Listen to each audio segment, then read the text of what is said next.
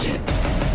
Look at the blood, look at the ink, watching it drip. Coming up empty, feels like a shove in my hip. I wanna know your whole soul and it's in the grip. Look at the blood, look at the ink, watching it drip. What can I do, what can I say? I'm having fun, running on empty, even after jumping the gun. Looking away, cause I ain't the one for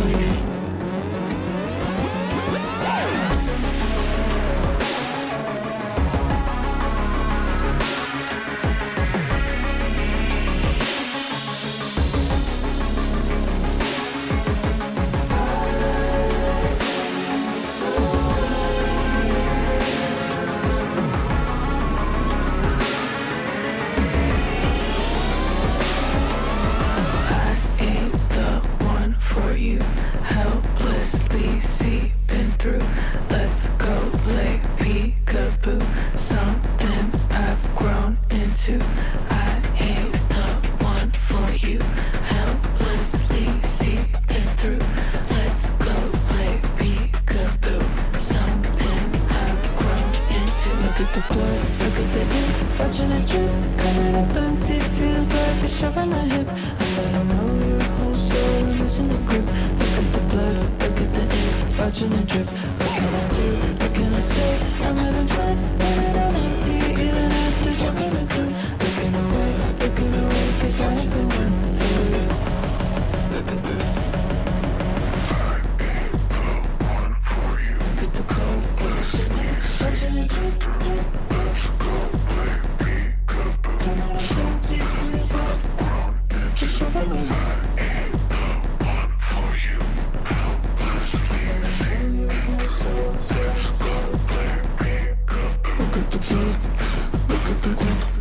Watching it drip.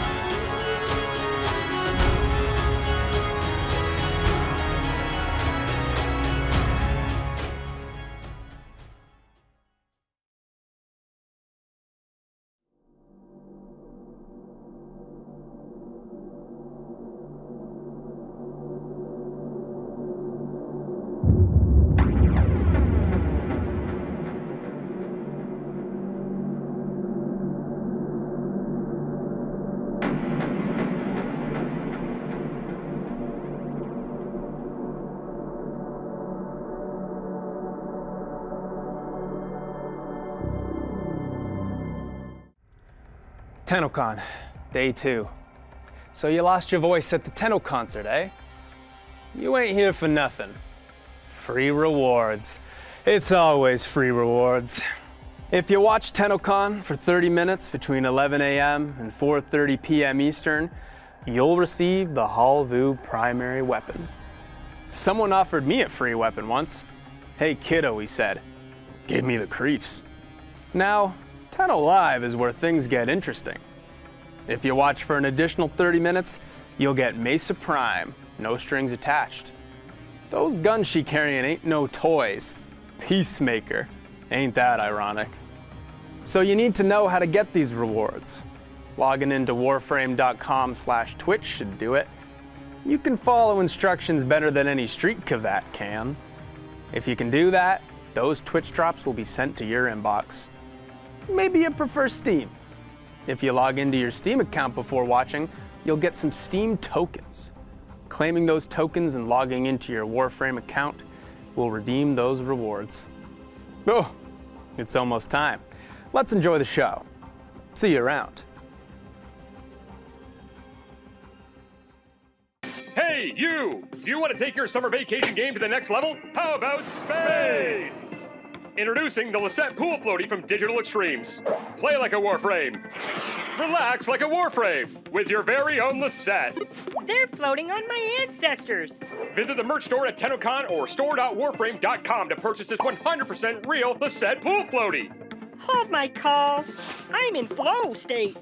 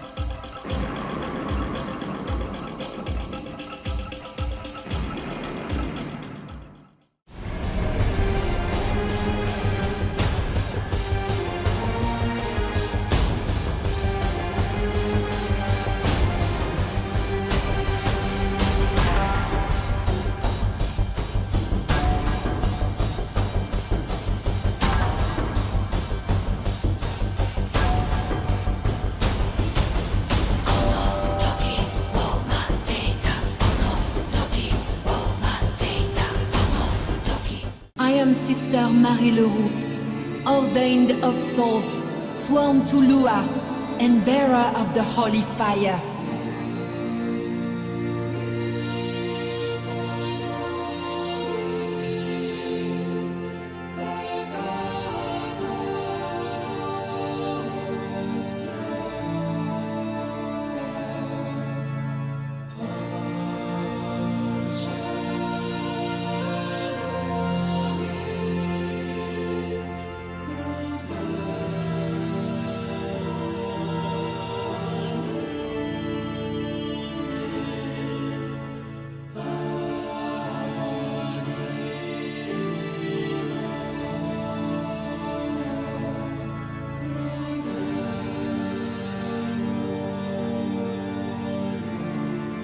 is much work to be done.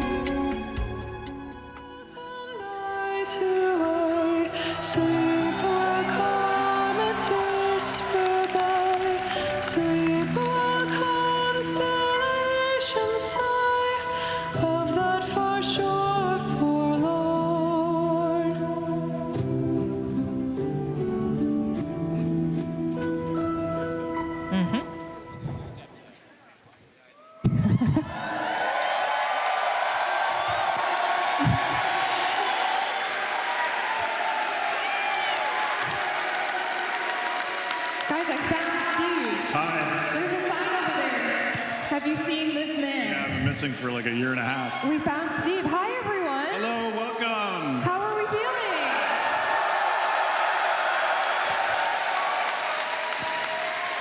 Welcome to the official day 2 of TennoCon. How about that concert? Oh my God. Was that awesome? Wow. I'm not even sure what kind of, like, are we a game company anymore? We were a music studio. Now we're a Cirque du Revolution studio. You're We gonna are going up the wires after this. this, right? You're getting in the silks. We're going to lift you up. Okay, cool. It's going to be beautiful. Welcome to Dev Short 110. We got 15 minutes and then we're gone. No, first and foremost, I want to address the elephant in the room of Rebecca Ford. I wanted to give everyone an update that she is out of surgery and she is doing so well. She is recovering.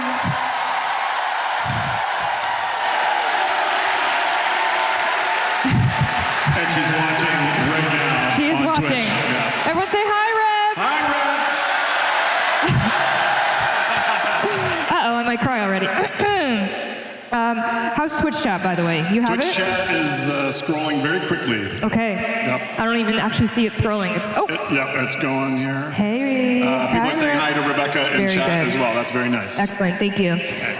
For our lovely viewers at home and here in the audience, we do have TennoCon today broadcasted in sign language as well. You will notice the beautiful Kaborski to my left. Hi, girl! From TLC, absolutely crushing it. They were also here yesterday, so thank you so much for your beautiful work. Our Tenno and Envoy love you and appreciate you. And thank you so much for giving them love as well. And new this year for the people here in the audience, if you do need described a video, we have that this year. There's a QR code on a poster around the stadium. If you scan that, you can have a described video. So if that's something that you're interested in, please partake in that. We're happy to do that this year for you. Steve came out looking really cool. Megan, she was fine. Was that a Twitch chat? That's descriptive video. Oh. Okay, sorry. Very descriptive, thank you. Ba-doom-tis. My clicker. Oh, you got a clicker? I gotta migrate over here to my clicker. Thank you. Appreciate you. Okay.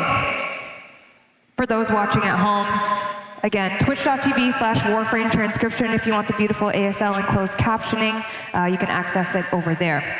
All right. As I mentioned yesterday as well, TennoCon, every year we're able to support some amazing charities. This year, That's right. we were able to support 2. Wonderful. Last night we brought out Sistema. You guys gave them a very beautiful, warm welcome, so thank you so much for that. And this morning, we wanted to bring out our second charity beneficiary to talk a little bit about what they do. So please welcome, again, Corey, your narrative panel host, and Chris from London Cares. Hi, Tenno. Good morning, the beautiful people. Amazing. Chris, thank you so much for joining us. Can you tell the beautiful Tenno a little bit about London Cares? Yeah, London Cares is a local organization here in London, Ontario, and we support people who are living unsheltered. Amazing. Last time I checked, there was about 160,000 people watching on Twitch. Do you have anything you want to say to them? Yeah, what I love about this gaming community is that you know something important. The toughest challenges cannot be done alone. Homelessness is on the rise across the world, and it's not just every person has a story, and a story of trauma, loss, isolation, and sometimes just overwhelming moments. And, oh my goodness, sorry. The reality is that homelessness, oh, I'm nervous, guys, I'm sorry. Homelessness isn't Homelessness isn't something that happens to other people, it can happen to all of us. At London Cares, we're part of a community-wide organization. We help everyone together because we know we can't do this work alone. Our outreach programs, our housing programs, and our day spaces treat people with trust and respect so that we can walk together towards housing. Today, your generosity goes so far, and together we will come together and we will all lift together. Hey, nice. Amazing.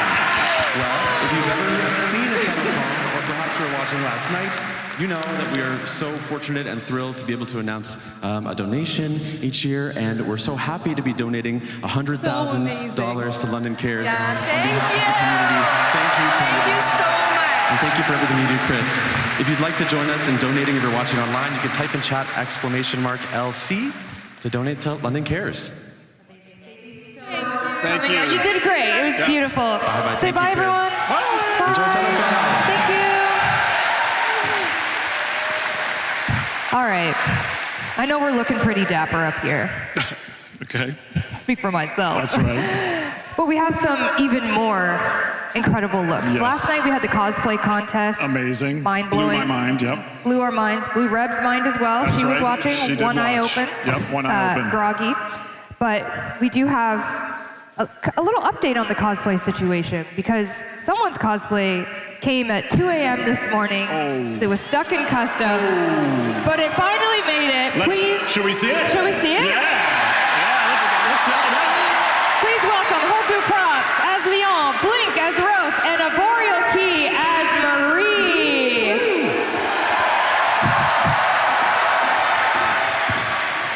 There they are, the Devil's Triad.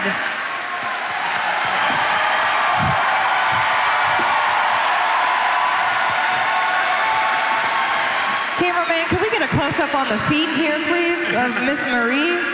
Get a real good close-up on That's crazy. those feet. Looking incredible. Impressive. Do you want to grab that mic for me? Thank you. Appreciate you. Wow, the Devil's Triad in all their glory. All right, Mr. Hoku Props, Mr. Leon, how are we doing today? We're doing fantastic. How are you guys doing, Tenno? Doing good, Tenno? Tell me about it. I know you probably talked at length about creating this outfit, but I just need to know more. What are we looking at and how are we feeling? Oh man, we're looking at so many different components on this. Whoever modeled it, you guys definitely put that effort forth, right? So we've got leather work, you've got a whole bunch of 3D printing work, bunch of really fun painting work, just everywhere. There's a lot of silicone, the back piece. This was probably the hardest part to pull off. Yeah, the nice close-up on the back. That's nice. So Sick. yeah, definitely an absolute joy to bring to life. Thank you. You look incredible. Thank you. Anyone Leon lovers out there? There they are. There they are. All right, I'm gonna come in between you and come to Miss Arboreal Key. Hi, Queen. How you feeling? I'm getting very warm right now. Okay, we'll go quick. But I'm so glad. For people who don't know, the costume was stuck in Germany, and it arrived last night at 2 a.m. So this is a miracle, basically. Marie is a miracle in herself.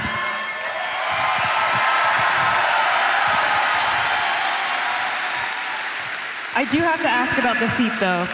I know you made a video, but for the people out there, talk to me about what we're looking at. How can you achieve this? So I worked with a stunt driver for the fit. So a guy who breaks cars for a living. I went to him and said, I have to stand like this. Please help me make something that will hold. And he was very delighted to do his first pair of shoes. So we did the welding together, and then I built the leather shoe on top of it. So it should hold. It should hold. I hope so. If not, we'll hold you up. We got you. Give it up for Marie. Arboreal Key, everyone.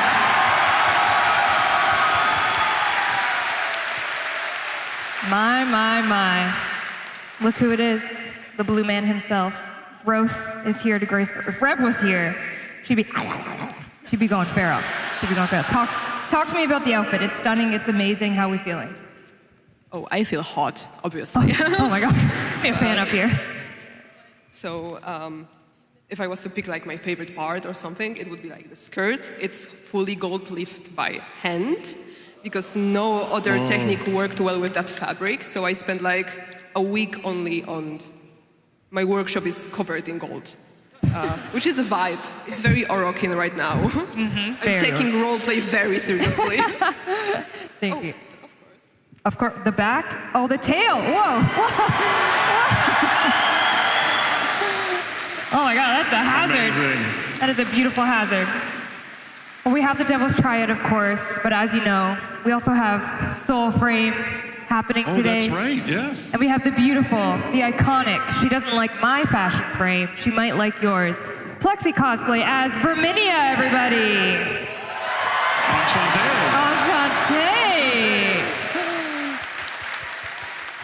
Hi, gorgeous girl. With a poppet. A Lovely floppet poppets. and a poppet. Plexi, gorgeous, incredible. Hold on, I'm gonna come over that way. I do see your feet are out though. Always, it's stylish. Why did we design her with her dogs out? That's a Jeff question. Jeff? Yeah. Jeff? Perhaps some fever dreams? Okay. We'll ask him on the dev stream. Talk to me about it. How many rats did you make in total?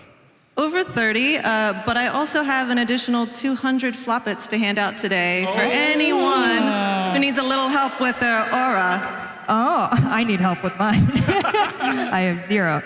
Okay, you got the white floppet, you got the hat floppet. Oh, there they are in the back. You got all of them. That's amazing. What was the hardest challenge to accomplish with this?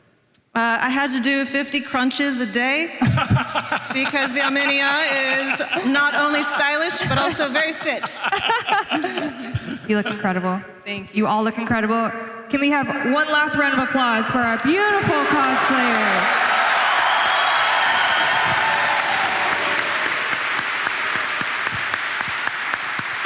They will, of course, be around all day for floppets, pictures. Maybe you can do some Kim limes with them. Who knows? The world is your oyster. Thank you so much. Thank you. Bye-bye.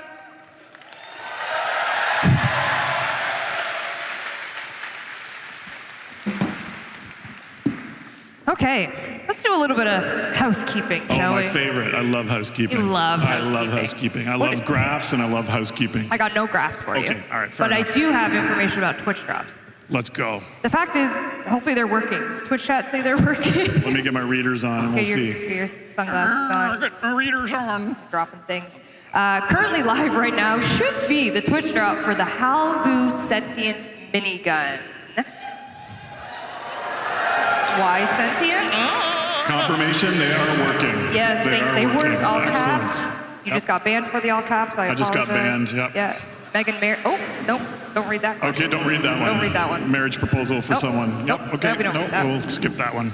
This is for watching TennoCon during the day, so the panels that are up next will reward you with the Halvu. And then later on, during Tenno Live, the girl herself, Mesa Prime. Love it. We love it. You're gonna and another 30 minutes for watching. But, I mean, someone's demo is 35, 32? You talking about Warframe? No. I'm talking about Soulframe's live demo. Wow, we got a lot of stuff to show today. You do. Yeah, it's going to be a big day for DE and a big day for the Tenno and some envoys as well. That's right. A lot of stuff coming at you. Yep. TennoCon Digital Pack is still available.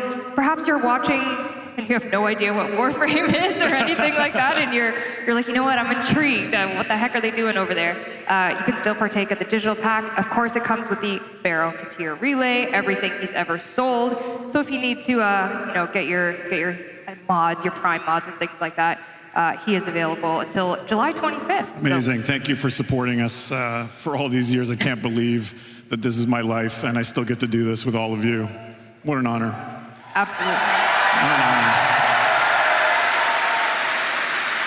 And as well for Barrow, just an FYI, he does come with Void Surplus. So if you need that legendary core, everyone just opened their phones, they're getting Warframe out on their phone, they're getting that Void Surplus. Something exciting went live today on the build. We had a hotfix earlier in the morning. And Sneaky. It was sneaky. And it brought Mesa Heirloom. She's live. She's live right now. On all platforms, Mesa Heirloom. Are you Team Duster or Team No Duster? I'm respectfully looking no duster mode. No Duster. Yeah, respectfully. Okay. Who else is Team No Duster? Team No Duster! Oh, you're freaks. You're a bunch of freaks. The option is up to you. You got your Cowboy Signa or your Duster. She's live in games, all platforms. A beautiful Liger design. Incredible. Liger crushes it every single time. And then just a healthy reminder. Later on, there will be an in-game relay experience. That's right. If you go to Saturn, not right now, but on Saturn, there will be a TennoCon specific relay. Here you will go. A little hint, go to the dry dock, perhaps. Okay, hang out at the dry dock. Got Maybe it. go to the right side of the dry dock. Okay, You didn't hear that from me. Not subtle, okay. Not subtle at all. But this will go live later when Tenno Live starts. And for our Tenno at home, you will experience a once-in-a-lifetime moment as we do the Warframe demo live. We'll call it out, we'll make sure everyone's ready, give you a heads up. But if you are at home and you want to participate, you can get in that relay very soon. Okay, we do have some online giveaways that I did want to highlight, and the main reason I brought you up because you're going to be our Vanna White of this evening. Okay, do I have to, are we doing this now? We're doing this now. Okay, which one do you want to start with? Let's see. Well, first, let's talk about HyperX. You see Excalibur over there? Oh, I do see him. Can you lift him up? With headphones on? With headphones on. Give him those headphones. He's got to get them on here. You've got the Ortis attachment. Oh, there it is. Please walk across the stage. What do we think? What do we think? Oh.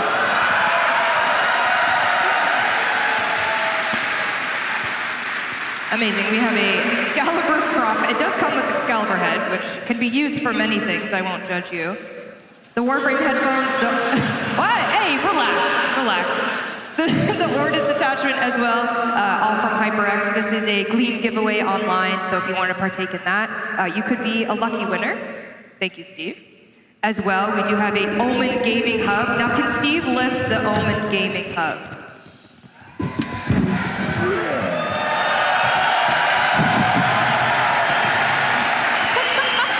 Oh my God, look at that. Interesting art we have on the front. Maybe a hint for what's to come later, perhaps. Well, that's some good showmanship right there. Great job. And then as well, we do have a giveaway of a champion merch here, as you see the Stalker, lucky number 13. And this is also available in our merch store, because our TennoCon merch is live. I apologize, the Lisette pool floating did not make it to TennoCon, but it is online. Are you devastated about that? Held up by customs again, like the cosplay? Customs. Oh boy. It's stuck with the cosplay.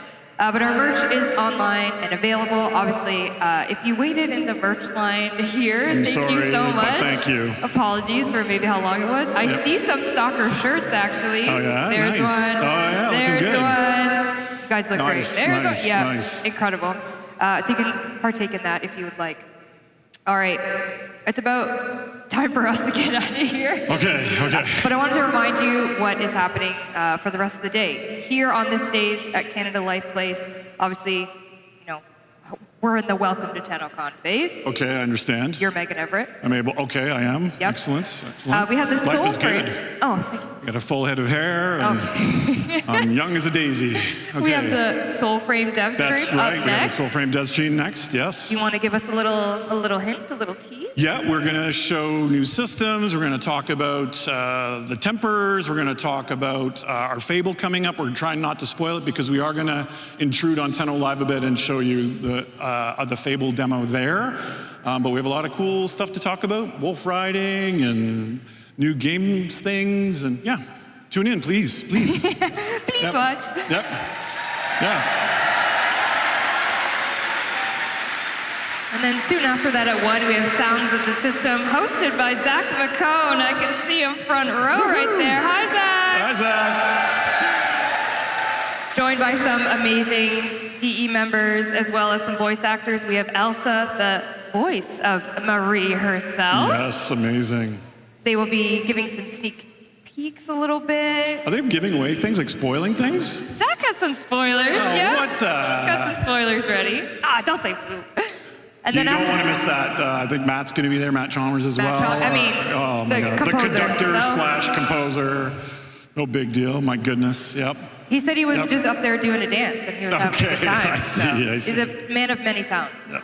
And then after at 2 p.m., we have the art and animation of Warframe hosted by Danny. I don't know if you hear Danny, I can't see anything. Okay. But this is going to be quite the spoiler heavy one. I will say. Really? In a good way. Okay. In a good way. Okay. Maybe the next Prime. Ooh, okay. You want to tune in for that then? For sure. And other things. Giggles, okay. Giggles. And a couple other things as well. So definitely tune into that one. We also have the narrative of Warframe. It's back for round 2. Corey, as you just met, is hosting it with our lovely narrative writers and Ben Starr, the voice of Arthur Nightingale. And Renee Zager, the voice of Roth himself. Holy. Yeah, this is star-studded, isn't it? This is incredible. I think Reb said it, but this is the TennoCon she should have been at. And isn't this incredible that the whole day is just a celebration of art made by people humans for humans. Isn't that incredible? Isn't that right? Yeah. This, more than any other time in the world, is when we need to celebrate this. So thank you for being a part of it. That's right. We do it for you.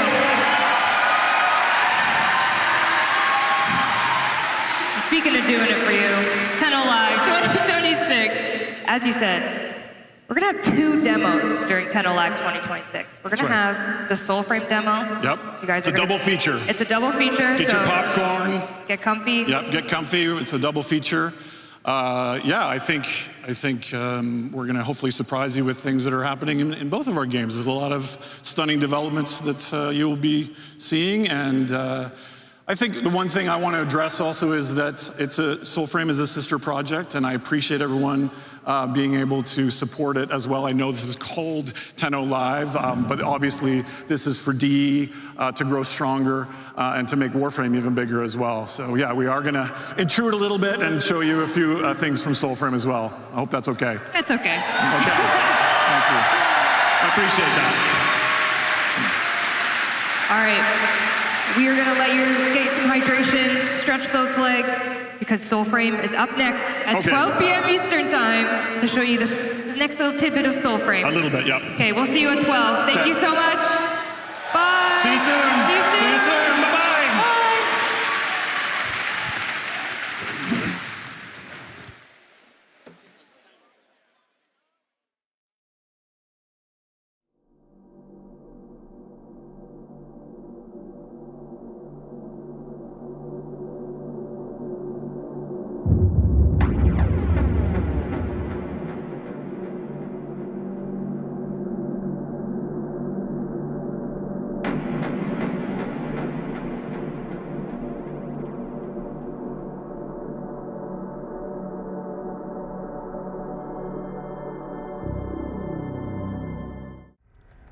TennoCon, day 2. So you lost your voice at the Tenno concert, eh? You ain't here for nothing. Free rewards. It's always free rewards. If you watch TennoCon for 30 minutes between 11 a.m. and 4:30 p.m. Eastern, you'll receive the Halvu primary weapon. Someone offered me a free weapon once. Hey kiddo, he said. Gave me the creeps. Now, TennoLive is where things get interesting. If you watch for an additional 30 minutes, you'll get Mesa Prime, no strings attached. Those guns she carrying ain't no toys. Peacemaker, ain't that ironic? So you need to know how to get these rewards. Logging into warframe.com/Twitch should do it. You can follow instructions better than any street cavat can. If you can do that, those Twitch drops will be sent to your inbox. Maybe you prefer Steam. If you log into your Steam account before watching, you'll get some Steam tokens. Claiming those tokens and logging into your Warframe account will redeem those rewards. Oh, it's almost time. Let's enjoy the show. See you around.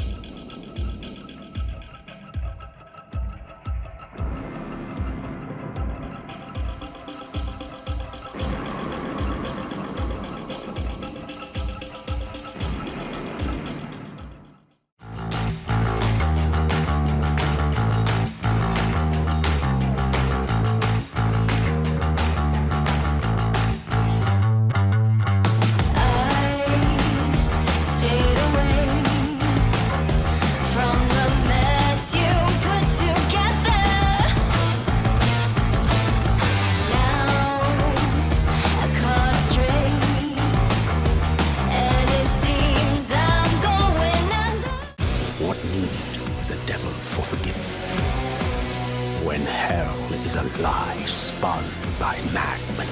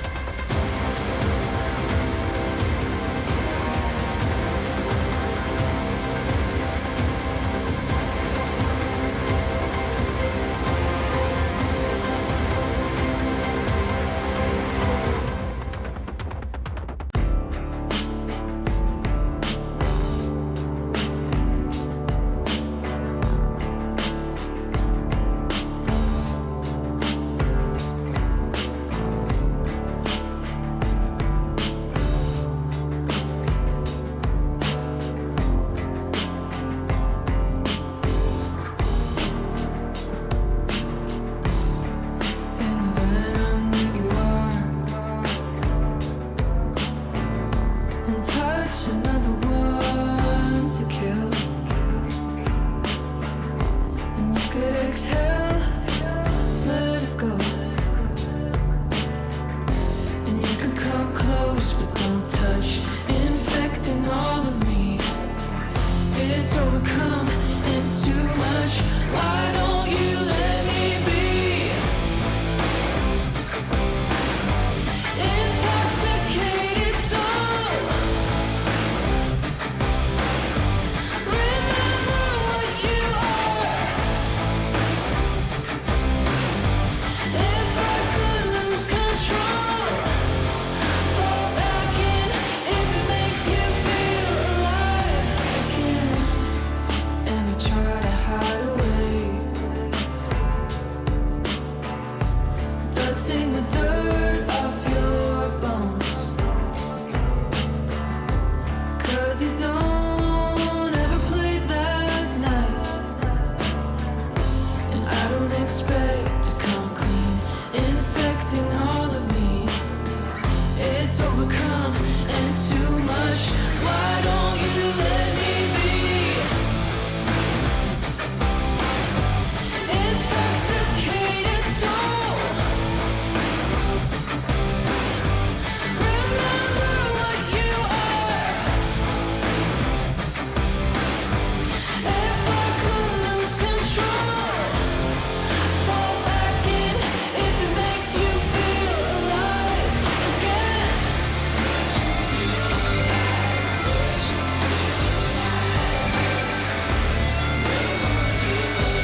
If it makes you feel alive again.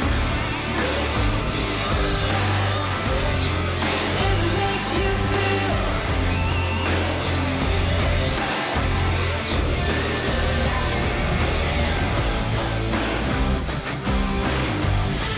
Intoxicated soul. Remember what you are. If I could lose control, fall back in if it makes you feel alive.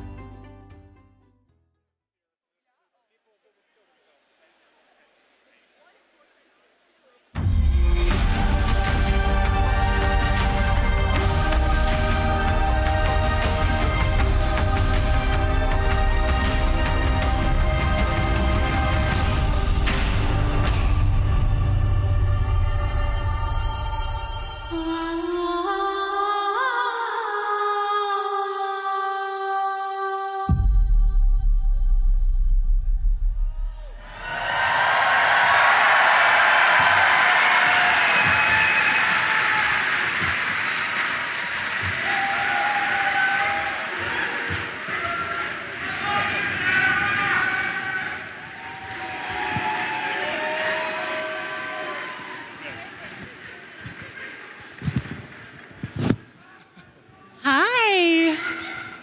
Hi, everyone. Welcome to TennoCon. Or maybe for the next 50 minutes, Don't say it. EnvoyCon. Oh, don't say it. Either way, this is Soulframe DevStream 16, and we're so happy to have the next 50 minutes to talk about what Soulframe has been up to lately and show some cool reveals. I am Sarah Aslan, Senior Community Manager on Soulframe, and I am joined by...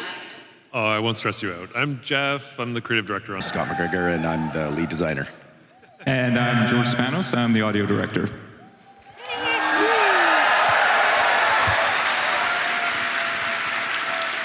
Oh, and we got our wolf pack. Yes, the wolf pack. We got the wolf pack. Give it up. Wolf pack. That's a spoiler. Okay. And we have a very exciting special guest who is coming on later today, so stay tuned for that. Amazing. To start, we have some exciting news to share. To celebrate TennoCon this year until midnight tomorrow, Sunday, July 12th, everyone is invited to Soulframe who has ever signed up on soulframe.com. So if you've ever signed up, you're in. It's awesome. Scary. Did I tell you guys I was doing that? No, I'm just finding out about this now. Well, Sarah, yes. CEO. Yep. These invitations will be sent by next week. So yeah, if you haven't signed up and you've been interested, wanting to try out the game, soulframe.com right now. Excellent. For those of you joining us perhaps for the first time, Soulframe Preludes is our pre-alpha state. For the last few years, we have been building this game alongside of you. And you have broken our game with some pretty hilarious bugs. You have submitted probably thousands of pages of feedback to help us improve our combat and help shaped Alka from the ground up with us. This also means you have seen things really early, and that has been part of building this game out in the open. Maybe that was unfinished content, or maybe you survived a Virtue rework, and then another one, and then kind of another one, all in the span of a couple of months. But it's also exciting. We're going to do one more too, aren't we? Sorry. Sorry. Got more. One more. What has it been like, guys, building Soulframe out in the open like this? It's been very special. I think we're... it's the only way we know how to do it. And we're really grateful that we had people willing to kind of come along for the ride and help us build it. So yeah, we're just very excited to show you what's kind of in store in the next little bit. Yeah, I think we wanted to make it as close as we could to the way that Warframe became successful, which is build it alongside a community. And thank you if you are a Soulframe founder. I really appreciate you supporting us in that way. Yeah. And I'm sorry for respecing things that you got when you were a founder. We'll make it right. It was my fault. But yeah, this is a very important thing. I think all of us in the room know keenly how the game industry is going these days. And we still feel it's very, very important that the game has to kind of be in contact with the players at all time through its development in order for it to be successful. Because I think we can all think of many, many cases where you develop in a vacuum for 6 years and release it, and it just doesn't work, and it's just a catastrophic loss to people's careers, and so we have to build it with you, with the bumps and bruises. Thank you. Thank you. I appreciate you. Yeah, we would literally not even be here without you guys being interested and patient and supportive with all of the things we've been working on. That's right.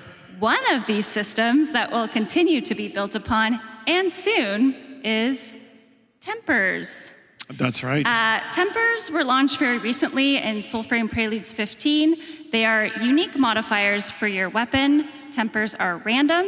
And of course, our most asked question since Preludes 15 is indeed, how can I have more agency to deliberately better build towards the weapon I want? Well, good news, we have an update to share. That's right.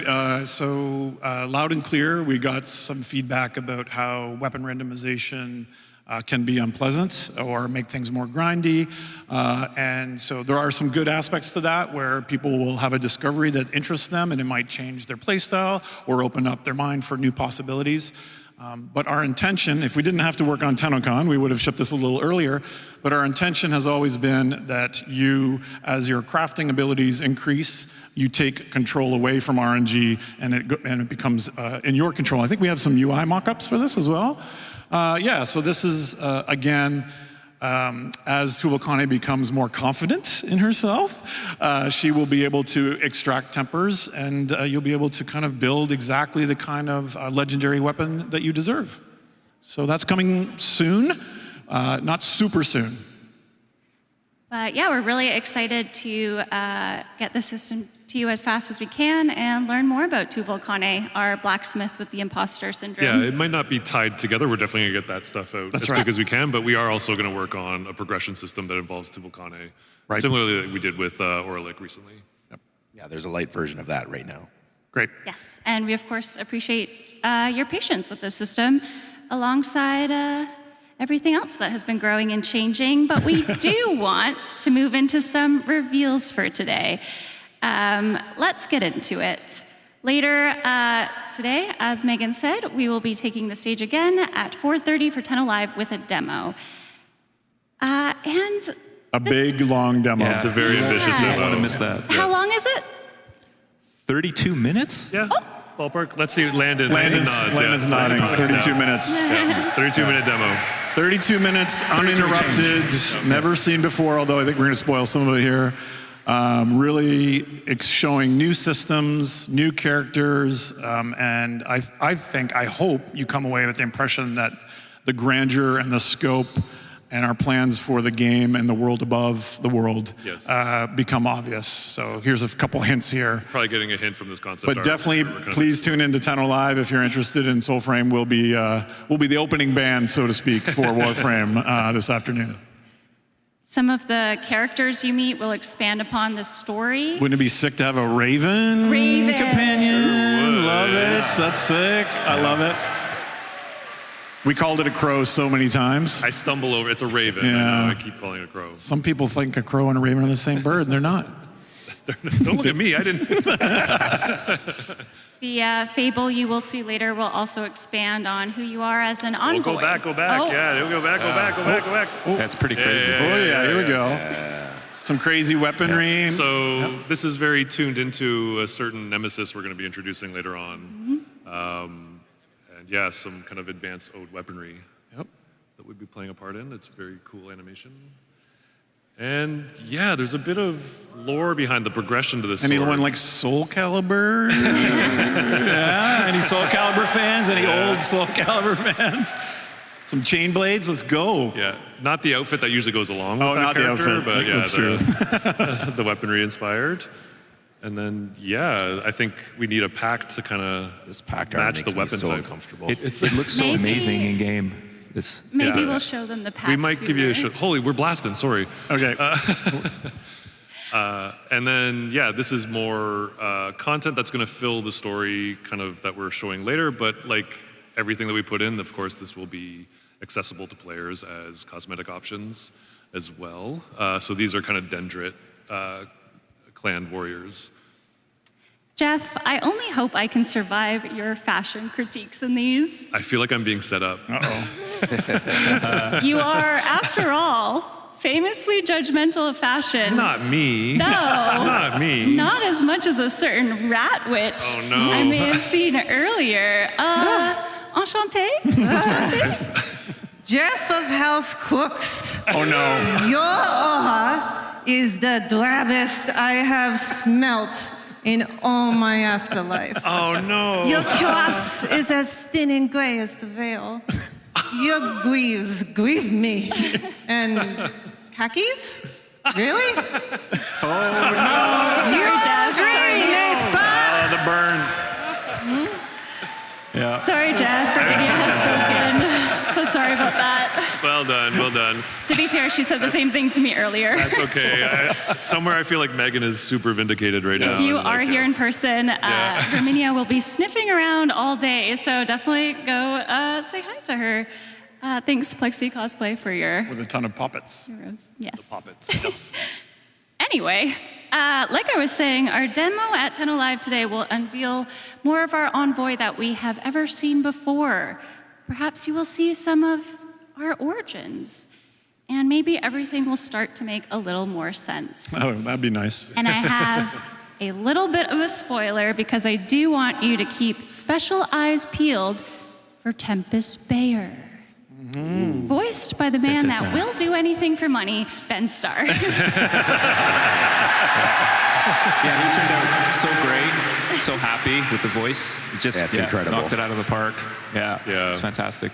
And there's a little special something with him in it a little later on. Yeah, I too. really hope people pay attention later on in the demo. It's really incredible what he did for us.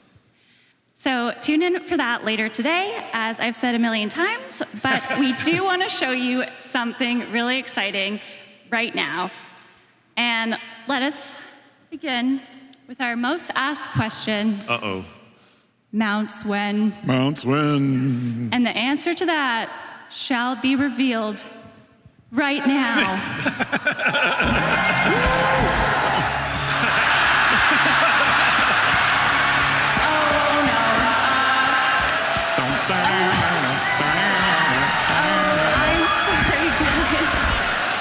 I'm so sorry, guys. I must have sent them the wrong video. I'm sorry. What on earth was that? Do you think, could we just show it live? The joys of Okay, dev. maybe we show it live then. Can we show it live? Okay, please. Landon. Less broken. Anything better than that? Sorry, I know you're practicing for the demo, but can we show it live? All right. You gave the nod. Are you joining? Are you joining? You're joining the wolf pack? The wolf pack. All right, let's go. Here we are. Shout out for the wolf pack. Dev build. Let's show it. Let's show it. Dev build. Yeah.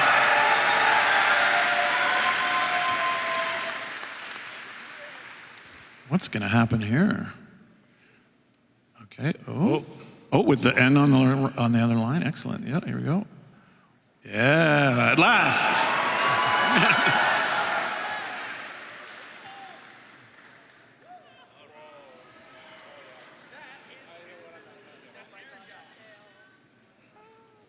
Now, do wolves usually go on their own, or they travel like in groups? I think it's called a pack. Oh, really? Is that what it's called? What's going on here? Ooh. Pretty sweet, pretty sweet. Let's go.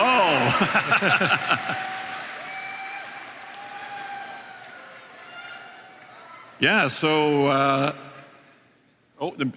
okay, the PC's muted. Anyway, imagine woof, woof, woof sounds and sounds. So sometime after TennoCon, we'll be putting in the wolf riding. You're going to have to raise your pup that you picked after the Orangol fable. Raise your pup into a full-grown wolf, and you'll be able to get into groups and play co-op with your wolves.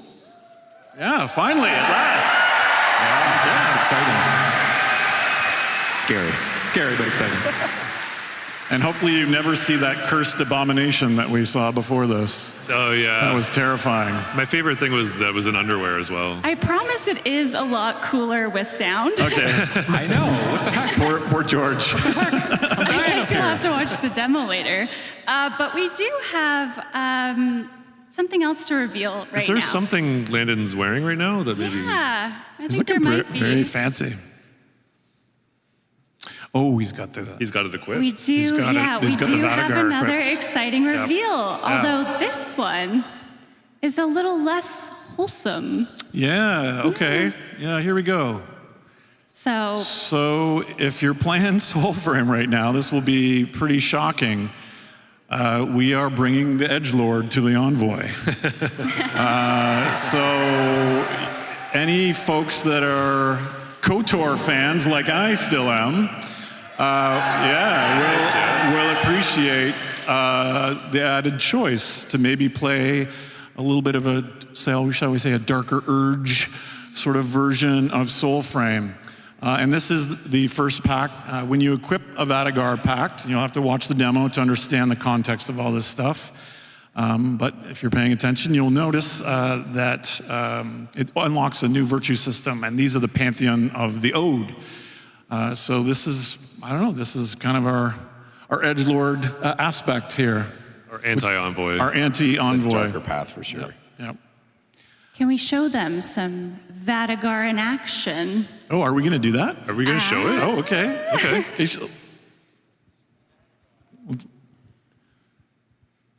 Yeah, is it muted? Maybe. Yeah, is it just the PC? I'm not sure. We might have some live tech support for. We might do some live tech support. You might get to see Rue though. We get to see Rue come out and tech out this. So Vatigar, Scott, is our new pact, as Steve described. Virtues twisting and corrupting into something a bit stranger. Can you tell us a bit about the three new arcanics that come along with Vatigar? Are we going to demo them, or are we going to wait for audio? Well, I have the names Okay, from our lovely narrative team. I never know the names. Vault's Arc, Yeah. guided by visitor's hand. Throw Ecor boomerangs that damage foes. So I don't think Activate once more to cause the boomerangs to explode. Some people might recognize this. Where's silhouette. that Dark Sector fan? Yeah, where's right where's there. that one? There, right there. Look at that. Look at that. It's not a That's D for game you. without a glaive. Yep. And it We was can't let it so go. cool you can't see it anymore. It was okay. We pause for this intermission. Everyone give a shout out to Rue. Okay, Rue's got the. So, yeah, Scott, can you tell us a little bit about the other PAX arcanics they will see? Yeah, so there's the second ability is Zephyr's Grasp. Zephyr's Touch, a Zephyr's gasping Touch, breath yes. in Ecor grasp. Yeah, so we can Yeah. grab your There you go, enemies. George. Sorry about that. Okay, you guys can continue now. Yeah, so you can grab your enemies and debuff them and set them up nicely for use with your arc ability at your first. The third ability, I'm not really sure what the name of that was. Osiraxia's Stampede. He doesn't want to pronounce it. The waiting No, I'm terrible. herd. Yeah, so it's like a crowd control ability that you can like summon a bunch of demon horses to like trample your enemies to death. Who doesn't want a demon horse? Lots of them. Come on. Landon, can you show us some in action? Let's take a look.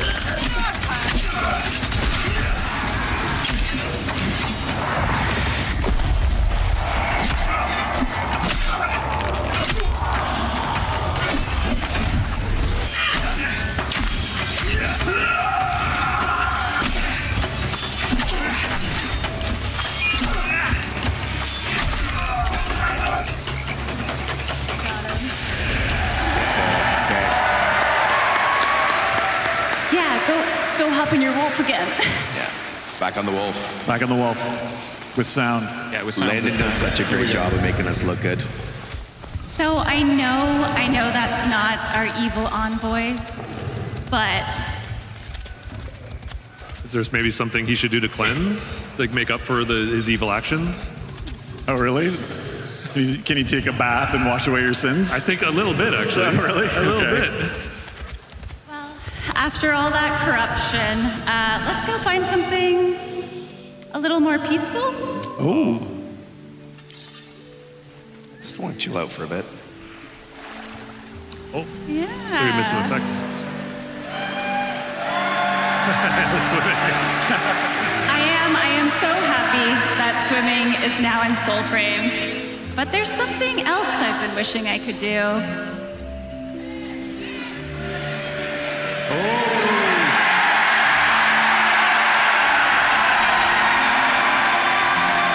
Okay, that's awesome. I'm glad you're happy.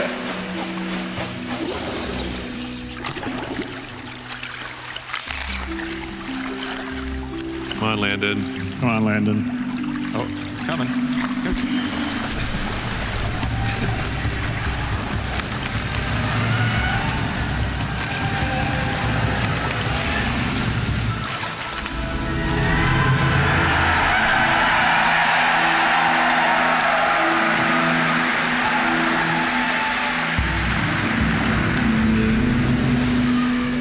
Catch and release. Catch and release. It's the world's first ever vegan fishing mini game. Thank you to those who laughed. Yeah, so fishing is coming. Very exciting. And what a lovely day in Elka. I don't know, I kind of wish it was maybe gloomy and raining. It's a little too hot, a little too warm, maybe? I kind of wish it was tragically lightning and thunder. Oh. Yeah, that reminds me. We have weather changes. That's right. So we have a whole weather system coming to the game, which is so cool. The most amazing part for me at playing this, I played like an hour just in all the familiar places that changed so much just because the weather became so dramatic. So I think this is going to be a really exciting and welcome change to the game, part of the systems that we're adding. Yeah, I think we're going to look at having specific animals maybe go and hide during different weather periods. Maybe the enemies will change up a bit, so there'll be some interesting things we can tie to the weather systems of the game. No birds in the trees at night. Yeah. Stuff. But better fish to catch. Maybe. All right, that's enough gameplay for now. Oh. Sorry, tune into Tenno Live. Yeah, shout out to Landon, Wolfpack. Gavin, Wolfpack. Sam. Thank you, Wolfpack. Thank you. Nice.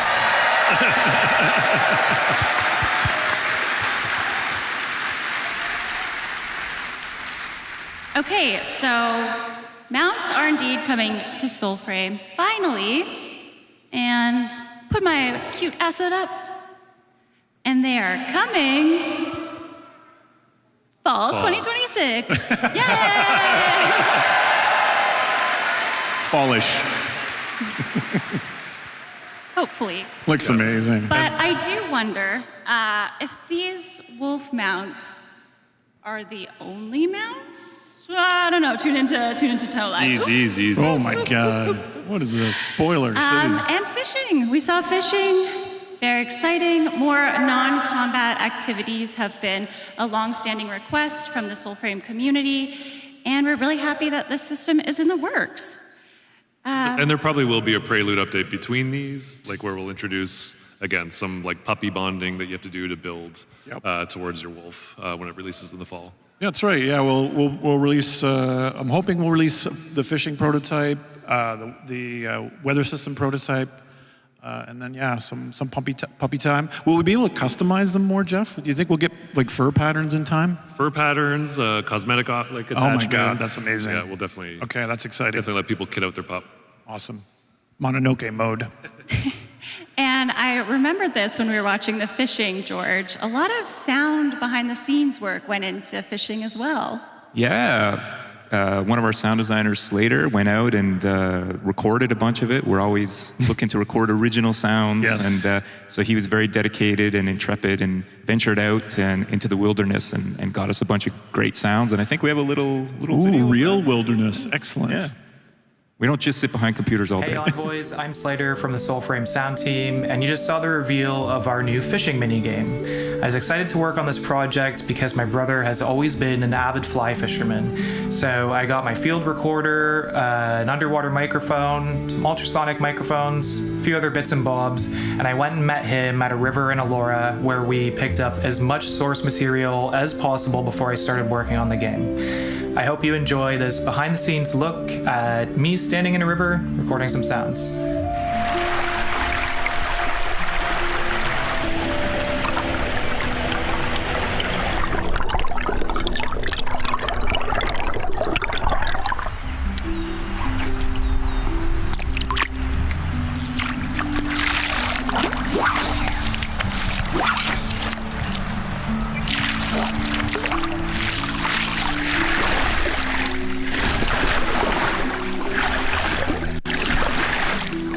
Thanks for watching, and we'll see you at Tenno Live for our new demo with all new sounds and music. It's a tough job, but someone's got to do it. You didn't see the case of beer off to the side there. That's okay.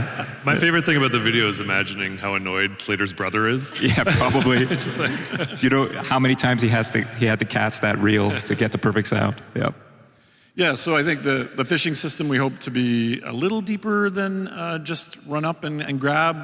There'll be lure customizations and that sort of thing. You have to build these wisp hook lures that catch the polluted fish. And there will be different species that have different things that they like, and different, bottom feeders and all the other kind of nerdy sort of research we did into how that system works, but recontextualized into the kind of world of Soulframe. And there'll be like iconography in the world for locations that you can go to certain fishing spots. And yeah, so hoping to make it kind of deep and something that would be worth doing for hours at a time, just kind of relaxing and enjoying that side of the game world rather than just the sort of action or violent part. Wow, so delightful once again. Are you being sarcastic right now? I just wish we had more darkness. Okay. And in fact, we do. Okay. All right. We do indeed have a preview of a new corrupt enemy encounter to show you today. Okay, let's look. One you may have seen a little bit of before. We saw concept art before, right? No. Sneak peek on a dev stream, I think. Oh, did we? Oh my goodness. Giving away too For those much. that have been following along. And this is a preview in the form of an undead knight and her absolutely wretched horse. Oh.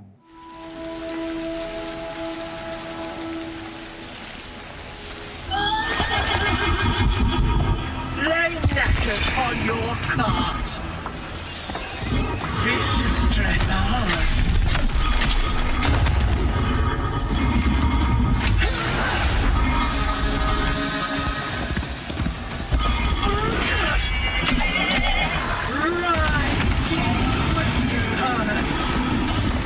No greater sugar than blue blood divine.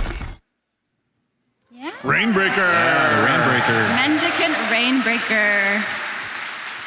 So yeah, this is one of our newer corrupt enemy encounters coming to Soulframe. She's obsessed with her steed, and in her mind, all the living are guilty for every cruelty ever done to horses in Alka. No one is safe, especially those playing Soulframe right now. Because, yes, as I speak, our Mendicant Rainbreaker has just went live. Yay! Nice. I love how everyone's cheering and they can't play, but that's awesome. Thank you for cheering.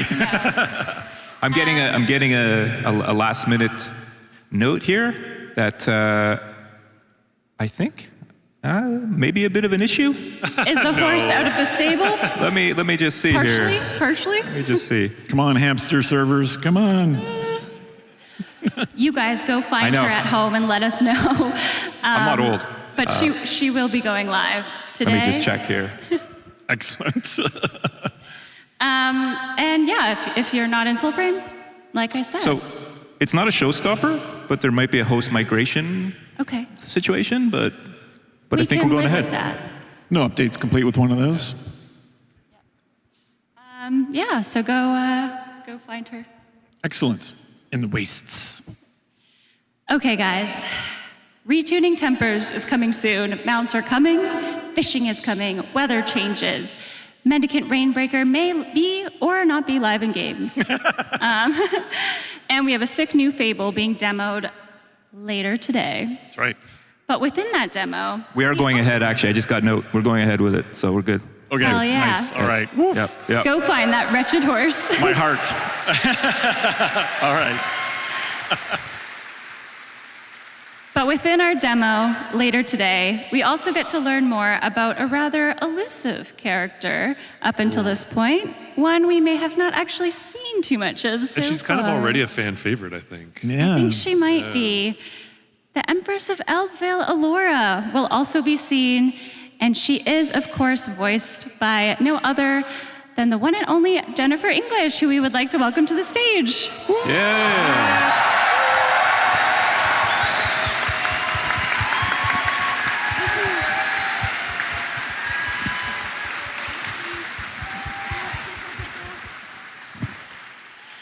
Hello, hi, welcome to TennoCon. Hi. Is this your first TennoCon, Jennifer? And have you met any Tenno or envoys yet? I can't hear a word you're saying. Hang on. No, met several envoys, and this is my first time in Canada, let alone my first time. Welcome. Okay, welcome. Welcome. You're all really lovely. Well done. Well, we're so happy to have you here. Both you and Ben add so much to our fable, which will be seen later today. And of course, I'd love to ask, when you first met the Empress on the page, what did you think? I'm not allowed to say the C word, am I? But C-wordy. Look at her. This design is incredible. I would wear this outfit. And no, I absolutely loved her. But the thing is, the writing was just, as soon as I read the script, I was like, I have to play this character. She's incredible. And every session I have, I just go, this is the best job. I love it. One of the things I find so interesting about the Empress is that she can be playful and yet deeply unsettling in the same breath. How does it feel to take on a character like that? And as a performer, how do you capture that? Well, I think the best note I got for her was that she has the morals of nature itself. And yeah, she, just like nature, she can be enormously cruel and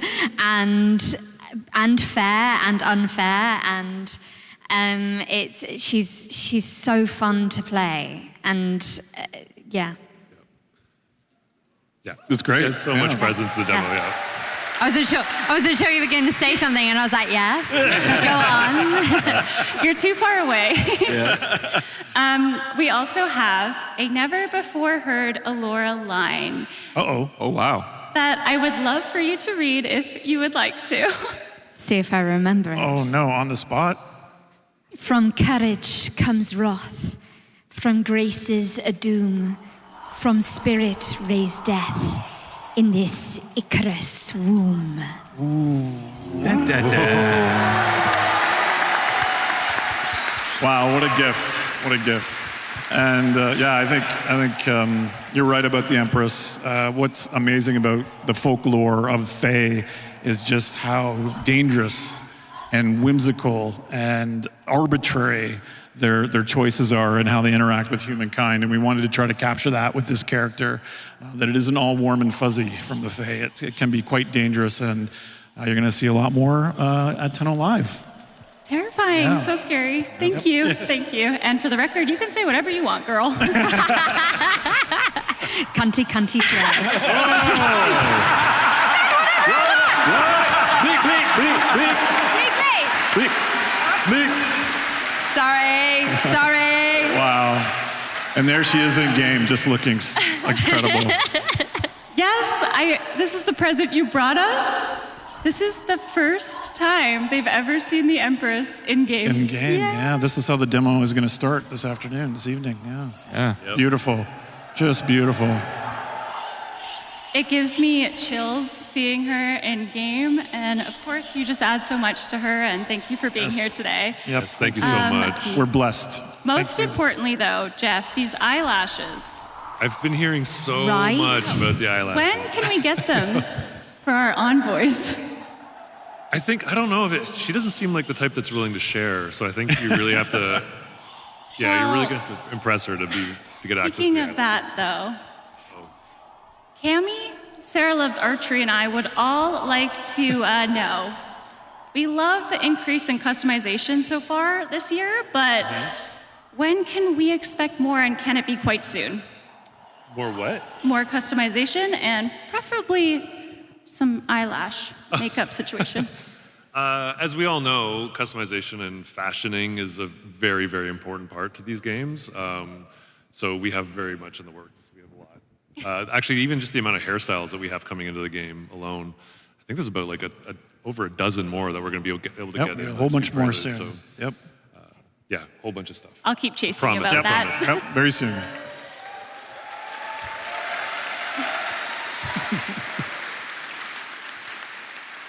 Okay, I just wanted to say before we start to kind of wrap up here that Soulframe has been growing in public for a while now. Some of you, again, have been with us since the very first Preludes invite. Some of you have joined more recently, and some of you are waiting for the moment Soulframe feels more finished. And we are still building and listening and changing things, but everything you've played, broken, questioned, loved, challenged, it has helped us build this game we're building. That's right. Yep. And yeah, it is with your courage, grace, and spirit to do so that has allowed us to build this game at all and hopefully continue to do so. Of course. So guys, is there anything you'd like to say to the players who have been a part of that process along the way? Well, I think because we're at TennoCon, I would first thank our Warframe players and our Warframe Tenno for letting us talk about this other game. I know some of you, that's not why you're tuning in, but again, this makes DE stronger for us to have this as well. And so I appreciate your patience as we talk about our sister project. And then, of course, I have to thank our envoys who became founders, or have been signed up for a very long time, and who have been with us through a lot of the upheaval. I would say a lot of the changes that have been difficult have been ones where we've diverged from the things that we know in Warframe, and we've kind of gone into a slower, melee-focused game. We've changed how, say, some of the crafting system works, and I think that has created a bit of friction maybe between updates. And I just really appreciate your patience and your generosity, because if we don't get it right, we will make it right. Our motto. Yeah. Thank you. I really appreciate you all. Okay, so today we have showed you the world of Soulframe expanding, but we have not shown you the full story. We will today. For that, again, you gotta tune into Tenno Live, but we do have a teaser now. Jennifer, would you do the honors and cue that up for us? A splinter in the heart sings in the dream.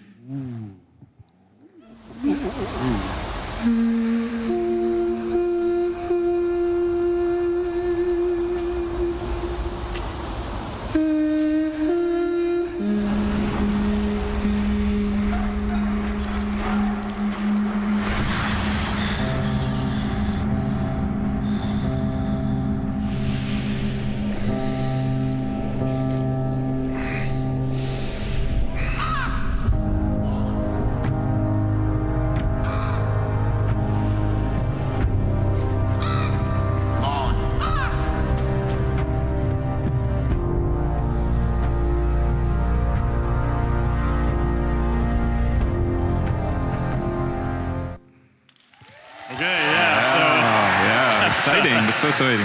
Thank you guys so much. 1 minute of the 30-minute presentation. Yeah, 31 more to go. But the very before we go, that's the very exciting thing to say, because the demo, the trailer just reminded me. Just something to look forward to, and give a shout out to someone we are fortunate enough to collaborate for since Dark Sector is Keith Power. That's right. The music you're gonna see. Yes, thank everyone. Give it up for Keith Power. Keith knocked it out of the park, as he always does, and he's given us, I think, some, like in Warframe, some of the most iconic music, but now for Soulframe as well. And so, and I really think what you're going to see this afternoon is just some really special music that he wrote for us. So. Definitely. Yeah. Wonderful. Thank you guys for watching. Thank you for watching. And shout out to all of the Tenno for being here, and hopefully you go sign up at soulframe.com. Yeah, genuinely, thank you so much, everyone. Thank you. Thanks, guys. Thank you. See you tonight. See you tonight.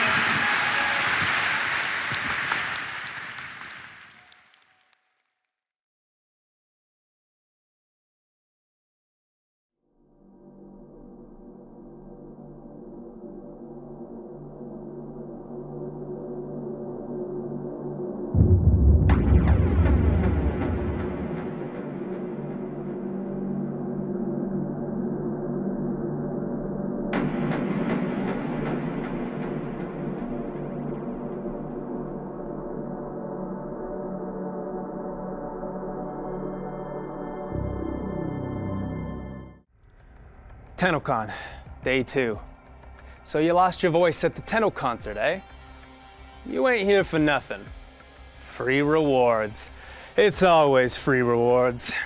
If you watch TennoCon for 30 minutes between 11 a.m. and 4:30 p.m. Eastern, you'll receive the Hall Vu primary weapon. Someone offered me a free weapon once. "Hey kiddo," he said. Gave me the creeps. Now, Tenno Live is where things get interesting. If you watch for an additional 30 minutes, you'll get Mesa Prime, no strings attached. Those guns she carrying ain't no toys. Peacemaker. Ain't that ironic? So you need to know how to get these rewards. Logging into warframe.com/Twitch should do it. You can follow instructions better than any street cavat can. If you can do that, those Twitch drops will be sent to your inbox. Maybe you prefer Steam. If you log into your Steam account before watching, you'll get some Steam tokens. Claiming those tokens and logging into your Warframe account will redeem those rewards. Oh, it's almost time. Let's enjoy the show. See you around.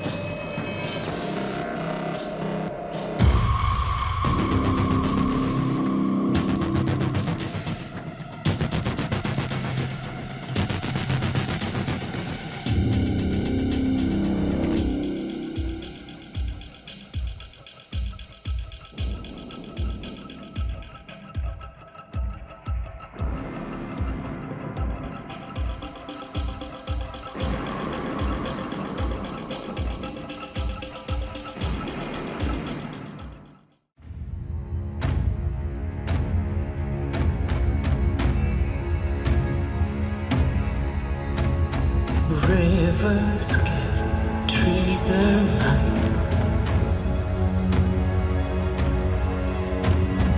Trees that see the fairy sight. Whispering, they sing for foam. Father Leon Allard, at your service.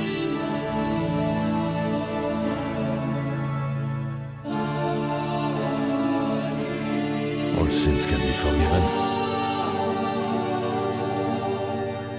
The agony of the night's darkest hours, Lua comes to bring us home.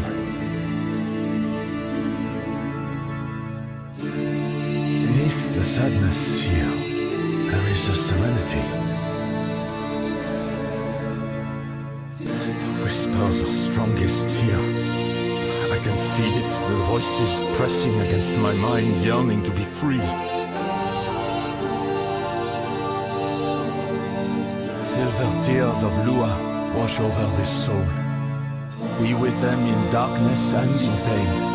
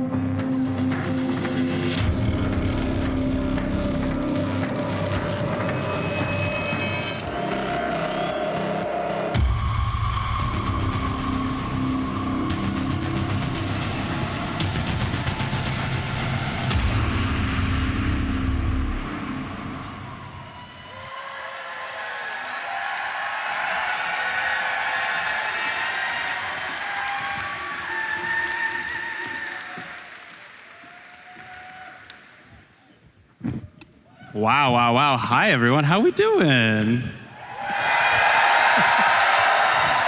Wow. All righty. Well, what do we think of Soulframe earlier, huh? Looking pretty good. I love it. Well, welcome to this year's Sounds of the System panel. We have lots of fun behind the scenes and some reveals to get into today. But before we get into all that, I would love to introduce our lovely panelists. Composer, lead vocalist, and now conductor of TennoCon, please welcome back to the stage, Matthew Chalmers. Hey, everybody.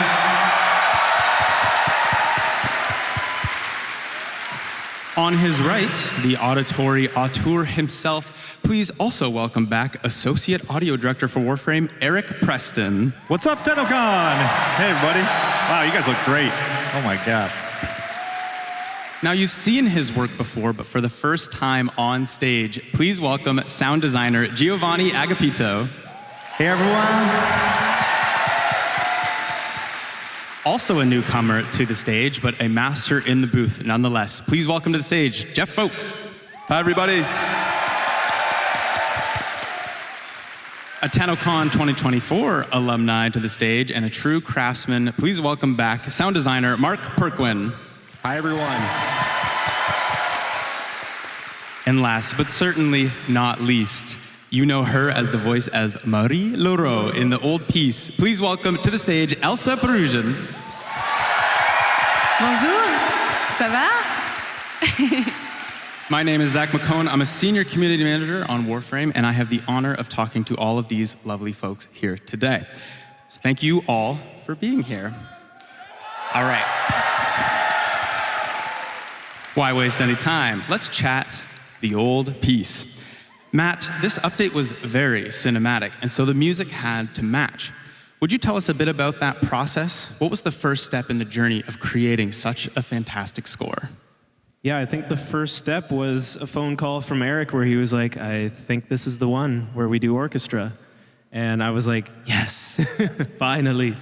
And so yeah, then it was just about like finding the right influences and figuring out how big of an orchestra and when do we record this, how much music, and all the details that go into that. But yeah, that became a big sound of the old piece.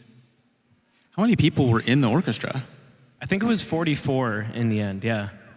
Wow, it sounded amazing. Yeah, it was recorded over 2 days.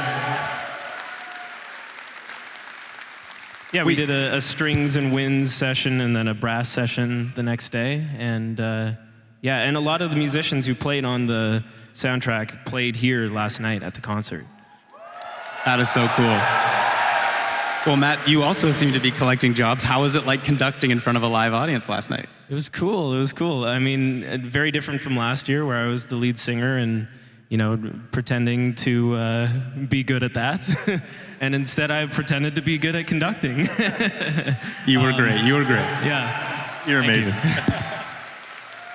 But, you know, it's easier in some ways because I was facing this way. And so my field of view included no audience members. Until I turned around and I was like, oh my God. I love it. Eric, I want to ask you about nailing that emotion in sound when there isn't a lot to go off of in the early stages of development. Tell us a bit about what it's like as an audio director in the development. Honestly, it's probably one of the funnest parts when you're right at the beginning of the project and there's no rules set yet. A lot of that process just involves looking at like early level designs and early concept art and putting up reference material to kind of see what sticks. And actually for the old piece in particular, I remember there was one level that I loaded up and it was kind of like a crater level, but it had this beautiful kind of ambiance and style to it. And that was the very first shot that I used to put some music up to and some sounds up to get a feel for how it was going to work and what's going to work and what doesn't work. So yeah, it's a great fun time at the beginning. Honestly, it's so impressive. If you've seen some of the early videos, it's literally just squares, circles, and triangles. So it's extremely impressive to be able to bring out all that emotion in such early stages. Congrats, Eric.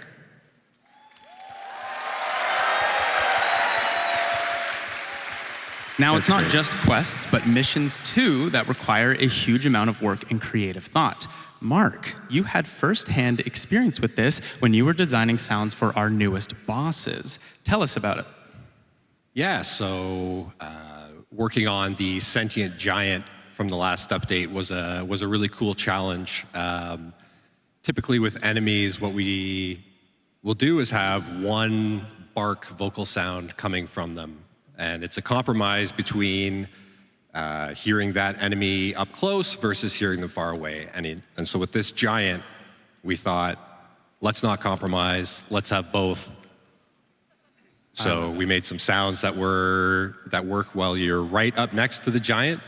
And then we layered in some echoey reverb, to give you that distance when you're far away. And then we mixed the two based on how close or far you are from the giant, because we really wanted you to feel like it was everywhere in the level, even if you weren't right up next to it. But when you are right up next to it, you're like, oh my gosh, it's right there. I love it. It's my favorite boss out of the three. And you actually made a video showcasing your behind-the-scenes work. So let's take a look.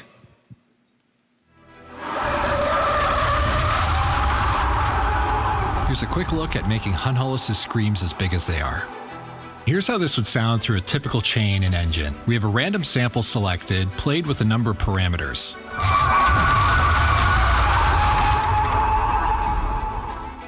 It sounds decent from up close, but we lose some volume from far away. So let's get rid of our spatialization node and play this without any spatial info. You'll hear from a short distance we lose our panning, and from further out it sounds the same. So let's try layering two sounds. This is our new reverb heavy layer that will work well from far away. That's going to be better, but now we've got a mismatch, so we're going to overcomplicate things with this setup, which will always play the same spatialized and non-spatialized pairing. Now we've got punchy screams from Hunhollis up close, luscious reverb when we're far away, and it's just right in the thick of it. Wow, give it up for Mark.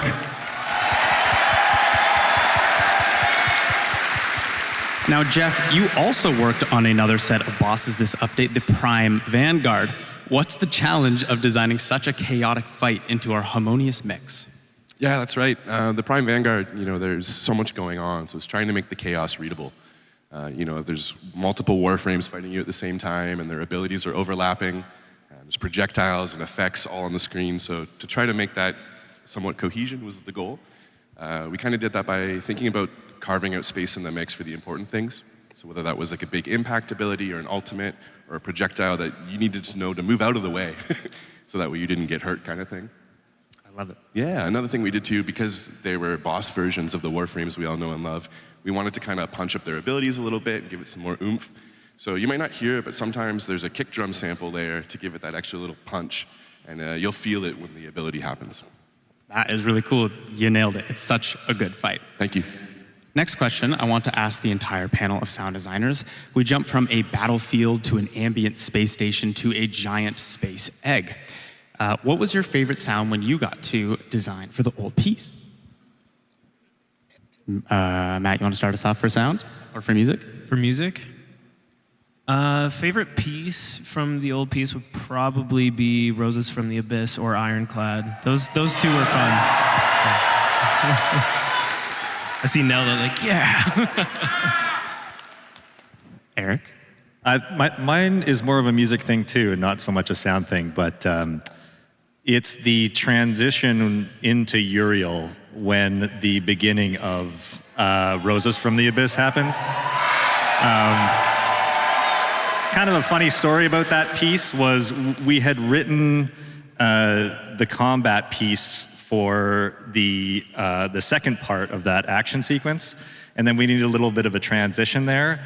And that transition is just a really nice, happy accident that came from putting the music up randomly and having the choir stem soloed. And then, oh, what happens if I kind of unmute the drums here. What happens if I unmute the guitars at this part? And yeah, it just came together to be a really cool scene with some additional sound design from Paul from the sound team. Wow. Giovanni? My favorite sounds probably are the ones that I made for the somatic barriers, for the somatic barrier memorial.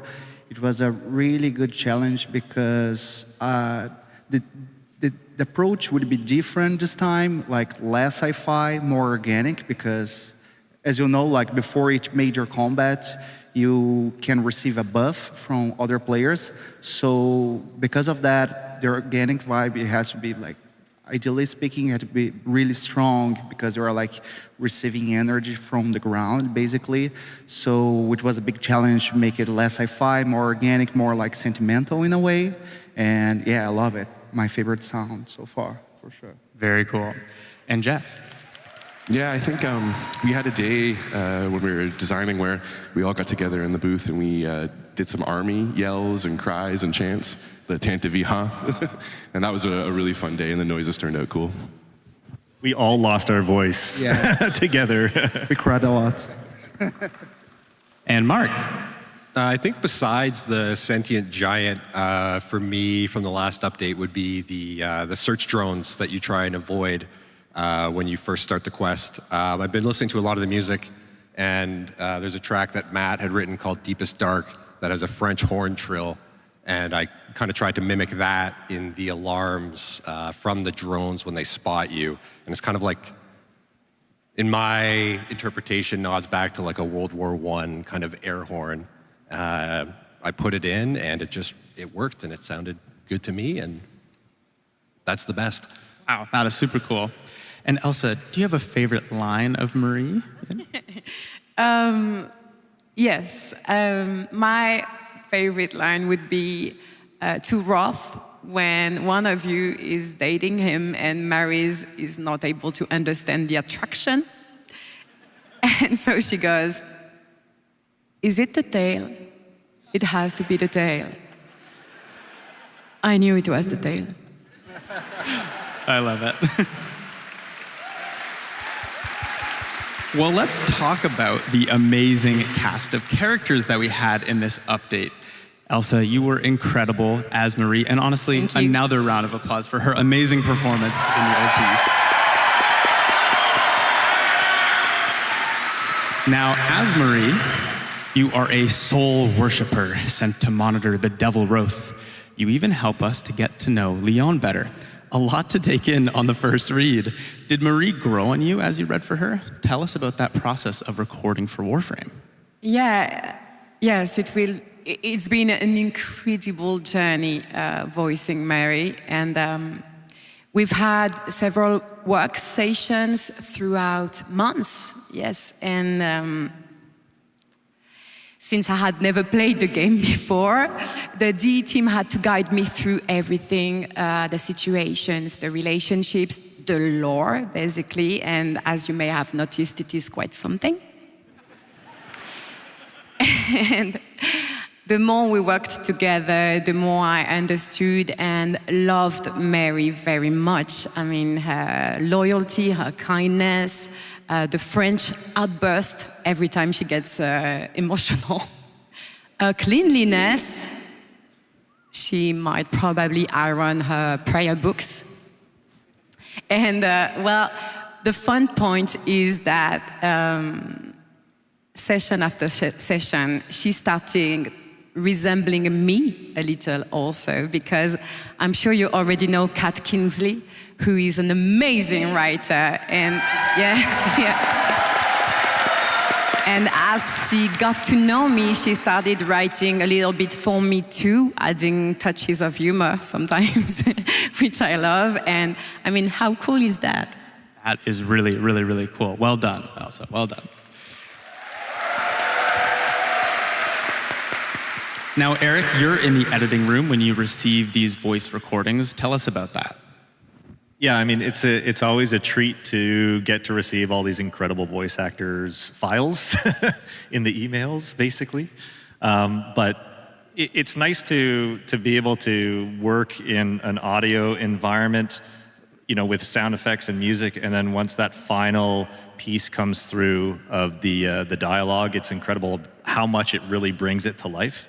And this was no different. I mean, when we put the audio in Engine, there's a long time where we're balancing how often voices play, and that's a great process where we really get to kind of learn what the characters are all about. And yeah, I mean, it's a treat for us to work with amazing voices like yourself. That's super cool. So that means quest, missions, and also romance, as we've seen in the latest update. I bet you many people in this room are dating Marie in-game. Actually, let's hear it. Who is dating Marie? So everyone. Is there anything you would like to say to these people? Yes, it made me a little bit sad. I'm a little bit sorry for all the Hex members that are not X's members.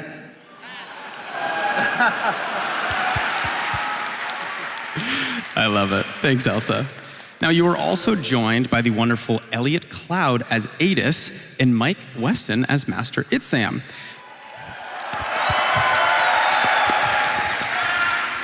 Eric, these are two characters that require a lot of processing effects after they do their raw recording. Tell us about going from that raw performance to what we hear in game. Yeah, so there's always a little bit of exploration that needs to happen to try and find what the correct processing is. For these two characters, it was a combination of a comb filter, which actually removes a lot of frequencies from the audio itself, and then taking another track on top of that and pitching it down just slightly, so you get this kind of interesting phasing that happens between the two. And I tried some processing that was a little bit more extreme, but I found that having a good balance of a little bit of sci-fi and still hearing the essence of the voice come through was the right balance for these characters. Well, we actually have a short clip to demonstrate that process. Let's take a listen. Lestratus, they lead. They know orders from Galastra. Make them tell. Lestratus, they lead. They know orders from Galastra. Make them tell. When the applications of Tauron are applied to Neramon's theories, what is the expected outcome? When the applications of Tauron are applied to Neramon's theories, what is the expected outcome?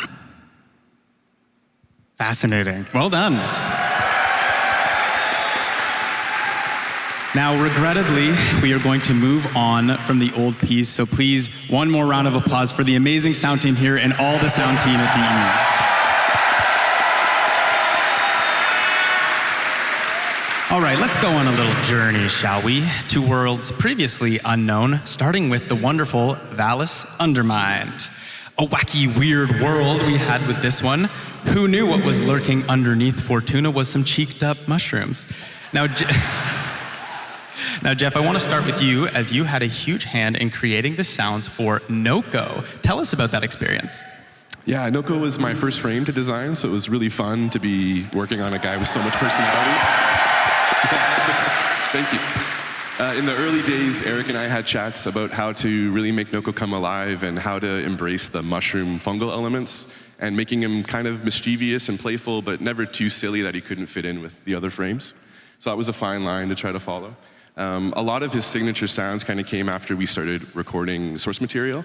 So we used a lot of vegetables, dry leaves, any wooden or organic instruments or percussion items, rainmaker, shakers, and stuff like that. And once we kind of had a feel for that, it became almost a signature sound in each of the abilities. That is so cool. It sounds like a ton of fun, and you actually have a video showcasing behind the scenes. Let's take a look. Hi everyone, my name's Jeff, and I'm going to take you on a little behind-the-scenes take of Noko. One of the biggest design challenges was balancing his character. Noko is playful. He has this whimsical trickster energy that makes him feel alive and unpredictable. But at the same time, he's still a warframe. As players level him up, mod him, and take him into tougher content, his abilities still need to feel impactful and powerful. So every sound had to walk that line. Lighthearted enough to sell his personality, but never so silly that it took away from the gameplay. To build that identity, we wanted to stay as close to nature as possible. A lot of NOCO's signature is actually simple Foley recordings. We experimented with things like a rainmaker, wooden shakers, branches, plants, anything that gave us those earthy, natural textures. This rainmaker became one of my favorite source recordings. It has this soft, cascading texture that immediately reminded me of spores drifting through the air. Wooden shakers gave us a natural rhythmic movement that felt alive without sounding mechanical. And then there were all kinds of natural items like bark, branches, dried plants, leaves. NOCO also has a little vocal personality. Believe it or not, that's actually my own voice. I recorded a bunch of playful quips, coughs, squeaks, little vocal performances, then manipulated them by pitching and layering them until they became something that felt less human and more like this curious little fungal creature. It's amazing how much personality can come from something as simple as a voice recording once you start transforming it. Once everything was recorded, the real fun started. Each of NOCO's abilities is built from several layers, with every layer serving a different purpose. First is the organic layer. This is where all those natural recordings live, giving the sound its earthy, fungal identity. Then we add our magical layer, which brings in that mysterious fantasy element that helps sell the spores and fungal energy. Next comes the impact layer, adding that punch and weight needed to make the abilities feel satisfying during combat.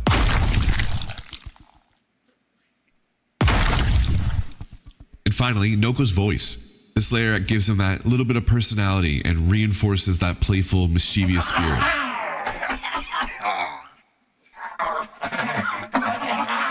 But it's only when all of these pieces come together that NOCO really starts to feel alive.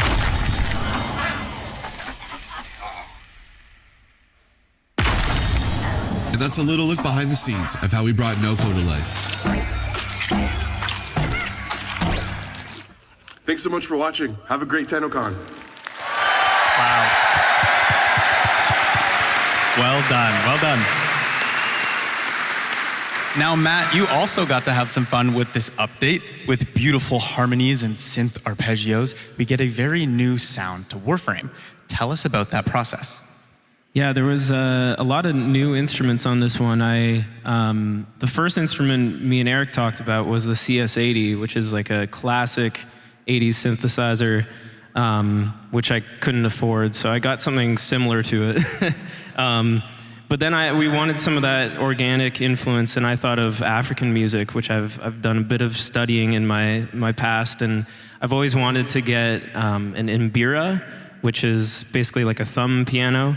And so I found a maker in Zimbabwe on Etsy, and I bought a couple of them, and then that became sort of like this, and they're tuned slightly differently. They're not like Western harmonies, so the way they split up the octave is just slightly different, so it gives like some weird, microtones, and then the vocals ended up, I used auto-tune on them, so they sort of had like this really locked-in pitch, and then all the interesting melodies around them were sort of like all, it had the analog synth detuned kind of sound along with the mbiras.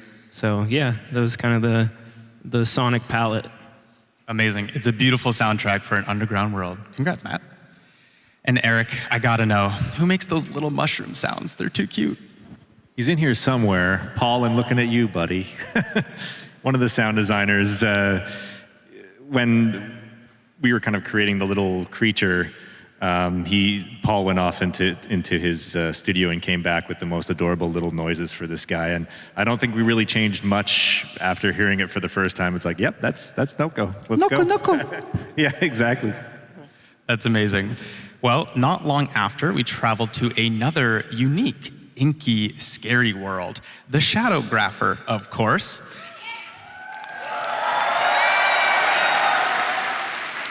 Now, Giovanni, I have to give you your flowers. With 1999, you lent your talents to the tech rot enemies, so blobby, ink-covered enemies seems like a natural progression for you. Tell us about how you brought the inhabitants of Vesper Relay to life. Oh man, this was amazing, yeah.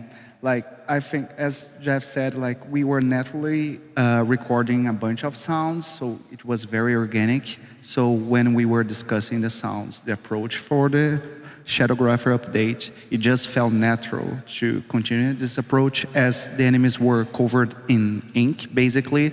So we recorded a bunch of voice, basically, like all kind of stuff. Me and Chris Teixeira, my partner in crime in this update.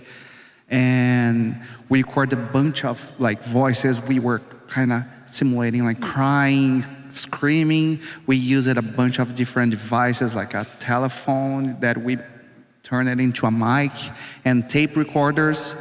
And for the Values Under Mind, we recorded a bunch of vegetables. So we had this source material already. So as all the Shadowgrapher textures, they were kind of gross in a way, we kind of used that as well. So we already had everything recorded. So it was kind of blend between me and Chris and Eric screaming and crying and making a bunch of weird sounds and weird vegetable sounds, basically. Pretty gross, if you ask me.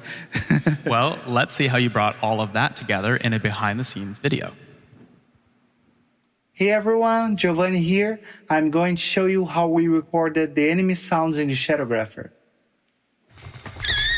When we started developing ideas for the update, it didn't take long to realize that we needed new sounds for the enemies. After all, they are now covered in ink, and the whole update has this weird and spooky vibe that we wanted to match. So Chris, my fellow sound designer, had this brilliant idea of converting an old telephone as a low-frequency microphone. After that, we got a vintage record player and connected the microphone to it, passing the signal through our modular synths. This is how it sounds right now.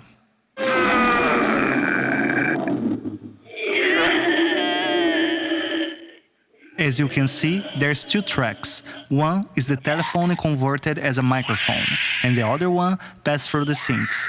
Pretty weird if you ask me.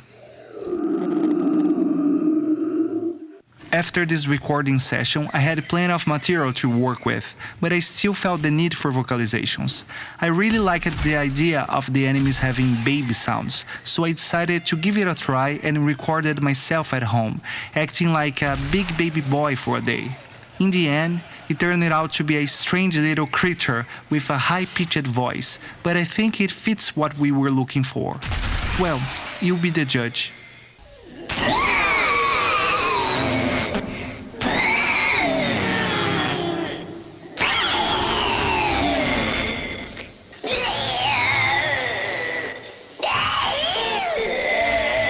My neighbors probably thought something was wrong with me, but luckily no one called the cops. So this is processed sounds, but what about the raw files? Let's take a look.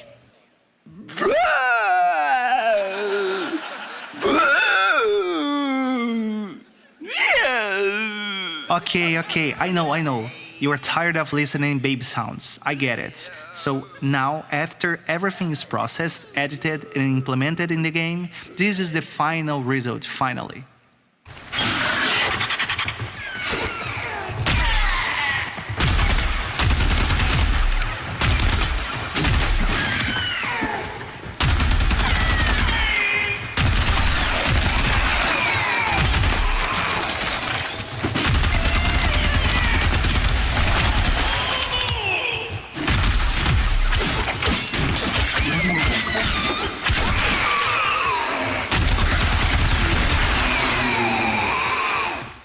So that's it. Thanks for watching and enjoy the rest of the show. Bye. Thank you. Wow. I would not let those babies near me at all. That's gross. Well done. Now, Mark, you also worked on this update with an interesting microphone. A binaural microphone, you said? What is that? That's right. It is this. Binaural reveal. Any ASMR fans in the audience?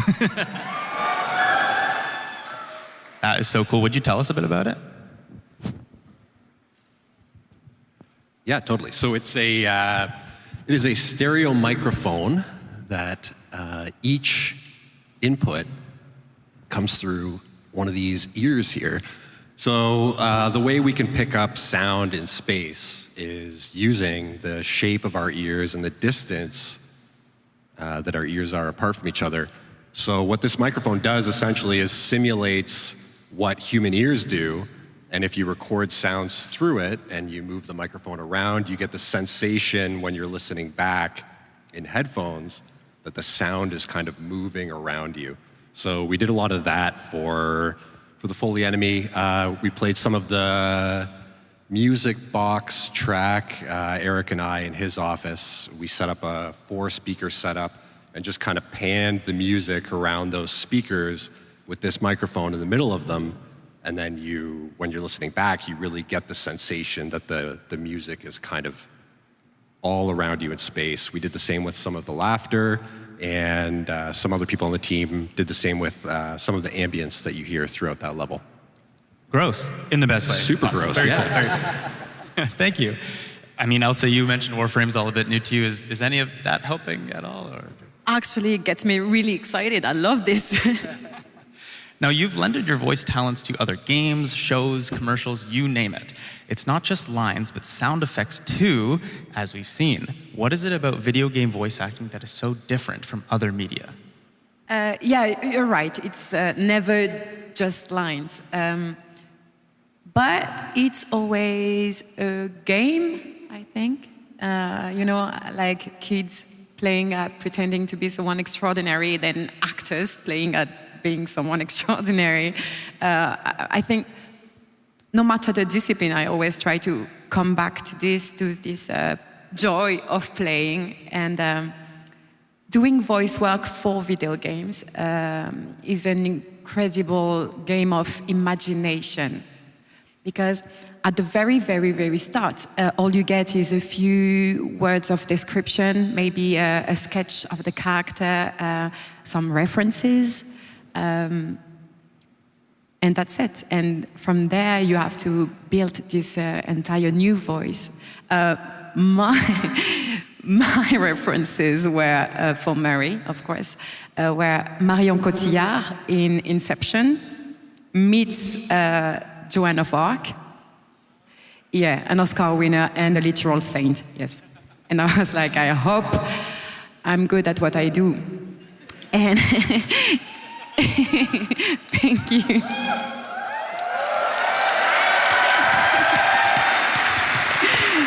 Thank you very much.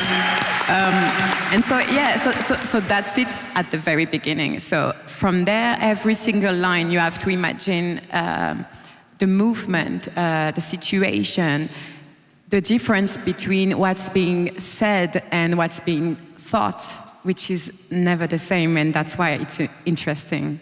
And also in video games, of course, you have the battle cries, the running, the hits. So you already all know that it's physically demanding video games, but also I think technically, because nowadays cinematics are gorgeous. They are basically films. So you have to act like if you are in a movie to do them justice, because when it's done right, it's beautiful, and you guys can tell. Wow, thank you, Elsa. I appreciate it. Thank you. Speaking of different, Matt, we gotta talk about Drip. What a fantastic song, and shout out to Francesca, our lovely vocalist, who you heard last night at the concert. But what inspirations did you have when working on the theme for this song? Well, we basically wanted to just make like a pop horror track. So just trying to, I was looking at a bunch of pop tracks and a bunch of like horror movie scores and seeing like, okay, what would be a cool way to approach this? And yeah, I think we have a little clip, right? We are gonna play a little clip to showcase this amazing song. Let's take a listen. Let's go play peekaboo. Something I've grown into. Look at the blood, look at the ink, watching it drip. Coming up empty, feels like a shove in the hip. I better know your whole soul is in the grip. Look at the blood, look at the ink, watching it drip. What can I do? What can I say? I'm having fun, running on empty, even after jumping the gun. Looking away, 'cause I'm the one for you.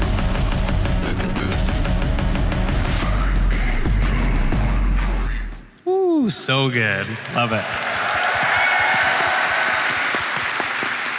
And last, but certainly not least of the new worlds to explore, Jade Shadow's constellations.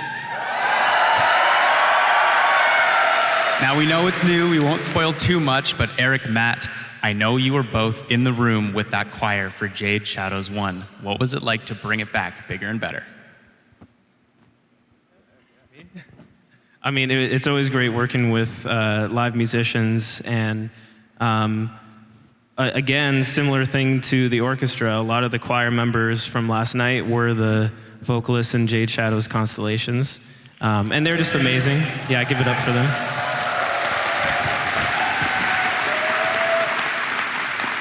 And yeah, it's always great to work with live musicians. You know, you picture what it will sound like, but then when there's 12 unique voices singing it, and it's not just me layering it a bunch or me and Fran layering it a bunch, it turns into something different. You know, it becomes a more collective thing. And you also record the sound of the room that they're in, and it's all happening live rather than multi-tracking.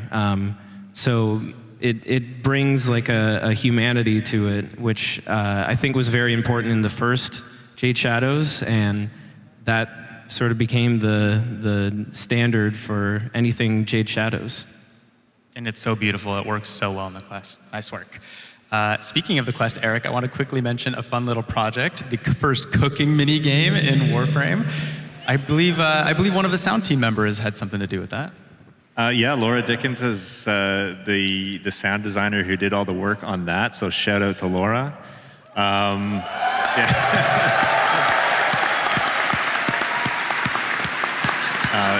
Yeah,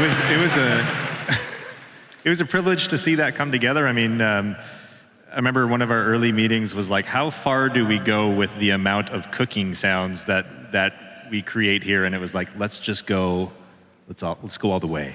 So yeah, she cooked.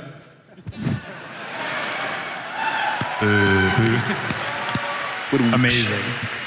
Also, I want to quickly shout out, we've had some interesting deluxe skins over the years, including Gauss and Grendel Deluxe, if anyone's a fan here. We saw him at the cosplay.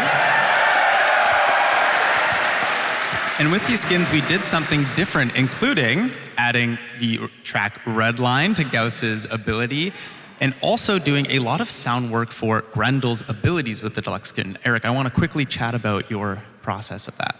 Yeah, so that was a fun one. Grendel is very close to my heart. I did the sounds for the OG Grendel way back when. By the way, the uwu is not intentional. You've heard it here first. Those sounds were all created using like throat singing as the main character layer. So when we went to update Grendel for the deluxe skin, it was kind of a fun challenge. The first version of it that I did was horrible. I was like, okay, let's just do some subtle glitching of the original sounds and see what we get. And yeah, it was not good. So ended up kind of rebuilding all of the sounds from scratch using bespoke mechanical layers, recording some synthesizers to replace the uwu with a more synthesizer-based uwu, and just collecting lots of really cool pieces. So yeah, all those sounds are basically like built from the ground up for that skin. It sounds amazing. Well done, Eric. Well done. Now we are nearing the end of the panel, and I'm so glad we had a chance to talk about just an ounce of the craftsmanship that everyone here pours into their work. But that's in the past. Let's talk about the future, shall we? Yeah? First off, maybe you've heard of this band before. Is anyone here an online fan?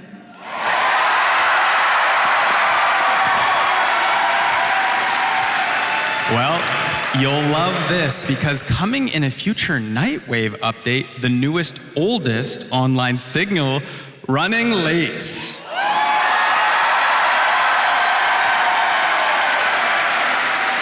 Now, as much as I wish we could show you a little teaser, you'll just have to wait to hear it. Tune into the, I'm sorry. Tune into the narrative panel, though, to learn a little bit more about this Nightwave update. Okay, this whole panel, there's been an elephant in the room. I'm sorry, guys, I have to say the word Tau.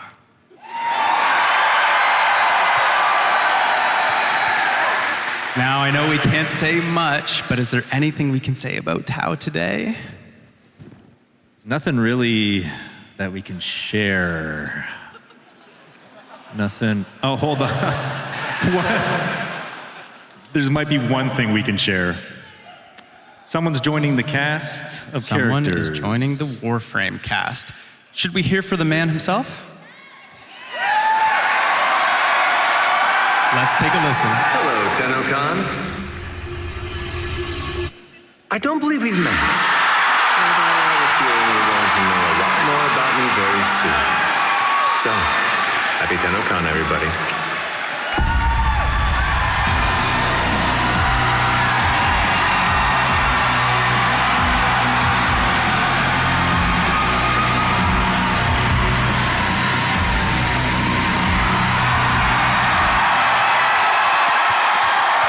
Yes, that is right. Matthew Mercer is joining the Warframe cast next. You're going to want to tune in to Tenno Live to learn who he plays. Okay. I'm stoked.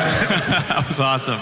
Now, as you know, every year in the sound panel, we try to incorporate you guys, the players, into the next sound for Warframe. Now, we have a little idea, and let's just say where we're heading has some interesting weather. So we're going to create some rain today with your help. Eric here has got a microphone to record you, and all you have to do is follow my instructions. So listen first, and then we'll do it. We're going to start by rubbing our hands together. This will make our wind. Then we're going to do some light snapping. This will be our light rain. Then we're going to start smacking our legs with our open palms. This will be our heavy rain. Follow my hand from left to right and start. We're going to do wind, snaps, slaps, and then in reverse. Slaps, rub hands, and then some wind. Make sense? All right. On the left side of the room, start rubbing your hands now.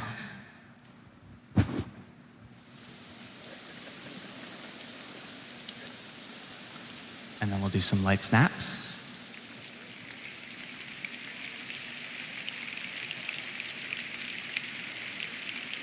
And then we'll do some slaps.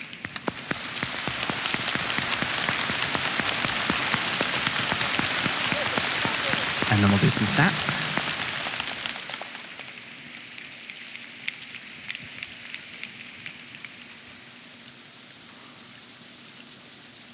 Did we get it, Eric? Amazing. Hey, thank you.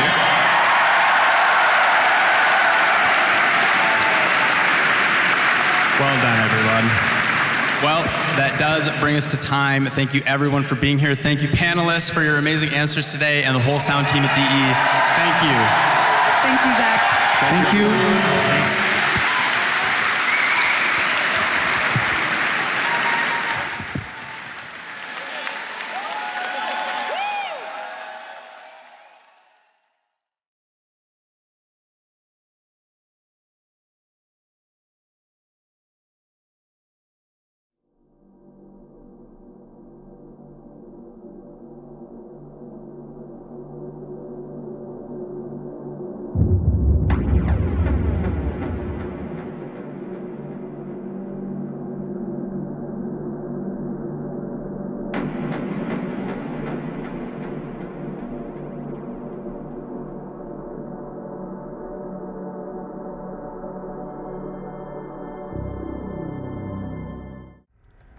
TennoCon, day 2. So you lost your voice at the Tenno concert, eh? You ain't here for nothing. Free rewards. It's always free rewards. If you watch TennoCon for 30 minutes between 11 a.m. and 4:30 p.m. Eastern, you'll receive the Halvu primary weapon. Someone offered me a free weapon once. Hey kiddo, he said. Gave me the creeps. Now, Tenno Live is where things get interesting. If you watch for an additional 30 minutes, you'll get Mesa Prime, no strings attached. Those guns she carrying ain't no toys. Peacemaker, ain't that ironic? So you need to know how to get these rewards. Logging into warframe.com/Twitch should do it. You can follow instructions better than any street cavat can. If you can do that, those Twitch drops will be sent to your inbox. Maybe you prefer Steam. If you log into your Steam account before watching, you'll get some Steam tokens. Claiming those tokens and logging into your Warframe account will redeem those rewards. Oh, it's almost time. Let's enjoy the show. See you around.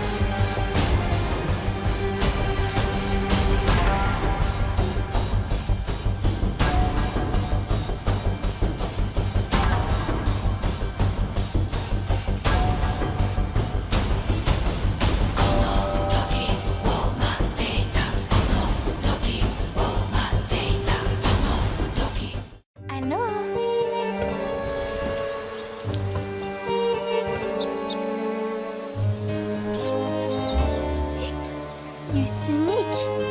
I would have smelt your aura from here, were my sight not drowned in brine.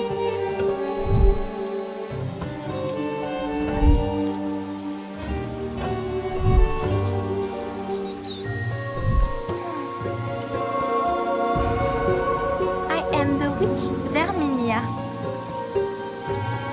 Enchantée?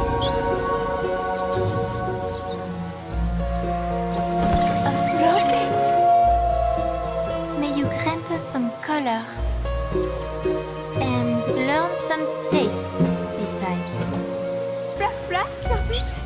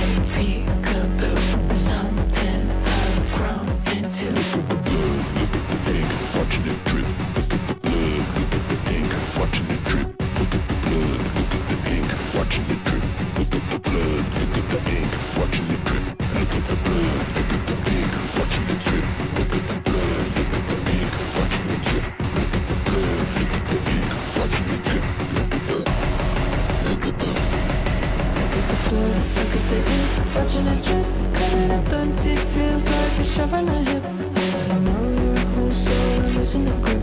Look at the blood, look at the ink, watching it drip. What can I do? What can I say? I'm having fun, running on empty, even after jumping the gun. Looking away, 'cause I ain't the one for you.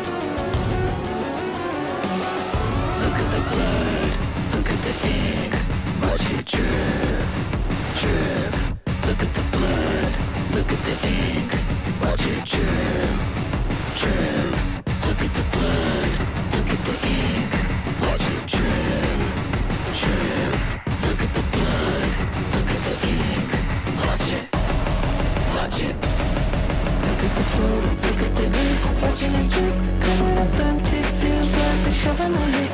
But I know your whole soul and losing the grip. Look at the blood, look at the ink, watching it drip. What can I do? What can I say? I'm having fun, running on empty, even after jumping the gun. Looking away, 'cause I ain't the one for you.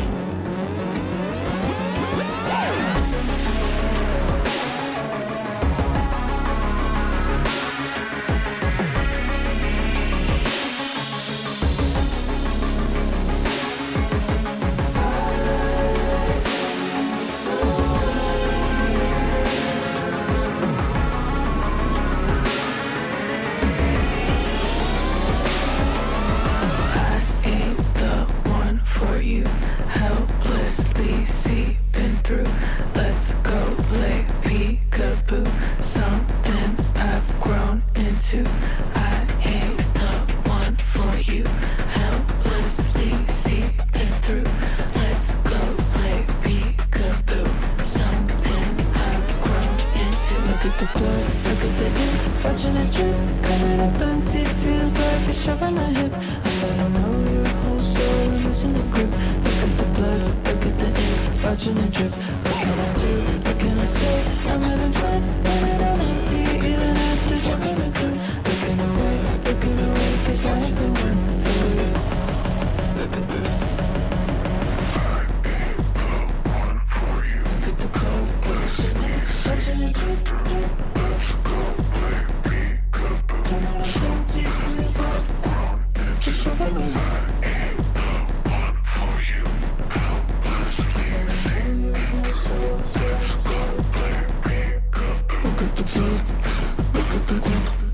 Watching it drip.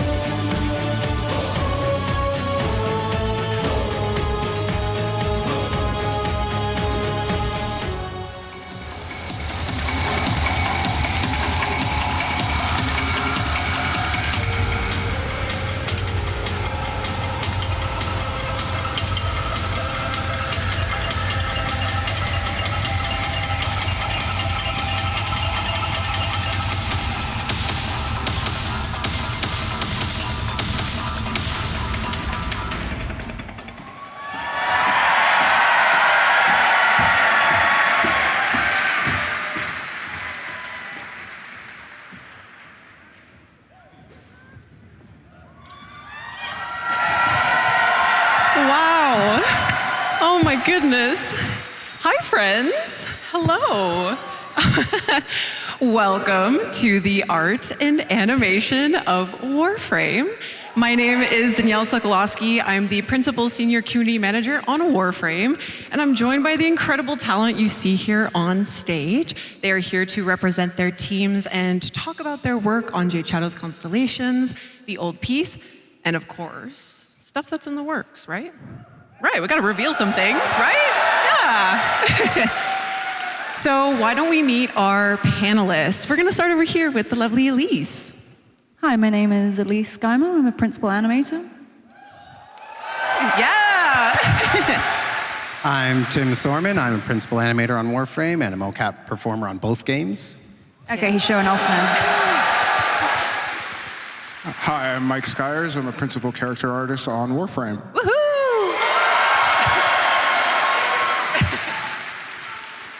Hi, I'm Marco Hasman, Associate Art Director on Warframe. Yeah, Marco! Hi, I'm Gary Black. I'm the art director on Warframe. Hey, Scary! And who is that we have on the end there? Detective? Detective Kaz? Hello. Hello. I'm Kaz Adams. I'm the weapons art lead on Warframe. Woohoo! Okay, everyone. Let's get started talking about one of our Twitch drops for today, the Halvu. Yeah, hey, a free sentient weapon? For free. Yes, if you're watching from home, you'll be getting this weapon for free just by watching. For those who are in the audience, you're getting it in an email. Don't you worry, we got you. For free, of course. Now, this primary has an interesting origin, actually. It was, oh, let's see, my slide. Oh, there she is. Oh, so not so sentient in its origins. Now, Marco, what can you tell us about this concept? Well, as you can note, it was initially done as a TennoCon, and it was more of an open task where we didn't have a precise slot where to publish it yet. So I wanted something that it was still working with our rifle animation, but I really like that kind of minigun vibe. So I really wanted that floating and rotating barrel, but tried to keep it in a compact design. So that's what it was at the beginning, and then a while later we have a slot for it, and we decided to give it a sentient twist, which I think having it be a sentient weapon made it such a more unique weapon at the end than it was initially, especially thanks to the work that the weapon team and the specialty team just kicked it out of the park, I think. Absolutely, absolutely. And Kaz, can you talk about giving the Halvu a bit of that sentient treatment? Well, it's already got a lot of the sentient sort of vibe to it to begin with. It's got these hook shapes, and the floating stuff really lends itself well to a bunch of weird ideas that we can put into it. If we change it into an alien thing, you can do whatever you want with it. Exactly. So, why not? Why not? Why not? We love weird stuff in Warframe, don't we? Yes. Now, yes, and those weird components really came in, and the team on the animation team made that a bit of a focal point in the alt fire, and actually kind of like every animation aspect of this weapon, utilizing its many moving parts. So let's have a look at the animation work that went into that. And Tim, what were you thinking about going into this? Yeah, so what you can see here is me just kind of kicking the tires the first time I got my hands on the rig, just kind of grabbing everything and seeing what moves and what doesn't. And Kaz actually suggested maybe it would be nice if the separate barrels could all move individually to expand and contract a bit, because originally they were all just moving as one piece, like a minigun, where it would rotate and only the top one would fire. But once they freed up all the controls, that allowed me to do whatever I wanted with it. You guys like that? Yeah, it's pretty sick. So we went Warframe weird for sure. Just wait, we're gonna show you some of the final versions of this as well. It gets better. It gets better, believe it or not. But I know this is a team effort, Tim. Like the VFX team came in, the design team, our Lua scripters, our technical animators to make this really sick sentient weapon. Now, just you wait, guys. Again, this is free. It's a free sentient weapon.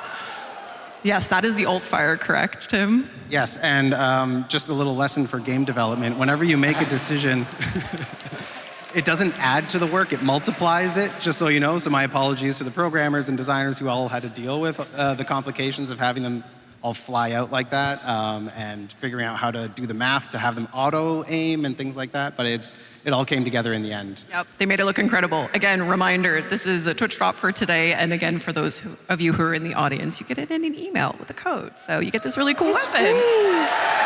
Thank you for being at TennoCon. All right, since we're on the topic of weapons, we have a new Prime Access coming later this year, which will include a very exciting primary weapon. And let's see who you can guess who for. Which Warframe? Hold on.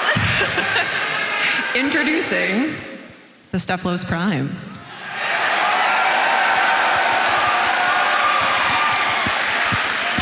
Now, Kaz, with prime weapons, we always kind of want to take it to the next level, but with the Stephalos, which is such a big, grandiose weapon, I imagine that kind of presents some challenges sometimes.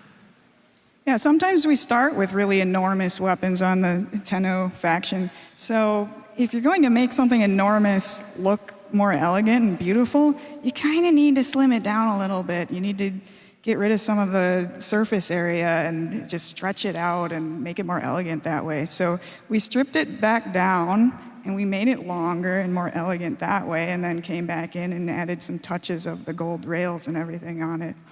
And made it a beautiful prime weapon. Now, we can't have prime access without also having prime accessories, right? Now, for our mystery prime, which you've surely not guessed what it is yet, we have operator and drifter cosmetics. Yes, ma'am. And Marco, I believe this is the first time we will be launching a prime accessories kind of like face pack. It's got the eyes, it's got the ears, it's got the face. So how did you guys approach that to kind of make it fit so beautifully on the operator and the drifter? Well, we generally wait until we are done with the actual Warframe design to jump on the accessories, so we can steal some ideas and keep the identity of the original Warframe still present in these accessories. And maybe you can guess what the crystals are here for. Oh, did I hear the word crystal? Yeah. Oh, Marco, do you want to tell them what it is? Well, we'll find out in a few seconds. Okay. Anyway. Citrine Prime.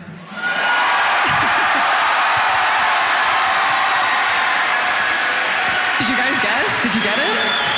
Yeah? Yes. Our Crystal Queen is getting the prime treatment. Isn't she beautiful?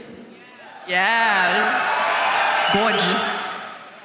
Marco, Citrine already has a very kind of one-of-a-kind design. So how did you work with Corey to integrate those prime elements? Well, yeah, a lot of work goes early on to try and keep the identity of the original Warframe still present and still very recognizable. So I think that's when you approach a prime Warframe is the main challenge of that task. And then you tend to add on it and take maybe a couple of big elements to take the bigger swings at. Like in this case, we have the shoulders and we added a skirt on the back, but still always resonating with the main theme of the Warframe. Absolutely. And now, okay, so we have a very exciting future ahead of us with Citrine Prime Access. And now this isn't everything that's going to be in that Prime Access, of course, so you'll want to tune into some future dev streams. We'll share a little bit more, but how excited are you guys for Citrine Prime?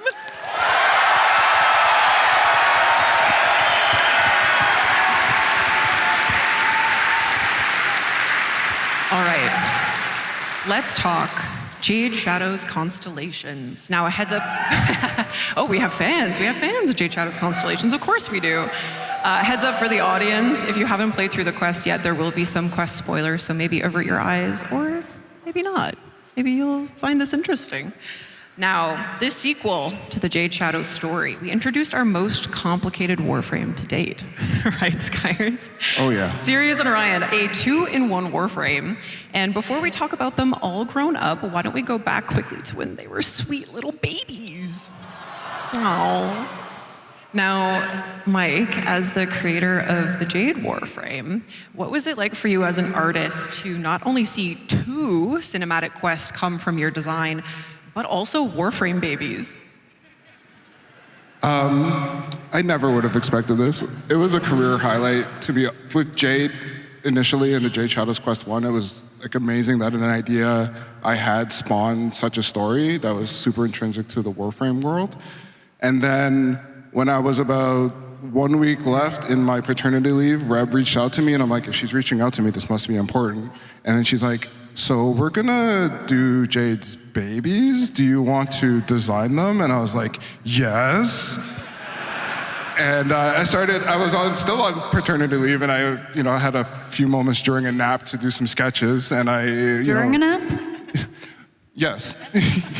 And, shared these ideas, and Reb was very interested in doing a very, angelic, white angel, black angel kind of theme. And I, kept working on it and developed it into what you guys saw today, or in the past quest. Yeah. And were there any kind of standout moments while you were designing Sirius and Orion? Yes. You guys all saw that really awesome animated trailer by The Line, right?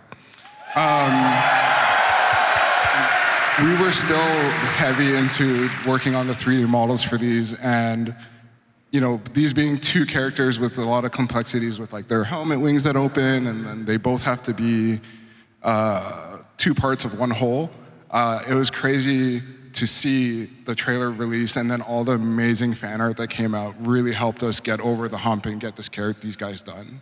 Yeah, and we love Sirius and Orion here, don't we? We do. Thank you, Mike. Thank you, Antonio. Look at our boys there, our sons, all grown up. They had a growth spurt.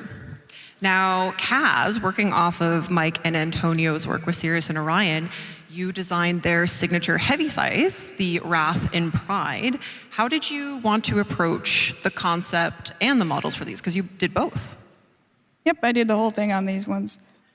We knew we wanted to have something that represented both of the Warframes in one, and we were thinking about other types of weapons, like maybe the split dark sword kind of thing or something like that. But when I thought about just the theme of the scythes and stuff, and well, a heavy scythe has a blade on both sides. Why don't we just do one on each side that represents each character?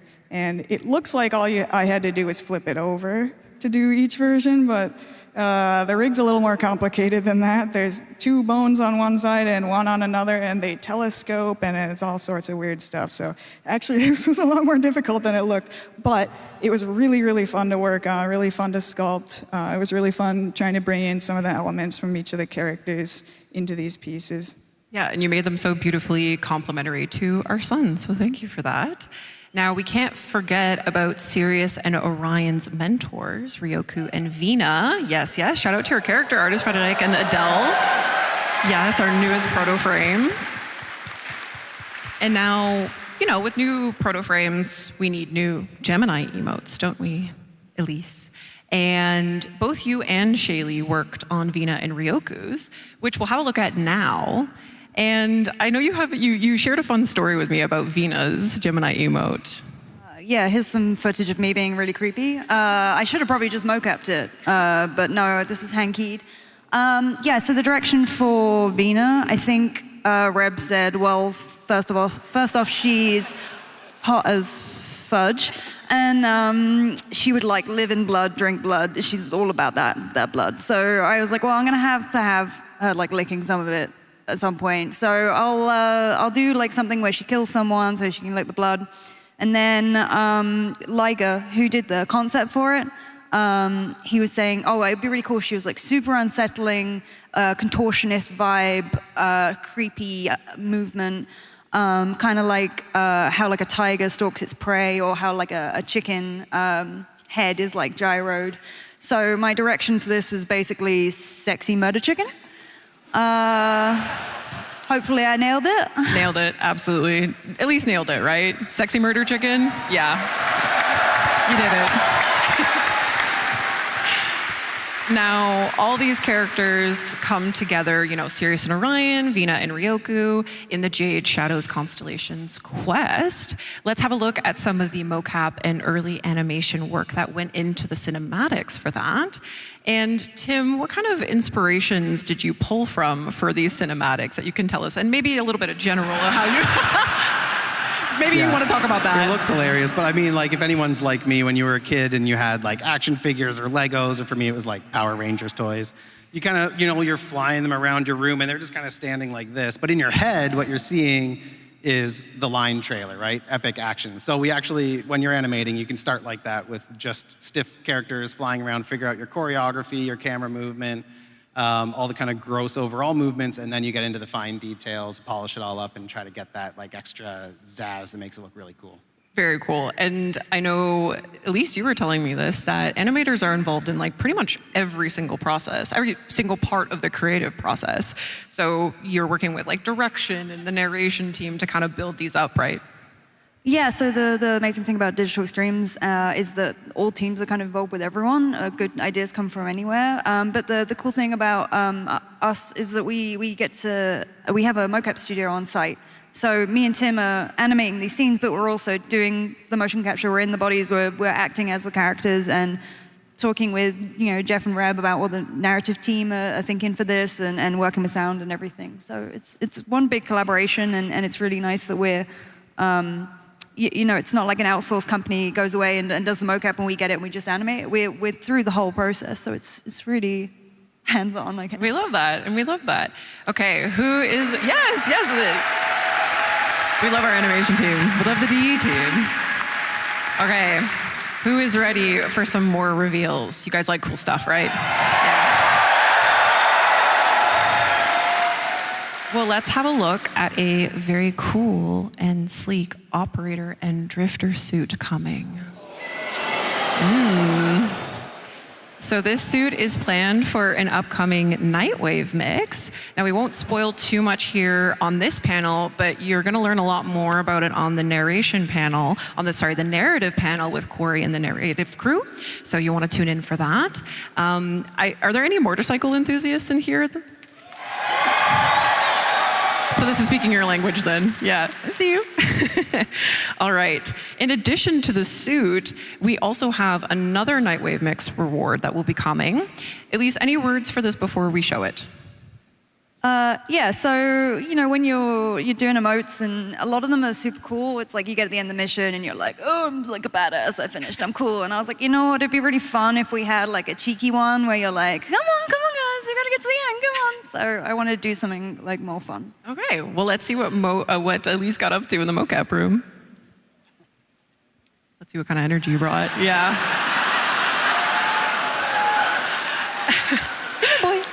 Come here. Yeah, and this is animated by Eric. Shout out Eric. I know you guys are cooking up the most diabolical ways to use this right now when it comes out. You little nasties. All right, I have a feeling that this emote will pair quite nicely with our next reveal, which is actually a community artist creation by Fomorian. Yeah, say hello to the Conquera Signa. Oh, boop, there she is. We got cat ears. I'm sure Jeff is really happy about Jeff this. is so happy. I got away with getting dance emotes in the game. Now cat ears? What else can we get away with? But yes, this is a community creation by Fomorian. And you might have noticed it says Conquera. So this will be our top tier donation reward for the Quest to Conquer Cancer campaign in October. So yes, you'll unlock this together as a community. Free reward. Get excited for that. Now, to tide us over until then, someone was pretty eager to model them for us. This man is never going to talk to me in La Catridad now. He's never going to forgive me for this. We also had a very special opportunity to work with another community artist for a deluxe skin. Maybe you guys can create a sound quake in this room right now.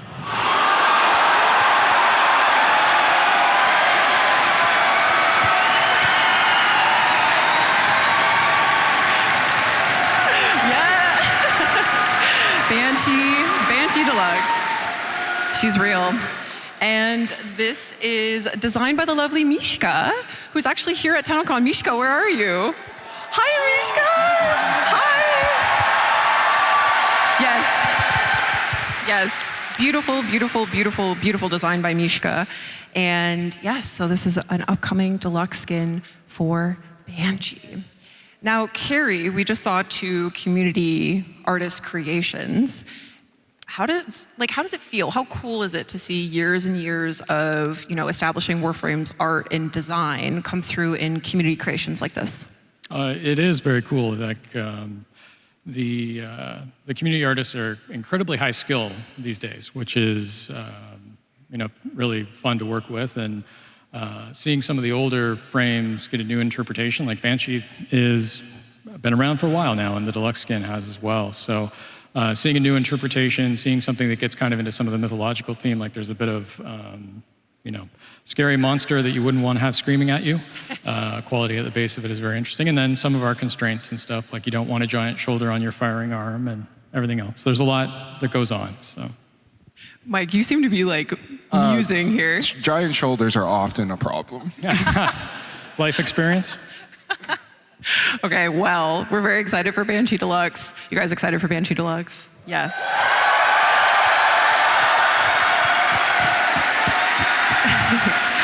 Okay. So much to look forward to, but let's take a look back. The old piece was quite a monumental update for, obviously, you guys, the players, but also for us at DE. We essentially set the stage for our journey forward with the old piece. But, of course, before we look forward, we have to look back. So we looked back through the eyes of the operator as they relived the moments of the war-torn moon Parida. This was an entirely new environment and setting that was majorly ambitious for the team to execute on. So let's have a look at some of the work that went into building it.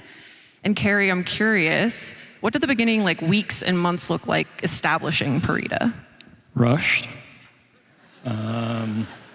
Yeah, it was coming off a very big update. So 1999 and the Encore were kind of huge for us, as I imagine a lot of you would remember. It was an intense patch at the beginning, and trying to nail down what it was going to be and what we had to achieve was an interesting process. So, it's the World War I vibes where you see that there was a grinding conflict. It was trying to make it much more personal as far as the story goes, like a note of friendship between 2 people in the middle of what was recently a war is an interesting concept to try to bring across, show some classic Orokin when it's intact and on and on. And then, of course, rocks. Rocks. Yeah, bane of our existence, I as it learned that they turns were out. very challenging for the team. For years, yeah. Plains of Eidolon, about a week and a half, 2 weeks out, we were still trying to make rocks that would look sufficiently good, and it feels like it's a solved problem now. Rocks are hard. They are. Rocks are hard. Parida, we love rocks, yes. Parida is also where we meet Adis, our little sentient friend who went through many iterations actually before we landed on the version that we know now. So let's have a look at some of the exploration the team did there on that. Marco, how in the world did you make players care about a sentient character? It's kind of unintuitive for us, right? Well, this is one of those rare occasions where we managed to get most of the concept team to take a stab at this. And we had, stuff that was very, very alien and something that was a little bit more into the human. And then, you have to pick one artist to go at it and finish it up. And in this case, Alfio took care of the last steps that you see here. And even at the very last steps, we even took more of the humanity out from taking care of the skin, but still keeping that kind of mask that could still emote, and you have the original Eddie's face under it, aligned to the eyes, etc. So we pushed it more and more into less familiar, more alien, and I think at the end the reason why you still care so much for the character is mostly for the narrative, for the story, kind of the whole quest that you run through with him, and especially the work that the animators and the voice actor did that really push it forward. Absolutely, you brought it all together. Now, if you've played the quest, you know that Adis has the ability to control what has got to be one of the biggest bosses in Warframe to date, the Hunhullus. Oh, Carrie, you might want to fact check me there. Is it the biggest to date? Are we including spaceships? Ooh, spaceship bosses? Maybe bipedal characters? Let's go with that category. Golems or something. It's very big. Yeah, he's very big. Yeah. How did you guys go about tackling such a large-scale sentient? I mean, it is different. You don't often kind of design from the point of view of an ant about to be stomped. So a different kind of design challenge on that side. And happily, we had the same person who did the vessels actually did the Hunhullus, and there's a lot of overlap in terms of scale and everything else that's involved with that. But, you know, it's a different point of view. You actually care quite a lot about a foot design. I know there is a lot of caring about foot designs in Warframe, but this one particularly... Carrie, we're trying to get through this panel without mentioning feet. It's a fetish. There is that.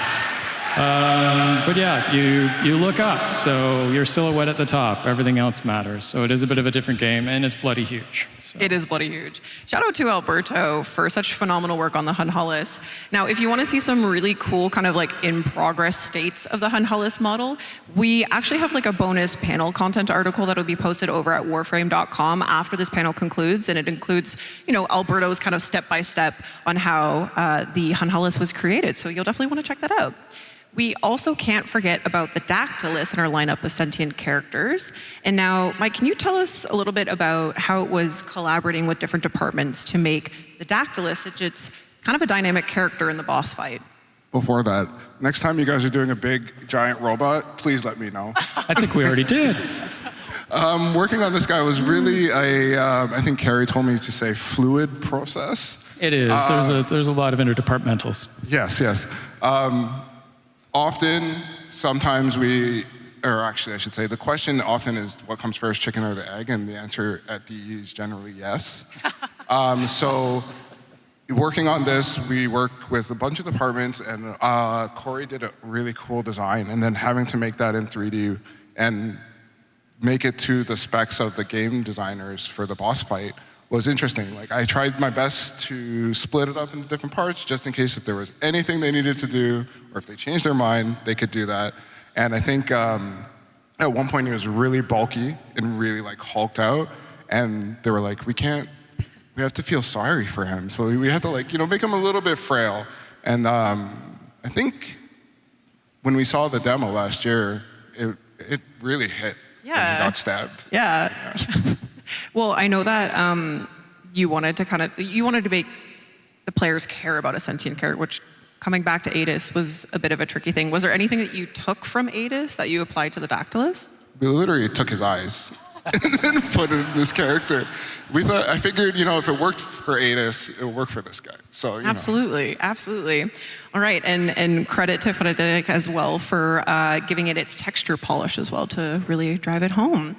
Okay, so another unique element to this update was the new faction, the Anarchs, our new enemy faction. And of course, they came fully equipped with Tau Dax weapons. And Kaz, I know you had a blast working on these with the weapons team. What were some of the highlights? Yeah, so I got to design all of them, which is always fun. The only one that we had to use for reference at this point was the Orpheus from Teshin. So, well, I can't make everything out of just arc shapes and stuff. He's got to start pulling in some other elements. So I started looking at Teshin's model as well and bringing in more of those like slightly bulbous like bell shapes and things like that. And then some parabolic kinds of shapes as well, especially for the bow. And yeah, just kind of tried to expand the style a little bit. But it always is hard to start with these sorts of things. With the blank page, you don't know what you're gonna do. But by the end, the last one I did was the Grattler skin, and that one I'm really proud of. I think that one came out the best. Yeah, as you should be. It's incredible, right? Yeah.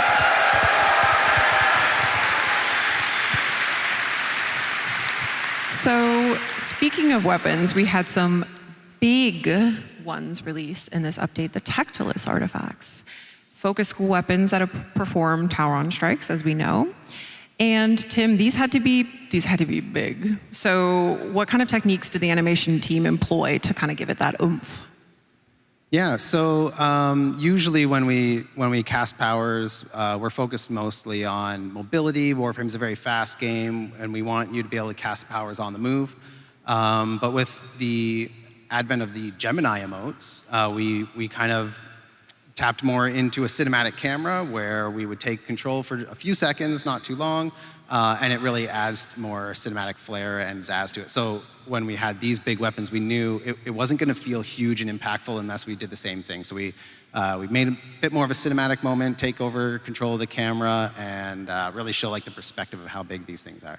And I know you guys didn't mocap any of these because I don't think you could, right? So they were mostly hand-keyed, am I correct? Yes, we'll often shoot video reference, but I think maybe that first one that was shown in the demo was like a little bit longer, where you grab the sword and pull it out. That was originally mocap, but then we had to like crunch it down for speed, and there's heavy modification after the fact. But the rest, I believe, are all hand-keyed, yeah. Incredible.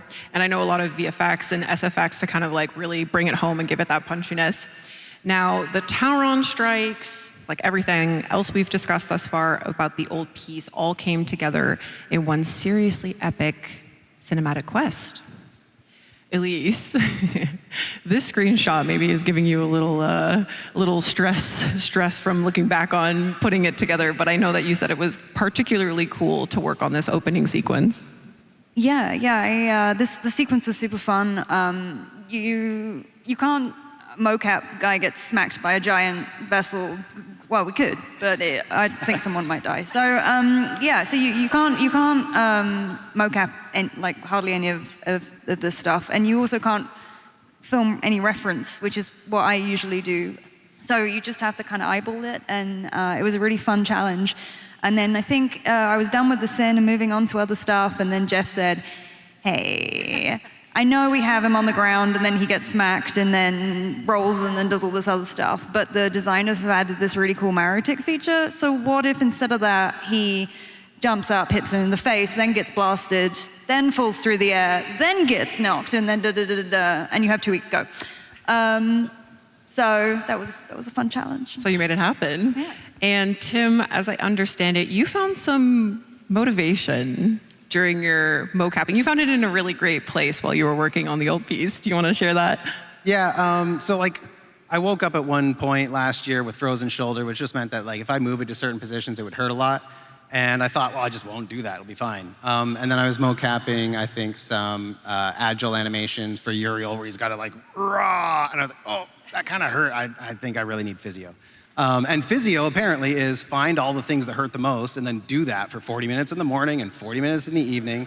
And I was like, I know I need to do it, but it's like, it's so annoying and it takes so long. And but at the same time that this was going on, NDD20 was doing his new player playthrough through Warframe, and we love watching him get absolutely giddy about the lore and feel all the feels in the quest.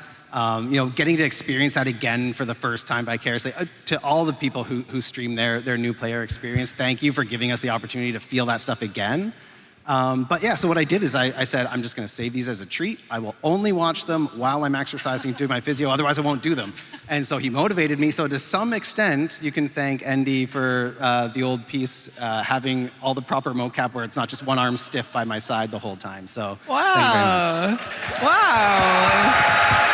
Thank you, Andy. I was hoping to shake his hand today, but he's not here. So sometime maybe we'll make that happen. Virtual handshake. Yeah, thank you everyone who plays Warframe and streams it and shares those experiences with us. That makes it very special, very motivating for the team. So thank you, Elise and Tim, for sharing that. We now have a video showcasing all of the incredible animation and mocap work that went into the old piece. So sit back, relax, and enjoy.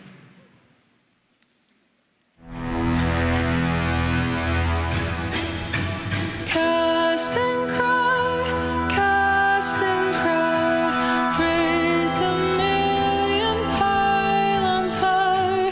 All our kin were bound to fly for that far shore forlorn.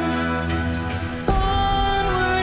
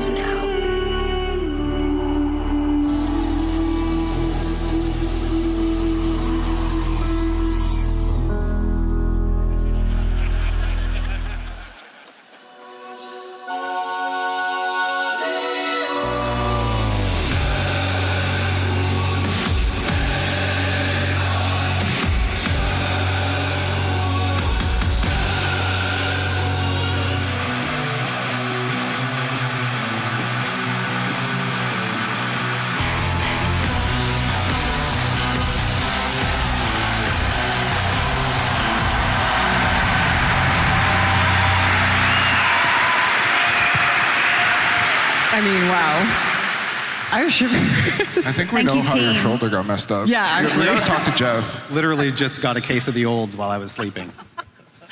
Well, shout out to the animation team, DE team, obviously. Like I said, this was such a monumental quest for us. So give them a hand for such incredible work on such a big, important quest for us.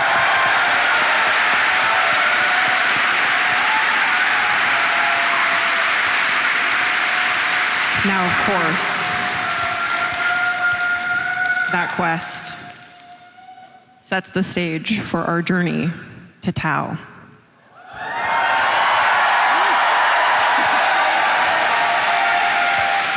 Are you guys ready for some Tau reveals?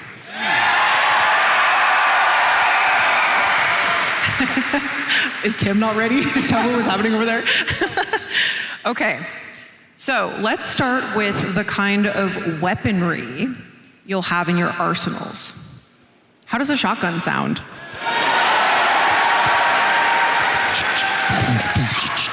And not just a shotgun, a sentient shotgun. Yes.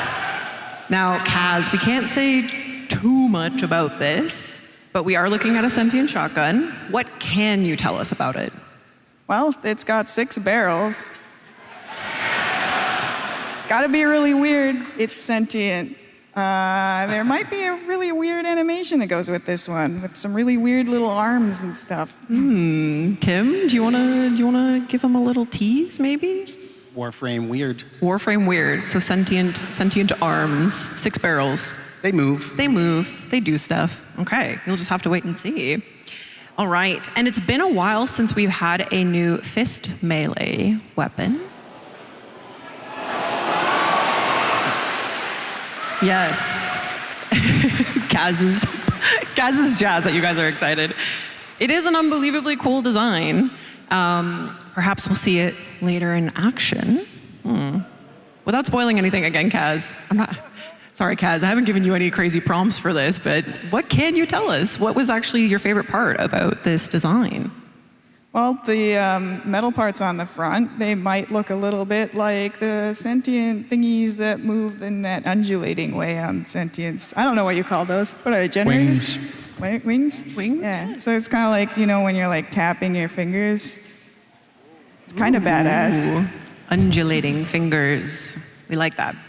And with a new shotgun and with a new fist melee, you'll surely need something to shoot and punch, right? Well, we're heading to a place where you'll meet some very interesting sentient enemies.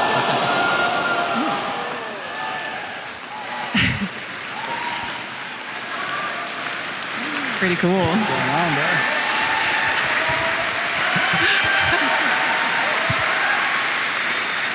Don't you just want to punch him? Yeah, I kind of just want to punch him.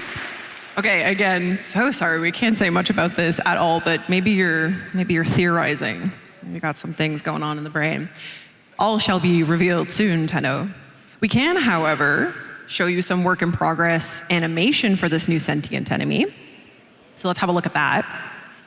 And this video is interesting. It actually kind of highlights a very interesting part of the developmental process when sometimes the model isn't ready yet. So you're actually seeing a coolant arachnoid cosplay as this new sentient enemy. Look at him go.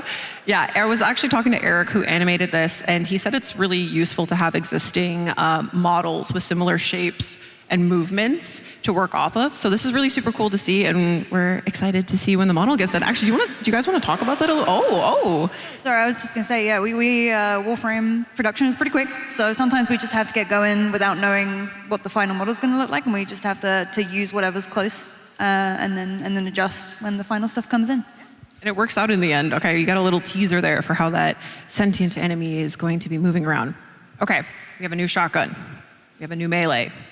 What else could we possibly need to deal with these new sentients? Maybe we'll need the core cracker. The core cracker. Yes? No, that's not it! That's not it! Don't look! Somebody guessed it. So. Don't look at it!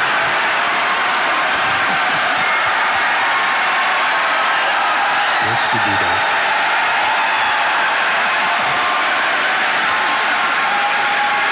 you sure like that revolver. Yeah, we love the core cracker. Wow, we love the core cracker. Wow. Okay, you ready for this? An interesting weapon like this surely needs an equally interesting warframe.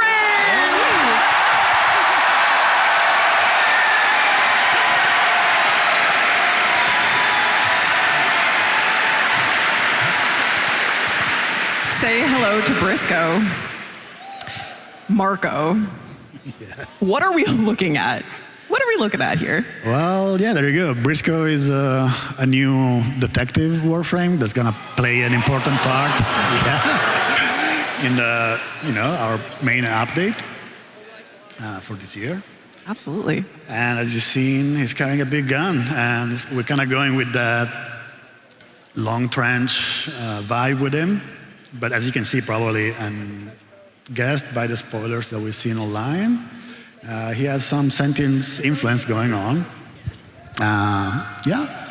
But kind of an opposite take compared to something like Caliban, where Caliban is more very heavy on the sentient elements, the open chest is floating, a lot of floating elements.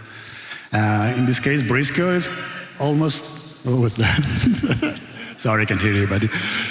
So in this case, Briscoe, he has more of almost a normal warframe design or a blueprint, which maybe we are suggesting that it's made with sentient resources. Marco, teasing a little too many things there. So who's excited for Briscoe?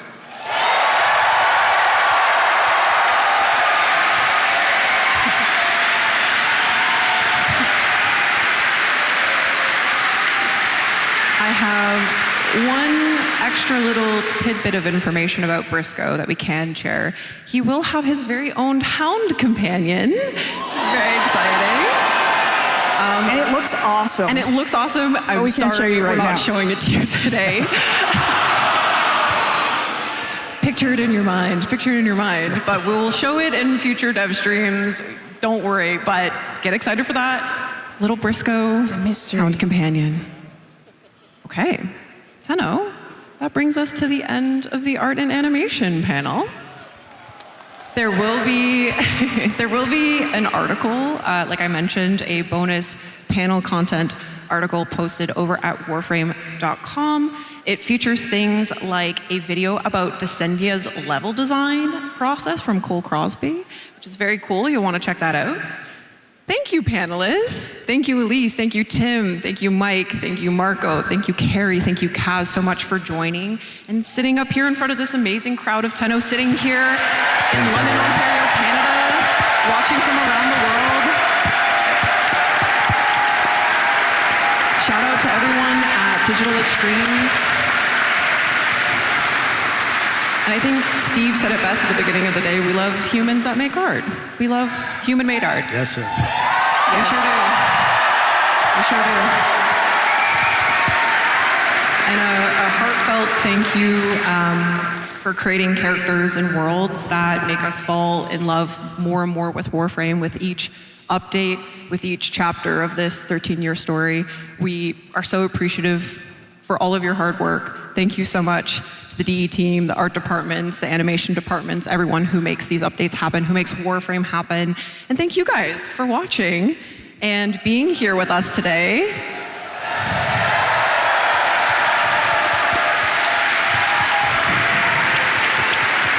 Now, okay, I lied. I actually have one more thing to show you. Tim and Elise have been quite occupied cooking stuff up in the mocap room. So why don't we take a peek at what they've been up to? And with that, thank you so much, everyone. Happy TennoCon. Thank you for being here. Enjoy the rest of the day. Thank you. Bye-bye.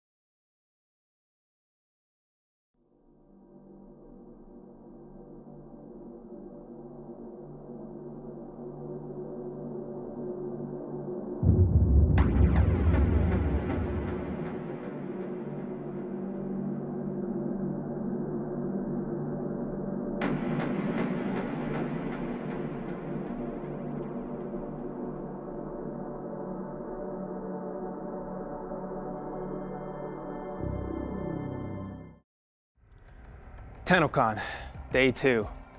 So you lost your voice at the Tenno concert, eh? You ain't here for nothing. Free rewards. It's always free rewards. If you watch TennoCon for 30 minutes between 11 a.m. and 4:30 p.m. Eastern, you'll receive the Halvu primary weapon. Someone offered me a free weapon once. Hey kiddo, he said. Gave me the creeps. Now, Tenno Live is where things get interesting. If you watch for an additional 30 minutes, you'll get Mesa Prime, no strings attached. Those guns she carrying ain't no toys. Peacemaker. Ain't that ironic? So you need to know how to get these rewards. Logging into warframe.com/Twitch should do it.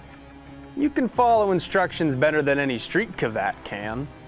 If you can do that, those Twitch drops will be sent to your inbox. Maybe you prefer Steam. If you log into your Steam account before watching, you'll get some Steam tokens. Claiming those tokens and logging into your Warframe account will redeem those rewards.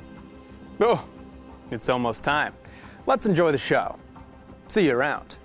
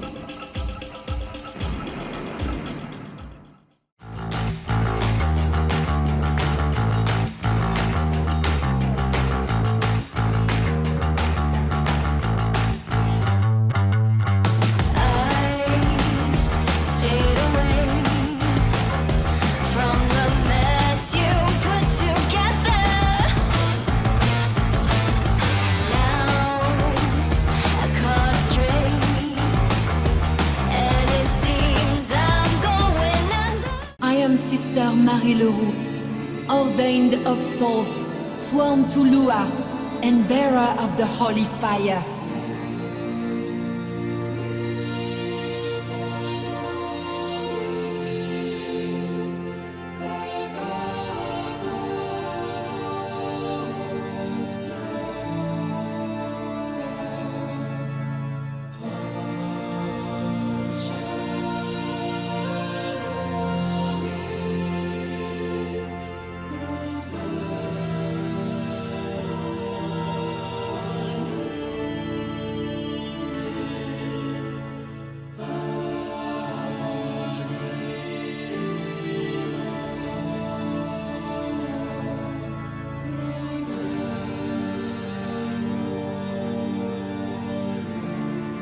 there is much work to be done.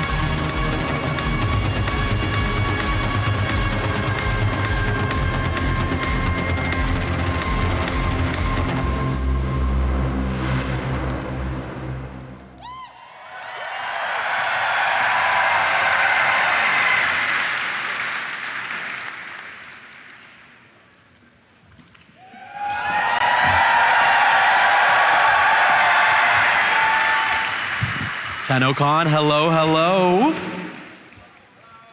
Tenno, here, there. Hi, everyone. Everywhere. Those of you joining us in London, those of you watching from home, welcome to the 2026 Warframe Narrative Panel. Yes, that is right. We have been approved for a second year after last year's panel. Will we get a third? Who knows?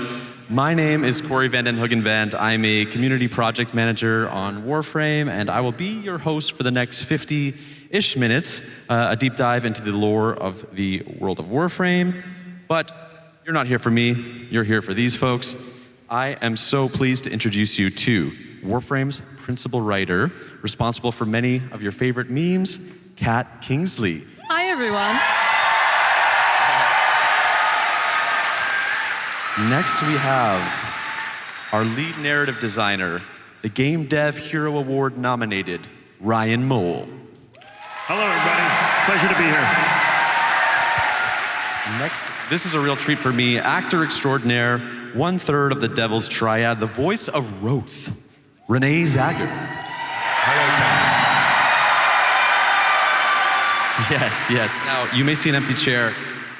Ben Starr was meant to join us on this panel, but ever since he got cast in Soulframe, he stopped answering my emails, big-timed us, so we needed someone to fill the spot. Fortunately, our creative director was able to step up, so please introduce to the stage Miss Rebecca Ford.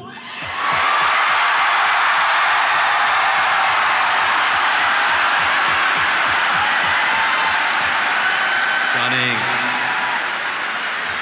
Rebecca Ford stuns at TennoCon 2026. I don't know how she made it. It's a testament to her leadership. Incredible. Her fortitude. What can't she do? Hello, TennoCon. It's me, definitely Rebecca Ford.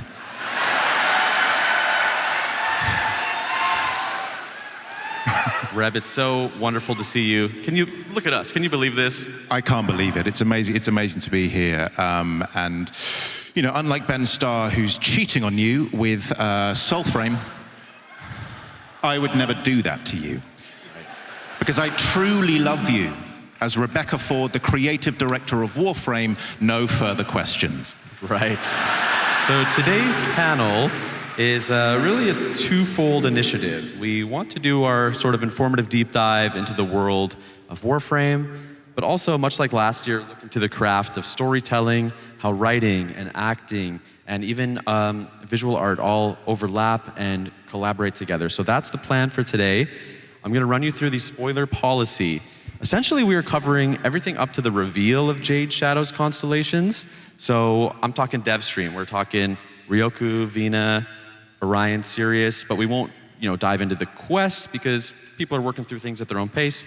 We would hate to spoil something so fresh. Having said that, I would like to kick things off by taking us way back to the old piece. Last year's Tenno Live was where we first showed this off, and since then, the quest has released. Ryan, you have been with Digital Extreme since the mid-2000s. You've been responsible. You've worked on Warframe since day one. You have been there caching very old 13-year-old checks. What can you tell us about the process of caching old checks, but finally taking players back to this old era? Yeah, well, we've certainly written a lot of checks over the years and bits of dialogue and codex, and I hope that we've come in to cache them, especially in the Kim system. But there was one check, it became clear at our writer's room last year that we still had to cache, and we hadn't done it. And actually, Reb, you were leading that meeting. Do you want to tell the story? Thank you, underling Ryan. You truly have been a good servant to me over the years. But I do...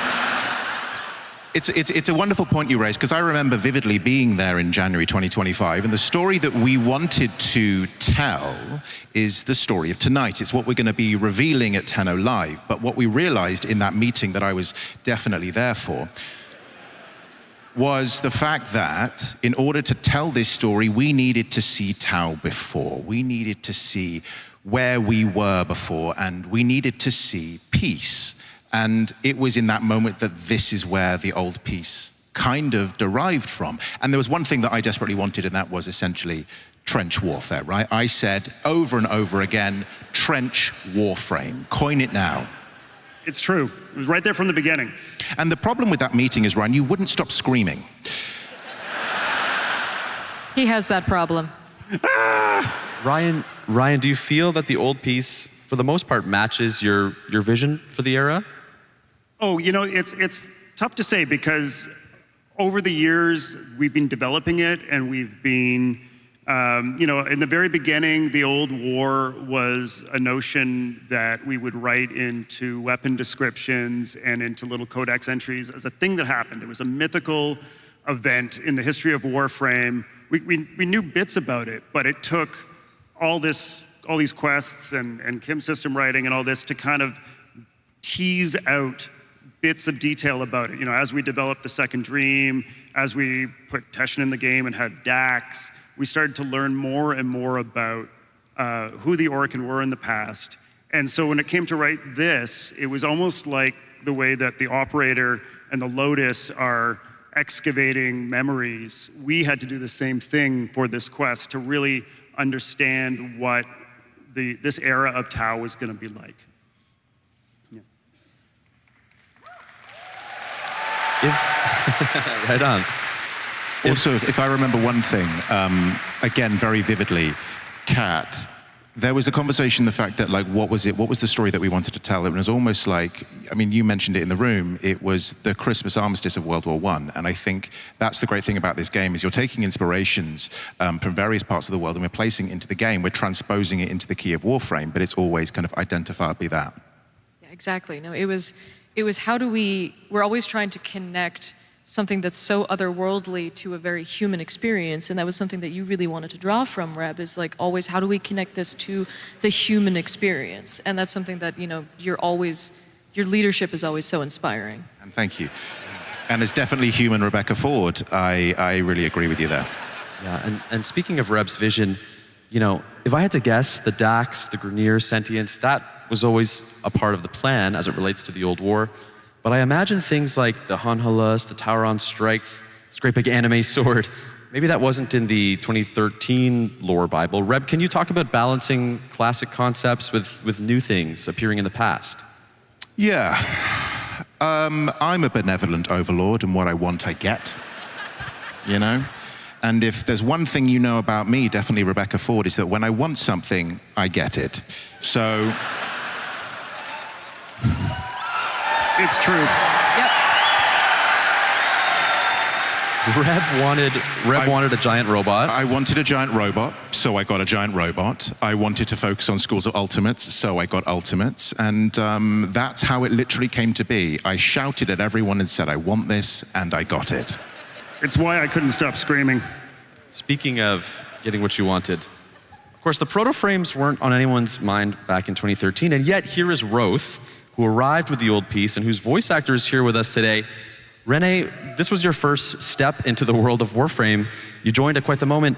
What can you tell me about the early days of this project? I think every actor loves a great character brief, like a breakdown of what you want. And the brief, if I remember rightly, was the late, great Peter O'Toole meets Paul Bettany with a sprinkle of Russell Crowe from Master and Commander. So once an actor hears that, it's like, okay, I know where I'm going. A little bit of research, and then you get the sides. I submitted my sides as any actor would for a self-tape. I waited, I called my agent, she hadn't heard, and I think 3 weeks later, I got offered the part. So here I am, and I'm very happy to be here. And you two had met. You two, yes. Yes. You two had a meeting in London, am I correct? Yeah, Renee and I met in London. Do you want to speak more to that, Renee? I do. My agent emailed me and said, Rebecca Ford, you are coming to London, UK. Would I like to meet you for coffee? Mm-hmm. And I think I originally was signed to do 6 4-hour recording sessions. And I think we had 2 left and we met in London You discussed the character, We what did. was happening. Yep. And the rest is history. The rest is history, and we'll never know what happened at that meeting. Lots of coffee. No one should ever know I was caffeinated out of my mind. Kat, can I ask you about retrofitting a new character into an ancient past? It was such an interesting challenge to write Roth, and it wasn't even so much writing the villain romance, because some of you know that is literally my whole genre. So when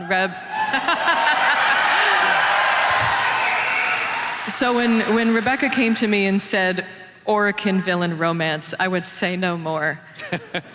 But the tricky part was writing an Orokin, because here's a character who knows more about Orokin society than we do, because he lived it.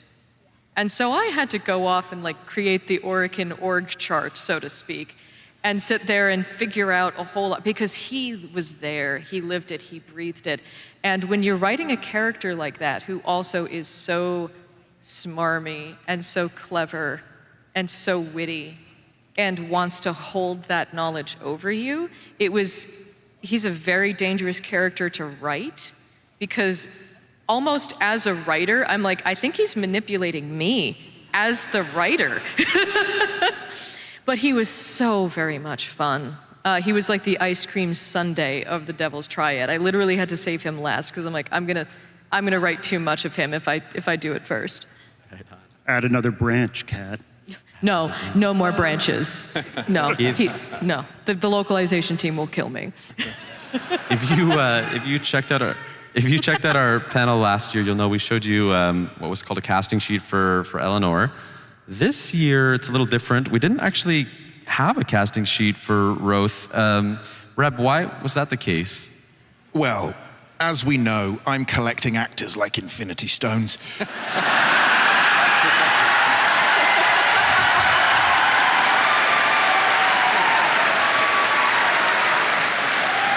If I want them, I get them. And with this, I quite clearly in mind had an idea for this character.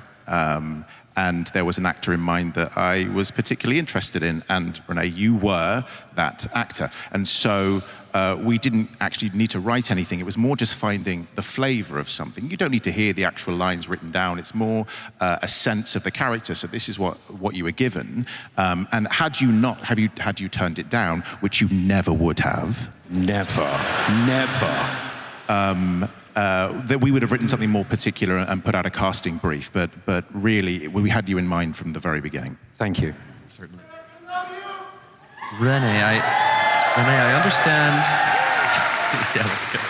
I understand you recently revisited some of the material from the Devil's Triad.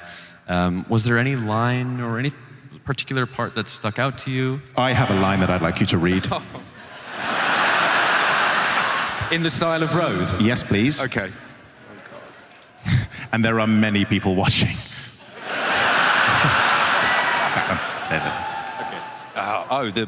Okay. Okay. So this is the bloodbath proposal. Okay. She summoned me to her bath one evening. I strode across the mingling puddles of perfumed water and blood and stood dutifully to attention. I'm bored, Rose. Let's kill all the other Orokin and take over.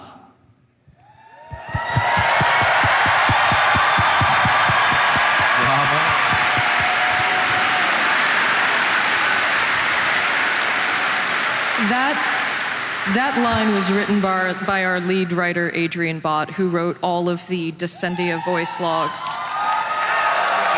Shout out to Adrian. Shout out to Adrian, who is home in London Prime or nearby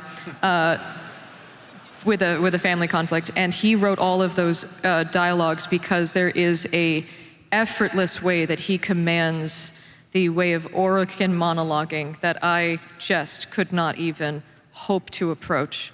It is just beautiful the way that he can do that.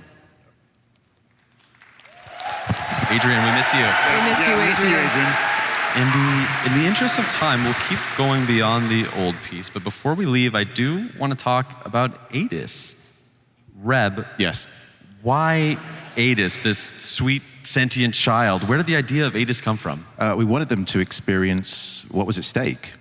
And how better to do this than through a young fledgling friendship, and to give Tenno's first friend, and to show it in such a kind of a young state. It's so raw and real, and showing what people were fighting for, and ultimately what was there to lose. And, you know, best to tell it through character and through storytelling. And I think we really hit it out of the park. And I will say that was something we knew from that very first meeting that we were going to tell that story with the operator and a young sentient. We didn't know he was going to be Adis yet, but it was part of the DNA of the old piece at the very beginning was that story. Right on. We're going to keep trucking along. But between conventions, we also shipped The Teacher, Valis Undermine, Shadowgrapher. Ryan, you led writing on The Teacher, and I'd love to hear you tell us more about dipping back into the early game. Oh yeah, well, you know, we knew we needed to teach mods to players better. We found that people who were experiencing the mod system and playing with it stuck with the game, and those that didn't really get the menu and didn't understand how to play it bounced off. So we wanted to give people that early appetizer, get them into that menu, get them to understand how powerful mods were. But I had a secret second agenda that I really wanted to do. We have characters in the game that don't get the best introduction or weren't getting the best introduction at that point. And one of the main ones was Teshin. And I really, really wanted to give Teshin a proper introduction in the game. So I was able to meld those two tasks together in that quest. And I hope it worked. Yeah. Right? Did it work? I really love The Teacher. We were talking about this backstage. To me, it feels very much like episode 3 of a TV series, right? It's like a two-parter of Awakening and Vor's Prize, and then we go into episode 3, that's The Teacher. For sure. I mean, Warframe is very episodic in how we treat our quests. It's almost an anthology in certain respects, where we're getting different characters from all over the place. And really just to go back to those early days. One of the other things about that quest was that I wanted to write a quest that was specifically for the new players. I knew all of you who are here or are vets would maybe want to go back and play it too, but I didn't want to have to worry about putting a challenge in there for existing players who've got thousands of hours in the game. It really had to be for those players who had 3 hours in the game. And I think all of you appreciate that you're going to get fresh blood sticking around a little bit more because of that quest.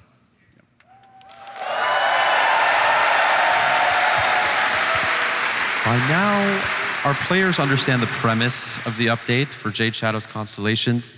Kat, what can you tell us about developing a direct sequel to a quest? It's somewhat rare for us. It is, and it definitely proposed a lot of interesting challenges, because talking about writing checks and then having to cache them later, there was a Warframe, baby. And so, Rebecca, you had sort of like gone off and then come back and had a very clear plan of like, okay, there's this. And also another check was, what happens to Orb 3? And all of that. And so it was a very, very interesting a world of like what to do with this and how to embrace it and how to take that forward in an interesting and yet also unexpected way. Because one of the things we really love to do with Warframe is what to do, but how to do it in the most unexpected way possible.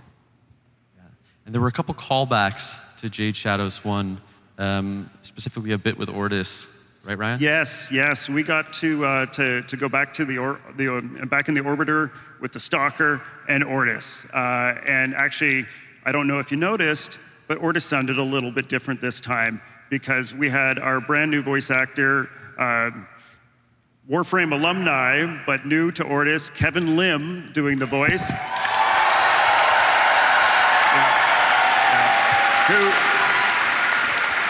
Kevin, I really think you nailed the spirit of Ordis without trying to do a sound-alike or anything like that. You really took the mantle that Mike Leatham our retired Ortis developed and ran with it, and I'm so happy with where we are. Yep, thank you. Can we give it up for Mike Leatham? Oh yeah, and one for Mike Leatham. OG Ortis. So that is everything we wrote and shipped between the last TennoCon and this one. Before we move out of the past and start contemplating the future, there's one member of the writing staff who could not be here today.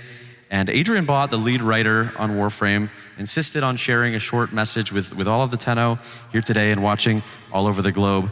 This one is for the lorehead, so grab your notebooks, class is in session. Hi Tenno. So I really just wanted to follow up on last year's narrative panel, where Corey asked if there was anything the players should have brushed up on prior to the big Tenno Live reveal, which of course back then was the old piece. Back then I could only make vague and half-assed references to old lore and Hunhow's comment about how we severed worlds. That was because one important background detail for the old piece is that the Sentients did in fact complete their solar rail between the origin system and Tau. That's actually something we've known about for as long as we've known about Tau at all. It was first mentioned in Mag's Prime Codex entry way back in 2013. And on the topic of the old piece, I also really ought to address the question of how come the operator is up and about instead of in a cradle on Lua. The second dream is a transient state, one which they were put into for therapeutic reasons as well as to pilot Warframes remotely. It's not the same thing quite as the long sleep or the long dream, which is when the Lotus put all the Tenno into their pods shortly after the Night of the Naga drums, and they stayed there. One question that comes up a lot is, did the events of the old piece actually happen? Yes, they did, although bear in mind we are seeing them as the operator remembers them. They are not Eternalism shenanigans. We've actually only used Eternalism twice for serious story beats, once for the Operator and Drifter's existence in the New War, and once for Sirius and Orion. Hello? Hello?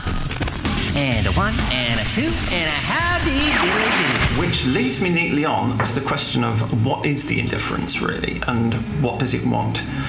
Well, I can now reveal for the first time. I don't know. It's some old Britannic guy. Just overlay the signal. I know. I couldn't believe it either. But the big question everyone's going to have is, are they romanceable? Well, I have special permission to tell you. Well, hello, TennoCon. Guess who just broke the fourth wall?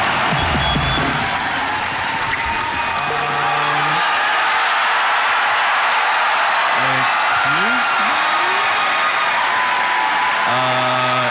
Was that a mirror? That sounded like Amir. That did sound like Amir. What's Amir's up to? Kat, do you have any idea what we just saw? He is back.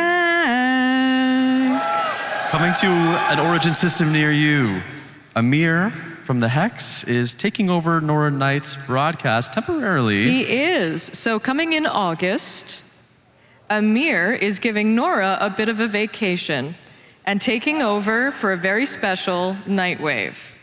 And also, he's also taken over one of the rooms upstairs in the Holvania Mall and turned it into a Fables and Frontiers.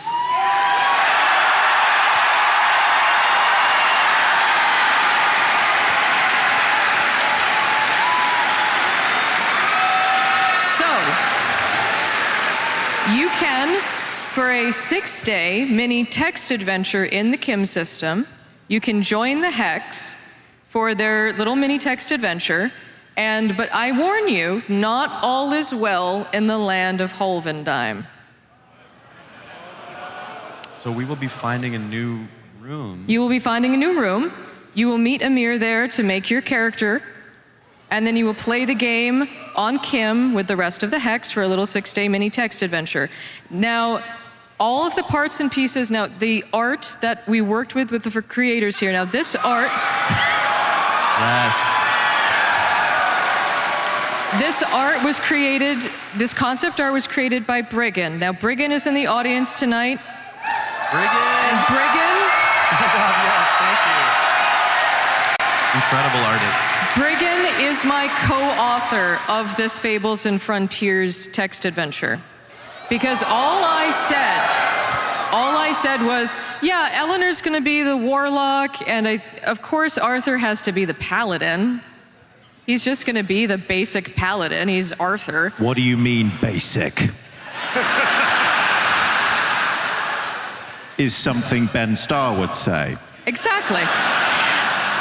And Briggan was off to the races, and I barely even scratched the surface of the art that Briggan created.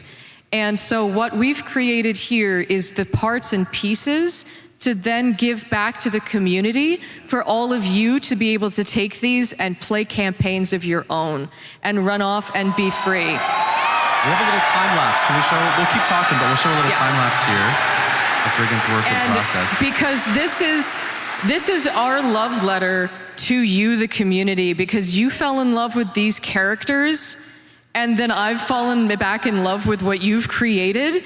And it's like, this wouldn't have happened. This Fables and Frontiers campaign wouldn't exist without all the love that you've given to these characters. And so we wanted to do this as almost a thank you to all of you. And like to be able to see what, and yes, Monk Arthur. Monk Arthur confirmed. Monk Arthur is real. It haunts my dreams. Oh, and did we mention that there's some returning voice actors? Yes, and so in the Shockwave, all of the Hex are returning to make cameo appearances. If Ben Starr was here, he'd be so stoked. He would be so stoked if Ben Starr were here. He'd be thrilled. He would be thrilled. And to be able to work with Briggan was just so phenomenal. It was such a collaborative process, and we were able to just sort of bounce ideas back and forth. And they put so much love and thought and backstory into these.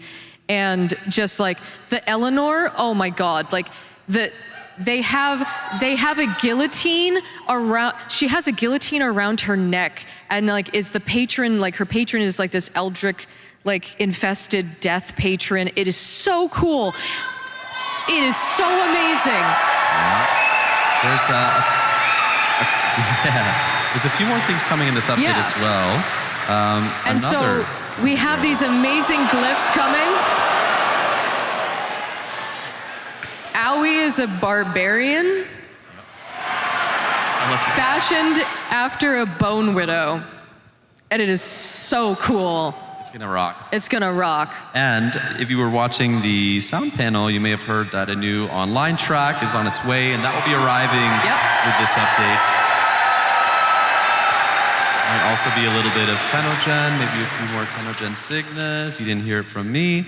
A little bit more art. And we have some of these character sheets that I drew up with all of the amazing concept art. So these will be coming with the update so that you guys can all take these and run off and play. And that is, have fun translating all of that, guys. I have a new respect for the art team, and I had to do that line by line in Photoshop. Yes, if you can translate that TennoBet, feel free. That is Lord Alan V. and Greg. And this is arriving in August. In August, yep. Right? So we'll see you back in Helvania very soon. Very, very soon. I would like to add that this isn't possible without you guys. Exactly. The fact that the community have embraced the Hex in this way is absolutely incredible. And you have responded so brilliantly, and I think it's the vivid drawing of these characters by our amazing narrative team that means that they can be placed into different contexts. And the fact that you guys are so excited means a lot to us, that we keep getting to do this, and we keep getting to revisit these characters again and again and again. So thank you for turning up, and thank you for kind of giving us life so these characters can keep giving us life. So you're amazing. Thank you. Absolutely, well said. Absolutely. Kat, did you have any final notes before we move out of this segment? I said it all. We'll see you in August. We are entering a segment of the show that I like to call Ask the Director. Yes. Last year, Adrian, Kat, and Ryan, they had to plead the fifth a little bit because some of my questions would be, you know, why 1999? And they would say, oh, that's really a Reb decision. She would have to answer that, but Miss Rebecca Ford is here on the stage with me today. Yep. And now I get to ask you. Ask me anything. I will ask whatever I please. So I know we said no JS Constellations spoilers, but we agreed to make one exception. There was just one particular line that I want to dig into. Hun Hao tells the stalker, quote, "Nata can never know. She must always believe in a future." I know this line caught a few people's ears, and it certainly caught mine. Why is it that Nata can never know what happens in Jade Shadow's Constellations? Hun Hao can he can deal with the burden of the knowledge that the future is fundamentally doomed in some capacity. He can shoulder that burden, but in order for Nata to keep going, he is giving her the one thing that enables her to keep going, and that is hope, the belief that there is a better world after today. And I think that is a gift and a beautiful thing that a father can give a child. Yeah. I want to have a little bit of real talk. Yeah. You've been studio intern, community manager, community director, now creative director, and all that time you have been the voice of the Lotus. Yes. How has your relation to this character changed over this time period? Well, first of all, don't I sound great as the Lotus?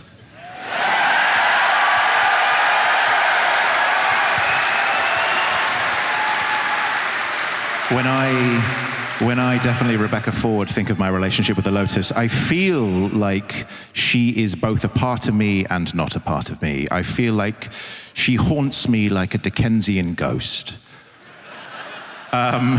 If I respect her, she respects me. It's an amazing relationship, and I'm incredibly proud to kind of keep going with it. How do you plan and write for yourself now when Lotus is part of a quest? Are you... Well, every time I'm telling Adrian to kill her, and he won't let me kill her, because I, in good faith, can't continue on being a Nepo Lotus and writing all the stuff for her. So, no, Adrian wants to keep letting her live, but every single time we go into a new meeting, I want a death for her. But you guys keep wanting her, so she's just going to keep coming back.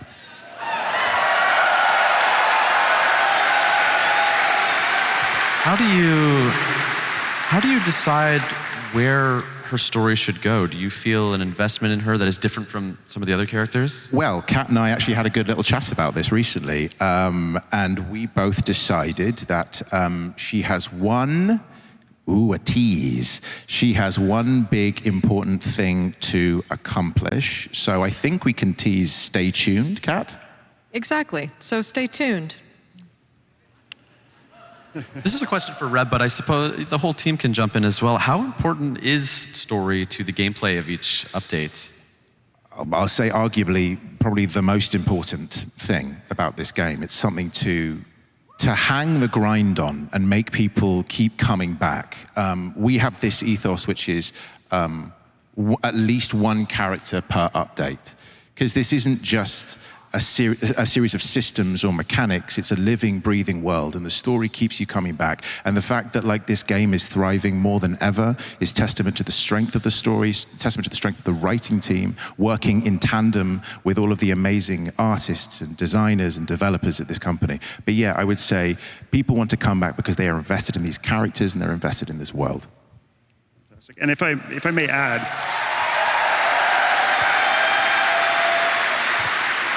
well said, Rebecca. Thank you. Yeah. If I might add, when we first started working on Warframe, we didn't yet know that narrative and story was going to be as big a part of what it was.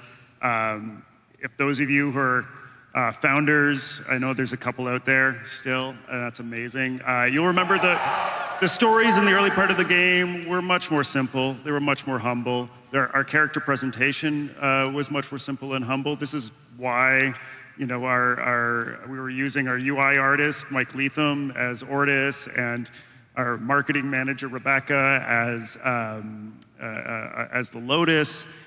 We were just trying to make a simple game, but the more we made it and the more we got your responses, we realized that delving deeper and deeper into story was what was keeping people around, and that's what people were telling us they were playing the game for. So we just kept on doing more and more, and here we are in the hockey arena talking about everything that's coming. I can't believe we're here. It's amazing. Thank you. Thank you.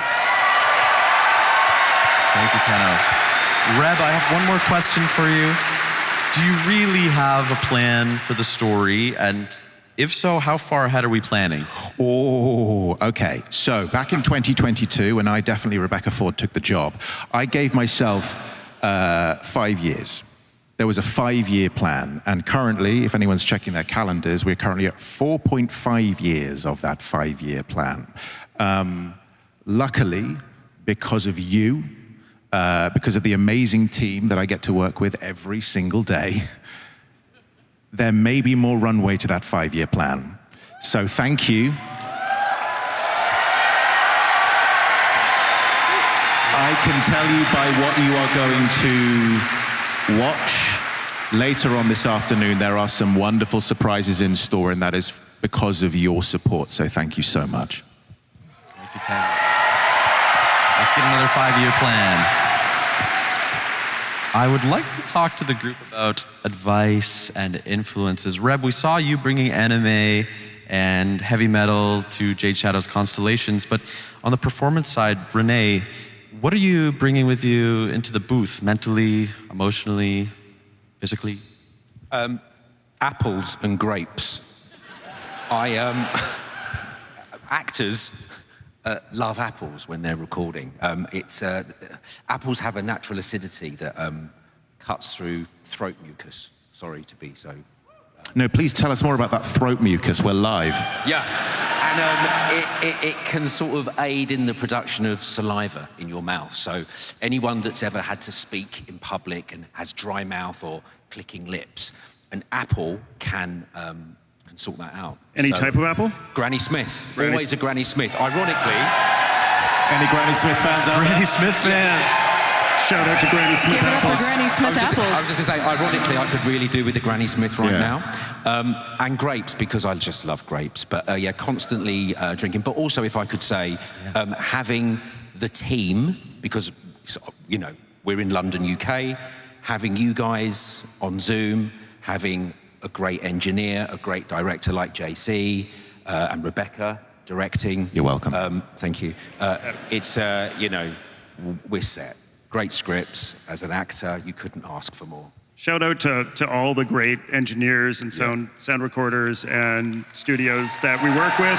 Syndicate Sound, Side, Liquid Violent, so many places. Too many to name, but you're all helped make Warframe come to life. Thank you. Reb, have you ever spoken with Ben about his process? Well, as Ben Starr's official photographer, I feel like I can speak on behalf of him.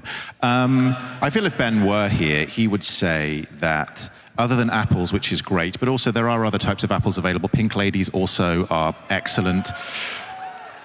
But really, it's collaboration. I think one of the great things that Digital Extremes does incredibly well, and I'm incredibly proud to be the creative director of Warframe as a result of it, is the fact that a performance of a character is not one singular person. It is not a voice.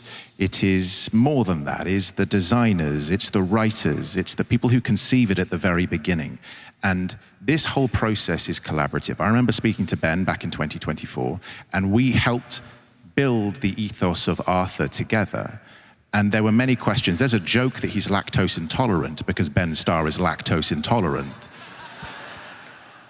We are so collaborative. And it is a joy to get to work with performers. And there's a reason why I, Rebecca Ford, am collecting actors like Infinity Stones, because actors want to work in a free and creative environment. And it really is an absolute joy for all actors to come into this space, to be welcomed and to be appreciated and to feel like we are part of a collaboration, but understanding that actors are not just, they are one part of a much wider piece, and everyone has a say in it.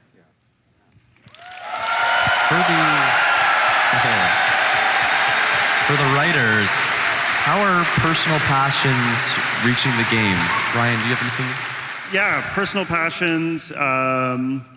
Well, you know, a couple years ago, I got really into gardening, specifically native plant gardening.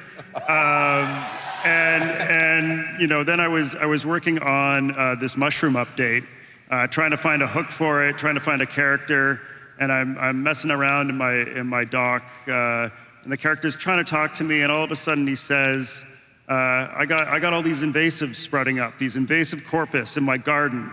Do you want to be my gardener? Noko used to be my gardener, but you could be my gardener now. And that became the basis for the update of Alice Undermine. And you know, it was really seeing those beautiful levels that Sumo Digital was putting together for us. Shout out to Sumo Digital, who also did the teacher quest. You guys are great. Forgot to mention that earlier. Yeah. So they were building these beautiful levels, and they reminded me of my gardens. And so that's kind of how Nightcap was born, and we wrapped Noko around that. And so that was our, you know, personal passions coming through. Sometimes, you know, it's other things. It's the news we see on TV. It's walking around our city. It's things we see, you know, sometimes less beautiful things that are happening that we need to play out in our art. I won't go too much more into that now, but yeah.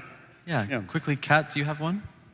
I think to sort of play off of that, it's people ask me oftentimes, like, how do I go from writing characters like Quincy to Amir to Leon to Roth to Arthur to everybody? And it's, you take a little piece of yourself, any tiny little piece. For Quincy, it's sort of like my prankster self. For Amir, it's smash my head on the keyboard, remember what it was like playing Diablo 2 in 1999. All of my leet speak comes back. Oh yeah, I was an ice cream cone sorceress. And then for Leon and everybody, it's a little tiny different piece of you, and you plant it in the ground and you grow the rest of the character around it like a tree. But that one piece is your connection to that character. It's your in, and you write the rest. For you, for Nightcap, it was that gardening connection. Exactly. And you grow the rest of the character around it, but that one piece acts as the door. And so for all of you out there that are trying to learn how to character write, like, that's kind of a method that we sort of have developed as a way to sort of do that character writing. But to sort of also to sort of get into what Rebecca was saying about working with actors, is it is such one of my favorite things to do, and is one of my biggest joys working with actors, is being in a recording session and listening to them do a take of a line, and then having the moment where they're comfortable enough to do another version where they've rewritten it. And because I love that, because then they're feeling the character and they've embodied the character and they're bringing their own life to it. Because that second take, they've now brought, it feels twice as alive. Yeah, and as an actor, it's especially the sessions that we had, and you were responding to what we were doing, what I was doing, and it just sort of gives you the confidence to do that. Because it's like, to me, what I write is a starting point. It's like, to me, it's like, here's the character in my head, but to me, the voice of the character is what the players are going to hear. So if you can do a version that is going to sound more alive, they're gonna hear it and it will feel more alive. In performance, often, an actor can come into a studio or go onto a set, and text is often king, right? A writer writes something, and then an actor will have to perform it as written. And sometimes you can sense that the actor really isn't sensing that line. They're not really vibing with it. And you can tell when you play a game or you watch a film and you think there's something quite off. It's an awkward facsimile of real life because the actor really isn't vibing with it. The amazing thing about this process and the way that Digital Extremes works is that there is the text and there is the actor, and it's the alchemy that comes between those two things. If an actor is unable to convincingly say the line, it's not that the line is bad, it's that the line isn't right for that particular actor. And it's been fascinating to see how Digital Extremes have moved and developed with their performers and really written around those characters. Yeah. And certainly, like, when I, Rebecca Ford, conceived Arthur in the early stages, I could not have possibly have foreseen what he would become in collaborating with Kat, with Ben, and how he and the rest of the Hex developed alongside those actors. Yeah, they really become written for the actor once you find the actor for them. For sure. Especially with characters like like Treve, who plays Quincy, he is so much inspired the character that he's sort of become that embodiment. Totally. I think in the interest of time, we'll keep rocking on. We were talking recently about microbursts of lore and how not all of the storytelling happens in the quests. Kat, was there anything that you thought was especially interesting with the last few years of Warframe? I think one of the weirdest cool pieces of information that is buried in the lore is the fact that Pregasa is Lotus's mother.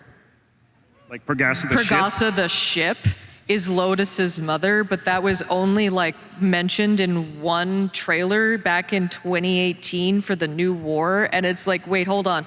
So Hunhow and the ship? Yeah. Don't think about it too hard. How does... Wait.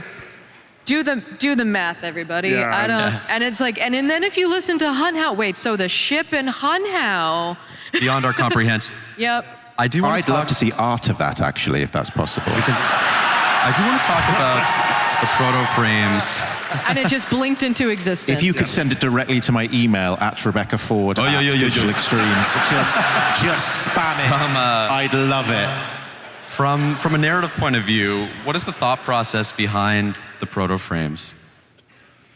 To me, the proto-frames are a different way of being able to tell the Warframe story. They are a new voice to be able to explore the narrative, and to me, that's a very, very exciting thing.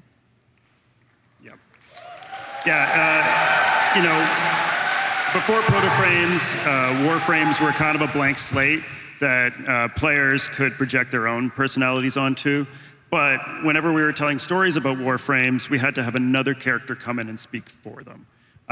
Which works, but the proto-frames let Warframes have a point of view, and I think that's really special because Volt is Volt, but Amir is his own character. So that's really what we love doing with proto-frames. Yeah, I understand Ryoku and Vina just arrived quite recently, but can you give us any crumbs of what's next? Any world premieres? Any one more things? Well, I can say that there aren't going to be any more proto-frames coming this year, but... well, there will be a Warframe with a point of view. They had to give me something to do. Yes, we needed something weird for Kat to... With a little bit of time left here, I would just like to kind of ask the panelists for some closing thoughts or closing remarks. If I could be so bold as to start, I just want to say to the audience here and online, start making things, keep making things. In the words of David Lynch, I hope you are all having a lot of fun working on your favorite projects. Yes, make stuff. Kat, you got something? For me,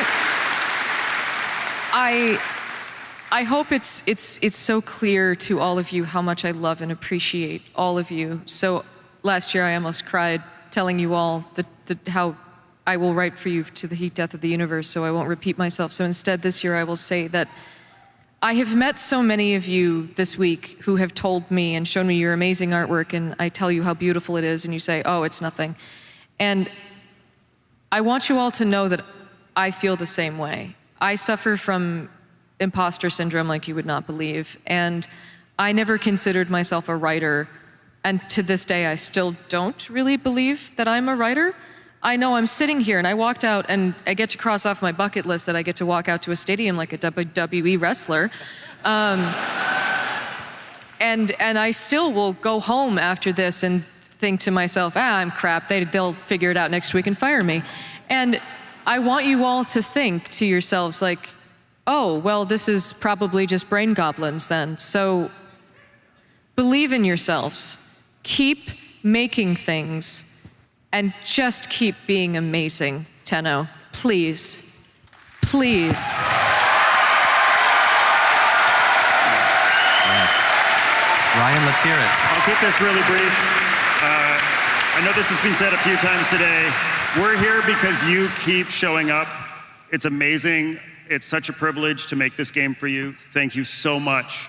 Yeah, it's just so wonderful. Thank you, Ryan. Ryan Moll. I'm an actor. I'm a jobbing actor. I never thought in my wildest dreams I would be here, being part of this, but thank you for inviting me into your family. It's something I'll never forget, and it's forever, so thank you.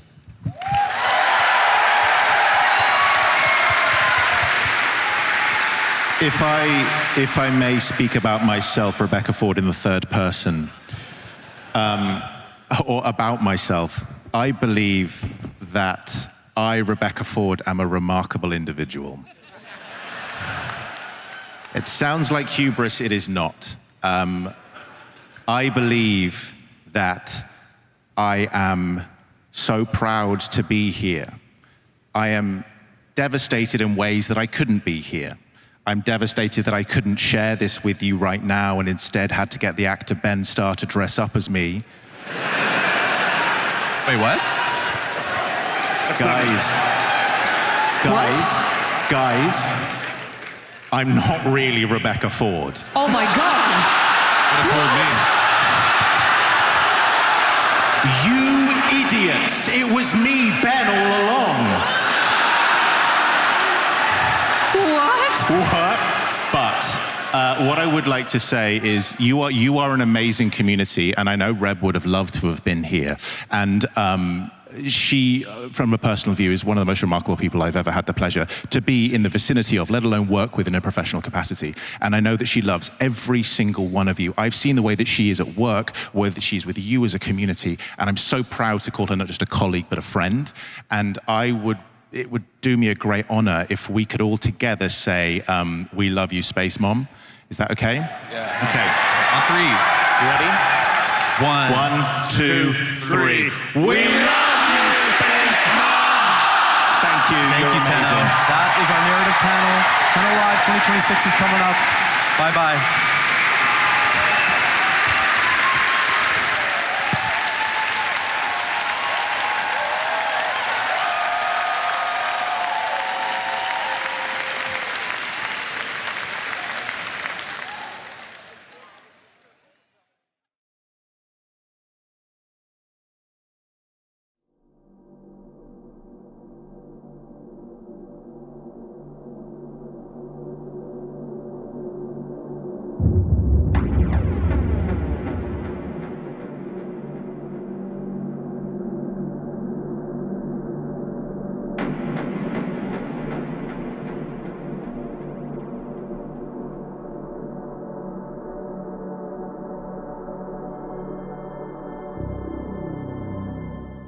Hey, you! Do you want to take your summer vacation game to the next level? How about Spade? Introducing the Lisette Pool Floaty from Digital Extremes. Play like a Warframe. Relax like a Warframe with your very own Lisette. They're floating on my ancestors. Visit the merch store at TennoCon or store.warframe.com to purchase this 100% real Lisette Pool Floaty. Hold my calls. I'm in flow state.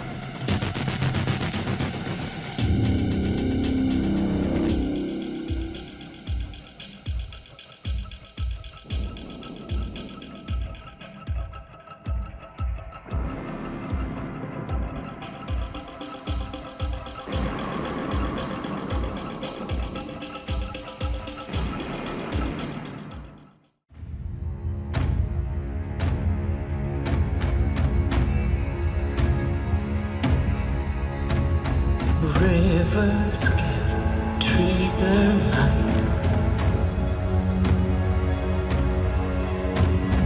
Trees that see this fairy sight. Whispering, they sing for foam. What need is a devil for forgiveness when hell is a lie spun by madmen?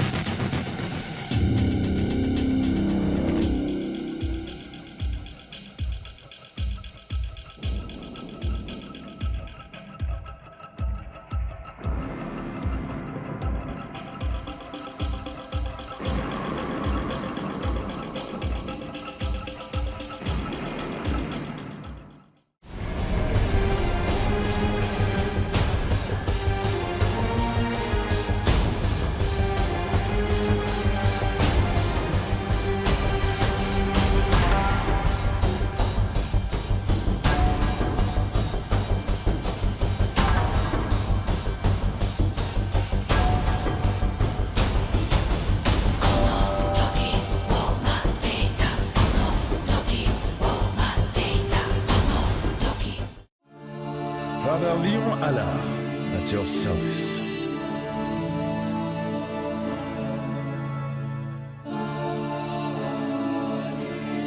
All sins can be forgiven.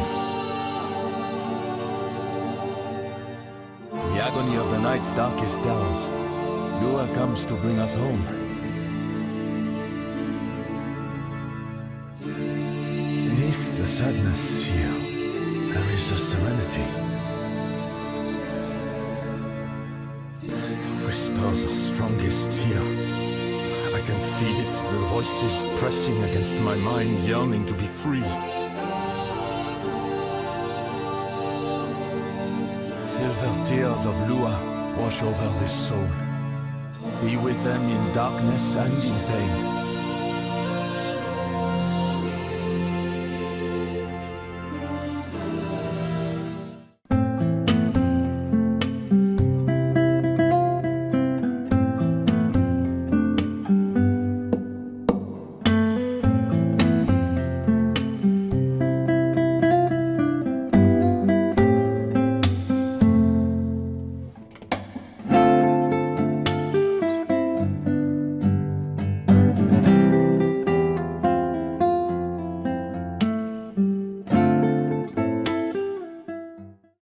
Hi everyone, my name's Jeff, and I'm going to take you on a little behind-the-scenes take of Noko. One of the biggest design challenges was balancing his character. Noko is playful. He has this whimsical trickster energy that makes him feel alive and unpredictable. But at the same time, he's still a Warframe. As players level him up, mod him, and take him into tougher content, his abilities still need to feel impactful and powerful. So every sound had to walk that line. Lighthearted enough to sell his personality, but never so silly that it took away from the gameplay. To build that identity, we wanted to stay as close to nature as possible. A lot of Noko's signature is actually simple Foley recordings. We experimented with things like a rainmaker, wooden shakers, branches, plants, anything that gave us those earthy, natural textures. This rainmaker became one of my favorite source recordings. It has this soft, cascading texture that immediately reminded me of spores drifting through the air. Wooden shakers gave us a natural rhythmic movement that felt alive without sounding mechanical. And then there were all kinds of natural items like bark, branches, dried plants, leaves. Noko also has a little vocal personality. Believe it or not, that's actually my own voice. I recorded a bunch of playful quips, coughs, squeaks, little vocal performances, then manipulated them by pitching and layering them until they became something that felt less human and more like this curious little fungal creature. It's amazing how much personality can come from something as simple as a voice recording once you start transforming it. Once everything was recorded, the real fun started. Each of Noko's abilities is built from several layers, with every layer serving a different purpose. First is the organic layer. This is where all those natural recordings live, giving the sound its earthy, fungal identity. Then we add our magical layer, which brings in that mysterious fantasy element that helps sell the spores and fungal energy.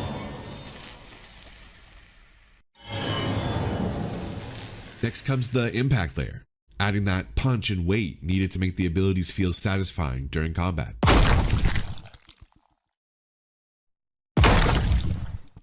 And finally, Noko's voice. This layer gives him that little bit of personality and reinforces that playful, mischievous spirit.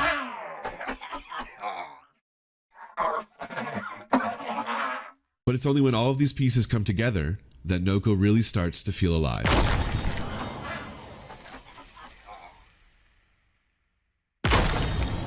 And that's a little look behind the scenes of how we brought Noko to life. Thanks so much for watching. Have a great TennoCon. Hello, TennoCon. I don't believe we've met, but I have a feeling you're going to know a lot more about me very soon. So, happy TennoCon, everybody.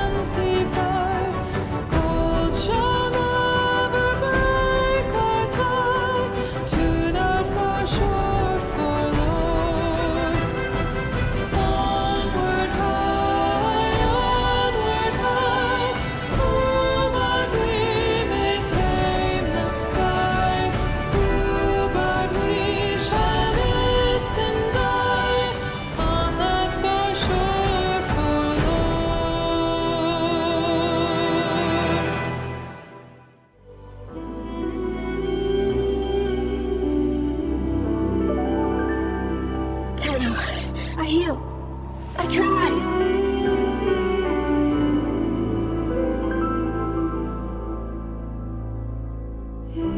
My light goes with you now.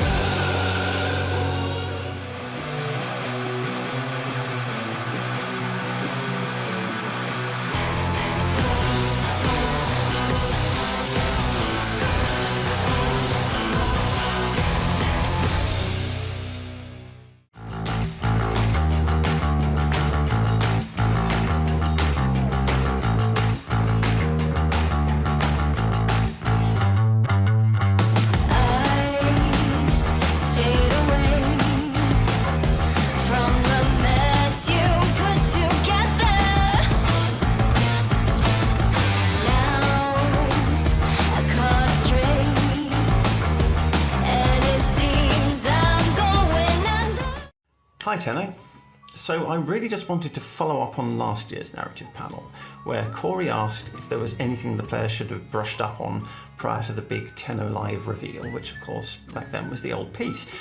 Back then I could only make vague and half-assed references to old lore and Hunhow's comment about how we severed worlds. That was because one important background detail for the old piece is that the Sentients did in fact complete their solar rail between the Origin System and Tau. That's actually something we've known about for as long as we've known about Tau at all.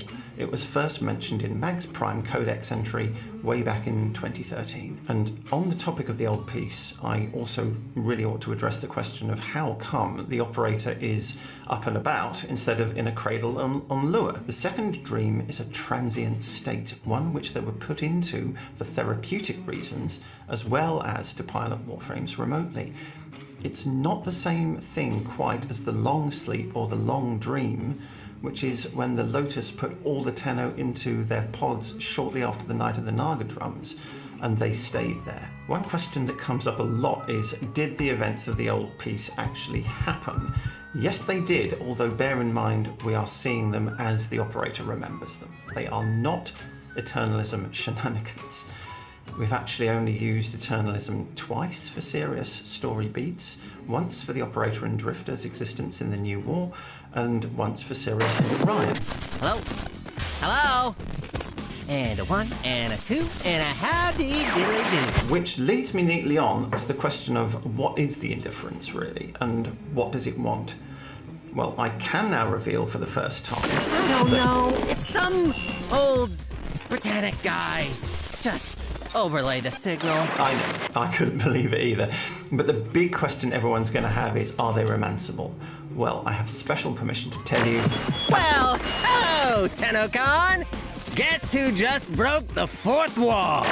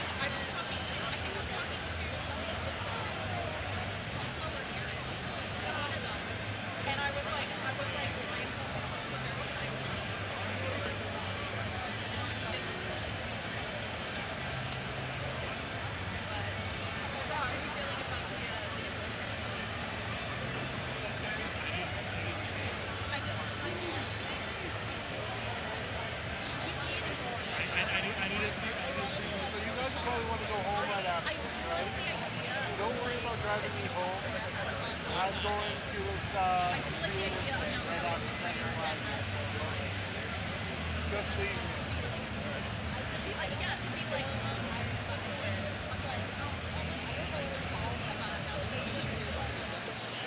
There's a lot of ways that you can take this and like do like devil, like you see devil print. You understand what I'm doing?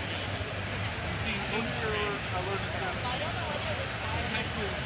I'm gonna say this is just my guess. I'm gonna say this kid is gonna be like they teach this sleep.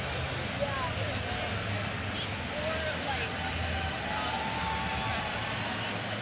like physically like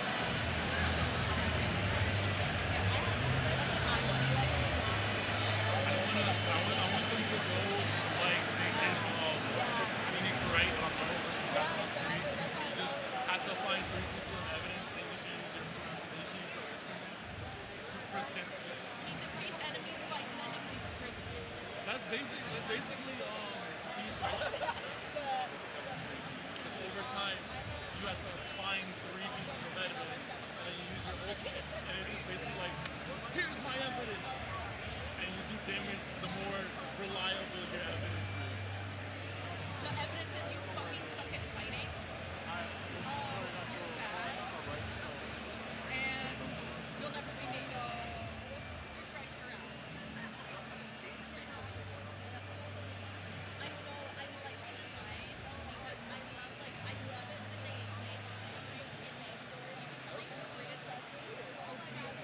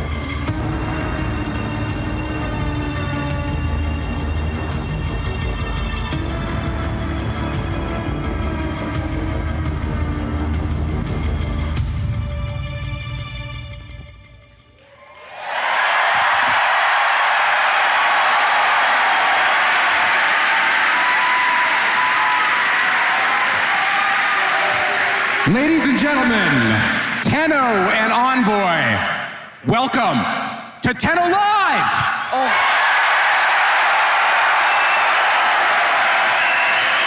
My name is Sheldon Carter. I am the president of Digital Extremes, and my God, what a couple of days we have had. Panels, meetups, amazing cosplay, and even a full symphony. Are you guys having a good time?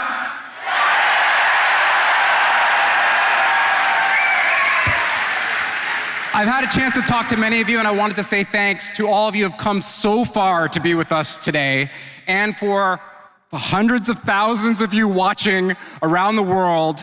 We want to welcome all of you here to TennoCon.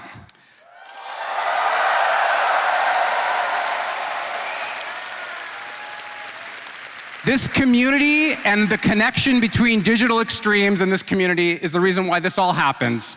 And so tonight, we are very proud to show you all of our efforts, the blood, sweat, and tears that we have done over the last year to get ready for this event and to show you what you're about to see on the stage. Before we do that, I want to acknowledge all of the amazing staff at Digital Extremes. They're all in here amongst you. We all want to be with you while you experience this. If I could get a big round of applause for everyone at DE.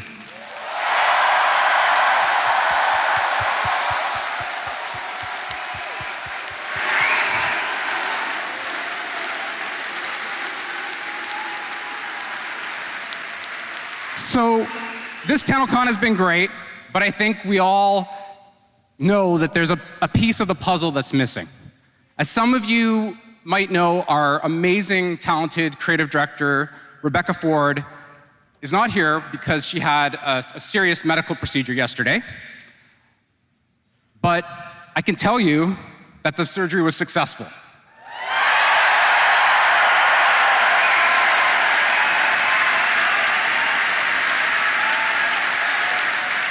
And I think Reb would really appreciate the energy in this room to be pushed to her, and the energy all around the world. So in previous years, I've had you guys cheer, and I've had you guys chant. This year, we're gonna go one more. We're gonna have you sing, because this is DE, and we like music. Now, I see people squirming in the front. They're like, I gotta sing? It's a tune that you all know. It's Happy Birthday, okay? But it's with a small bit of lyrical change, okay? So I'm gonna sing it, oh God. I'm gonna sing it to you, and then we'll put the lyrics up on the board, and then together, all of us, if you can sing, sing. If you can't sing, hum. And if you can't hum, just feel it in your heart. But I'll give you the Sheldon rendition before we go to the lyrics. So it's, happy recovery to you. All the Tenno miss you. We love you, Rebecca. Hope you feel better soon. You guys can do that? Okay, you guys, I know you've all sang this song at the top of your lungs at least once. You have practice. So you're gonna do it with me, I'm gonna count you in, and then we're all gonna sing. Are you guys ready? Okay. 1, 2, 3. Happy. All the. We love you.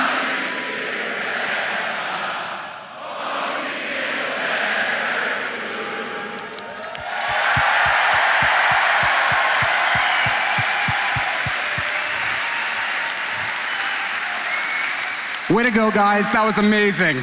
Reb, we're all thinking of you. We hope you get better quickly. Take all the time you need. Tonight, we're gonna make you proud.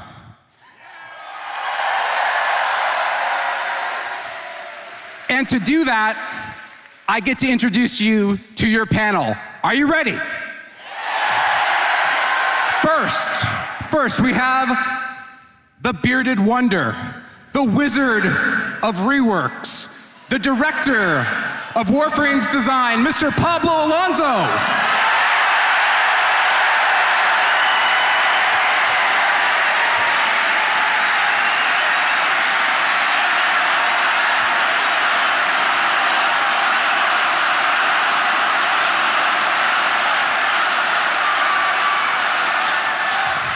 Next, we have DE's tastemaker and story breaker, the creative director of Soulframe, Mr. Jeff Crooks.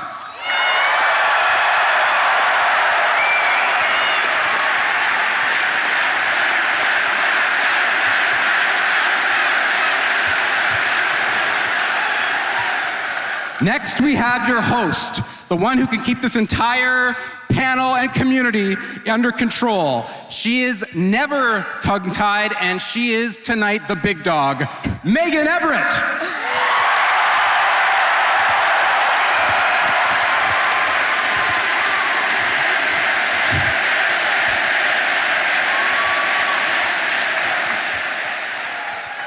And last, I have DE's fearless leader and creative visionary, the man who always changes the demo last minute, Mr. Steve Sinclair.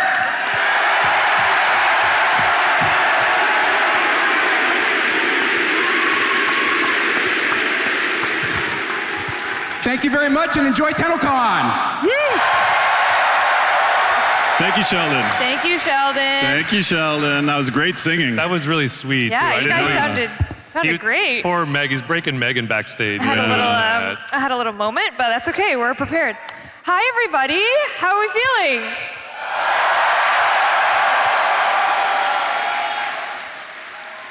Welcome to our 11th TennoCon. Can you believe that? That is crazy. That is crazy crazy. times. And just looking out, this is like, we're beyond fortunate and grateful that this is even happening. This is incredible. Yeah. 11 years of making memories, 11 years of your support, loving us. This year we have a record-breaking attendance.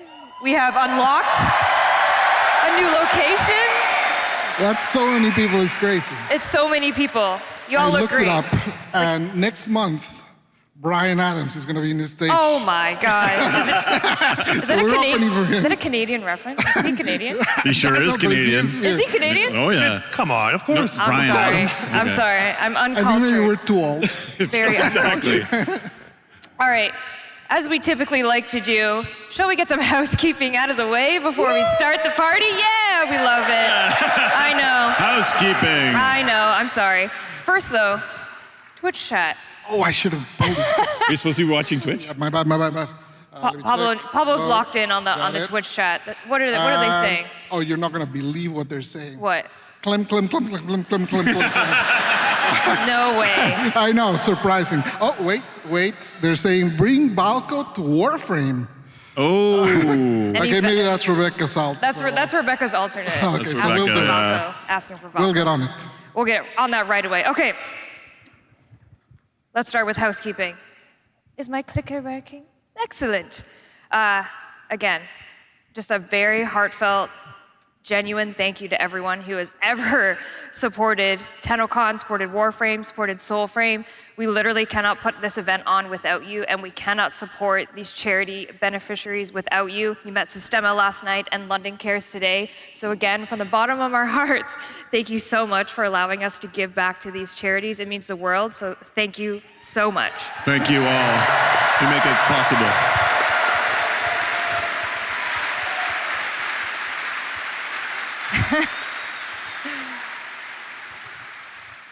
And as another reminder, if you are in-game right now, the relay is live. Ooh. After maybe a hotfix or so. We had a couple. Did we have more than one hotfix today? You know. Oh God, I haven't been paying attention. Ooh, community director who? The in-game relay is live on Saturn. If you're online right now, where's the camera? If you're online right now, go to the relay, go to the dry dock, go to the Go to the right side. The right side. Unless you want to be different and go to the left side, but you know. That's your own choice. Yeah. You don't want to be that choice. Go to the right side. Because we are going to experience something all together. Oh, that camera, hey! Sorry, he was waving at me. We are going to experience something together live when the Warframe demo happens. Everyone at home that's in this relay on the right side of the railjack is going to experience something very, very special. And for everyone here that is sad maybe that you're missing out on the in-game version of it, we are gonna run it back next week. So you'll be able to experience that as well for yourself. Yes.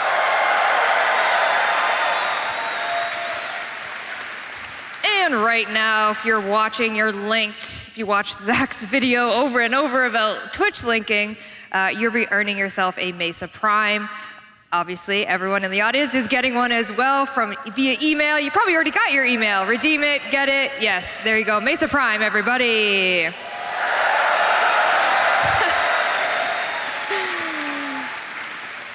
And we also have a whole week of Gift of the Lotus alerts, so you can look forward to that when you get home very safely to your many different countries and regions. Did you guys meet people from all over the world these 2 past days? My Uber driver was shocked that there were 4 people from Germany on his car going along. I was explaining, he was like, what is this about? And I was like, it's like a gaming commission. And he's like, like GTA 6. And I was like, well. Except we actually release. Just like, Megan. I'm going to hear from the lawyers on that one. I'm joking. Okay. As we said at the beginning of the day, Steven and I, Soulframe, you guys had your dev stream. You talked about many different exciting things. A couple things. You guys are actually going to be up first during this Tenno Live experience. Yep. But talk to me a little bit about what you guys talked about on the dev stream. The people wanted fishing, and that was kind of the end of it, actually. You guys are getting fish. We're going to get fishing. You guys are going to get, vegan fishing. Vegan fishing. Vegan fishing. And I think, one of our employees was in the crowd and heard from behind them, finally, it's a real game now. So there's that, I guess. We made it. But yeah, we showed a lot of stuff, and we're going to hopefully contextualize that, and hopefully not without taking too much time, because there's a very amazing and very big Warframe demo reveal today as well. Jam-packed. Very serious. Yes. With this, the music's always incredible, but this one is the Warframe music. Oh my God. We'll get Sheldon back out and he'll sing to it or something. And you also said mounts. You gave some mount information. That's right. And I also met a player who said, well, if you had mounts, I'll come back. And I said, we are. We got one. We are. And so I'm like, there we go. We got one. But yeah, we've been kind of showing this in cinematics and things like that, and then finally it's going to be launching this fall with co-op support and all sorts of great things. I did get a request from a player if you could do a split where it's like. I got the pin. You got the pin as well. Okay, I've got it in my pocket. That's good luck. Where's that player? Where's that player? They're in here somewhere. Yep. There they are. Oh, they're here. Noted. See, we take notes here. Found them. As well, there's something happening in game. Am I correct? There is a Mendicant Rider that you can now, a sub-boss that you can go fight. Love. That launched to the game live today. I don't know if my clicker's working. There it is. There it is. Mendicant Rainbreaker. Yep. Very fun, and you're going to see more of Rainbreaker as well shortly. Beautiful. And you said Preludes access. It's a free weekend? That's right. It's all open. Yep. If you've signed up, you'll be in. So make sure you sign up. And if you haven't signed up this weekend, sign up. And please feel free to wishlist us on Steam. Oh yes, thank you, Jeff. I'm supposed to plug the wish list. The oh corpo. God. I Okay. got my corpo notes. You told me to. Corpo You're notes. the CEO now. Wish list, please, if you don't mind. So it's anyone On who's Steam. ever signed up, you're in. Yes. But also a free weekend. If you sign up, That's right. download Soulframe Preludes and you're in. Yep. Thank you. Amazing. Yep. All right. I think it's time for your live demo. Are we doing it? Oh, You're geez, doing already? it. Already. Can't we do more housekeeping? I'm kind of scared. No, they don't want that. Okay, all They right. don't want that. Okay. Okay, what do we, Landon? Can we get a round of applause for Landon? Landon is running our demo Soulframe today. Slayers? Landon and his wolf pack. Landon the wolf pack. Yeah, so this is our, I don't know, Jeff, do you want to set this up like it's some kind of talk show? I get, if anyone saw our demo last year, it had a rat being farted out the back end of a bear. We're not doing that this year. This is tonally very different. Typically, you've seen the Envoy play the role of the healer and helping the Omen Beasts who are becoming corrupted by the pollution in the world. We're giving a bit more context to the player's role, a bit more history, and showing that you yourself are also susceptible to the same kind of poisoning, and how you deal with that. Yeah. Without further ado. Without further ado, let's get into it. All Let's right. watch some games. Here we go. That's why we're here. Let's go with Soulframe.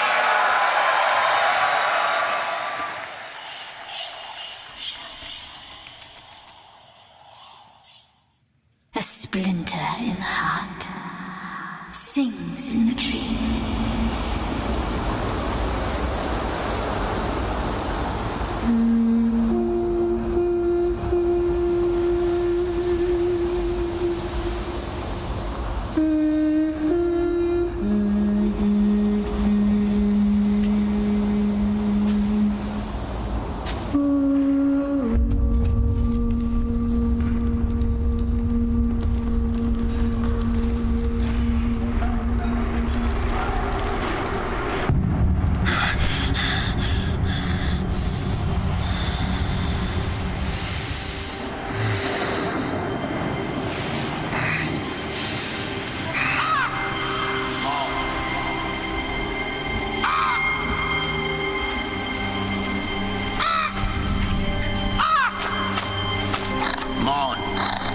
Enough.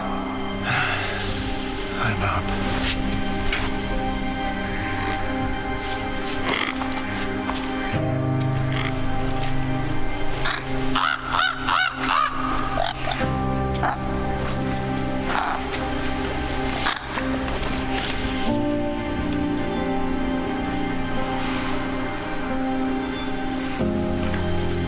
Here, Chris.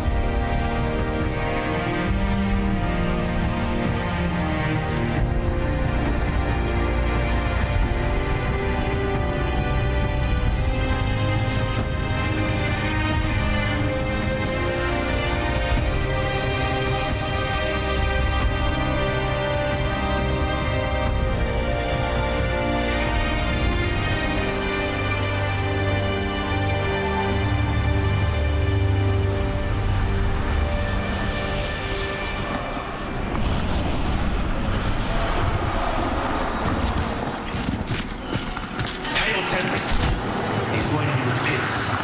None too heavy.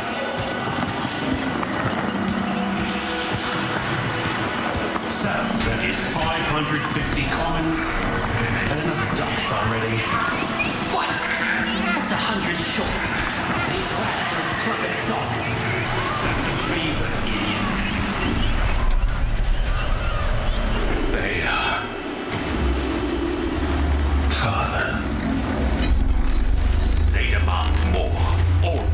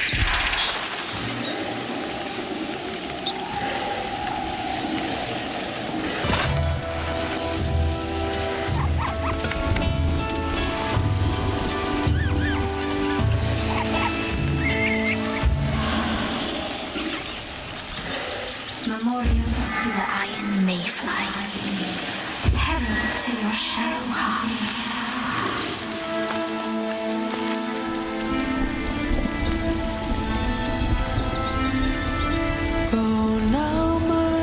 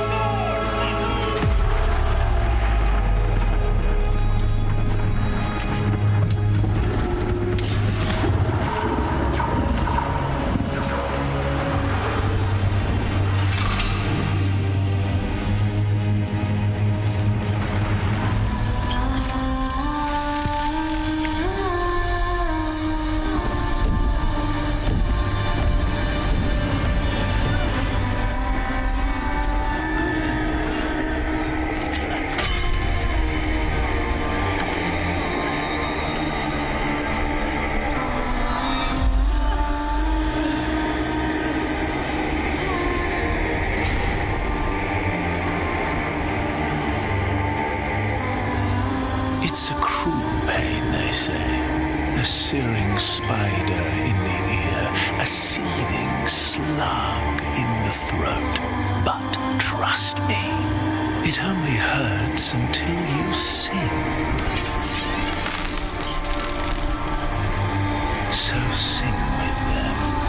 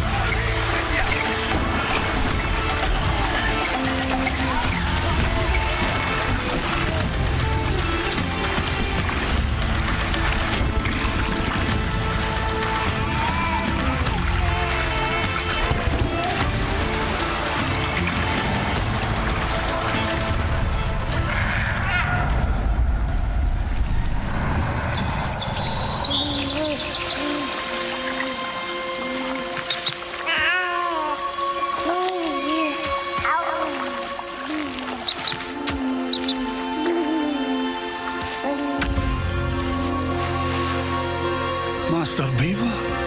Oh, no. What's this you pulled from the clear? A wee minnow, I see. Oh.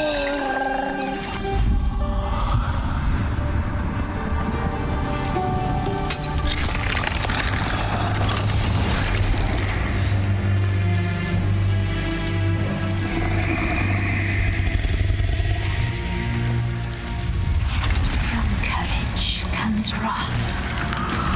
Wild graces bring doom. Let spirit come death in this Icarus womb.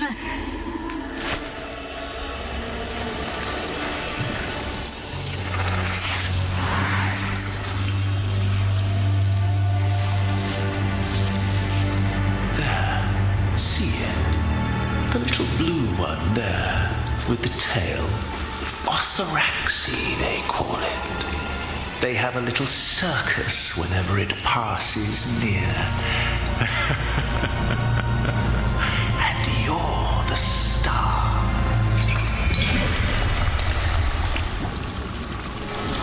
Embrace it, become it, or drown.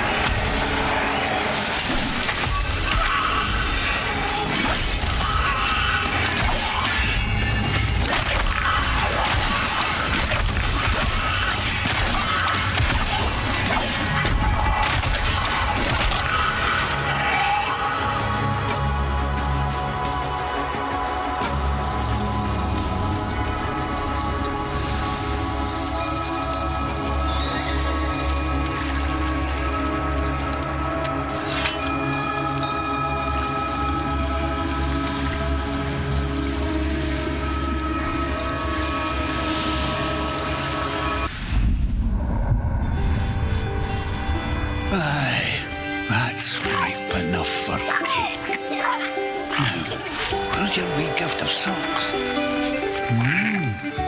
Doesn't he feel like sockish? Oh, a bent waggy. Who'd want such a thing? Oh, happy birthday, Minnow. Now, off you go for more bangle nuts. You've a cake to bake.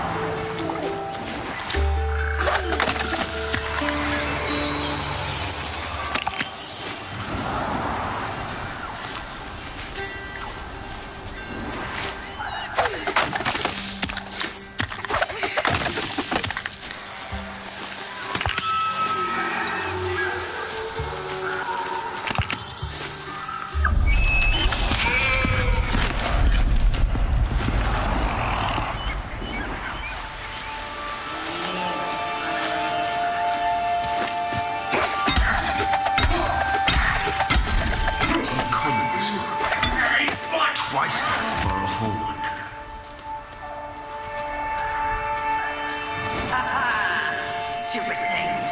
Flash them and they freeze. Boom to soil, spoil to sky.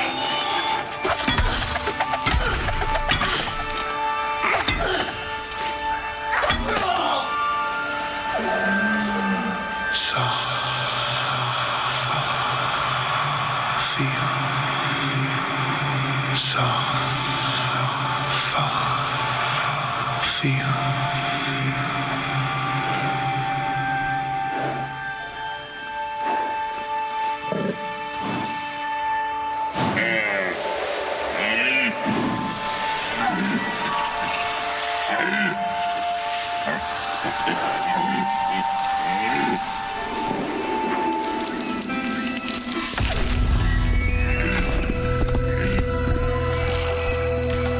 Gods.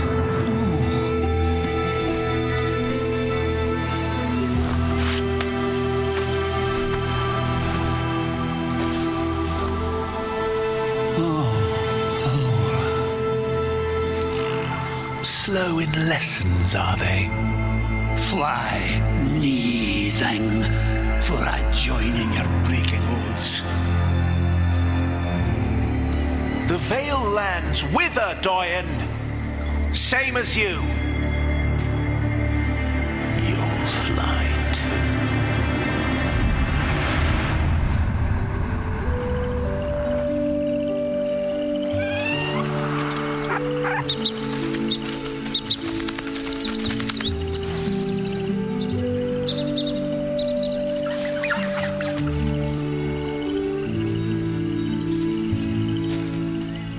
We're born a shimmer, fishes, flies, or folk.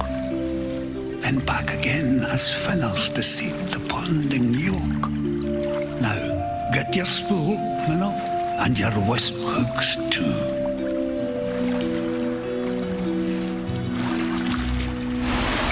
Spin her up and lob it over them.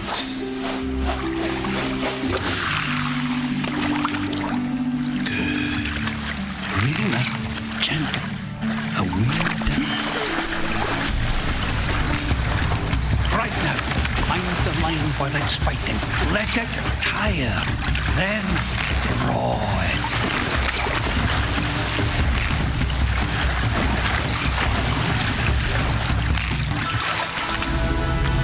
Might be my old auntie. Let's see you pinch my cheek now with those feebly fins.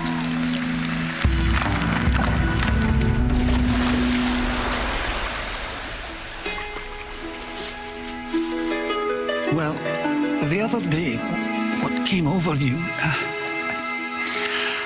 I should have told you sooner, but now you know. We blue have the touch of life unnatural. We can grasp the fleeing soul and set it back. There is a story, of course, a reason. We will read the Solon of Talisker come night, but for now it is enough to say, be wary, Minnow, for we pay the cost with our own soul lost. And who would want to forget all this?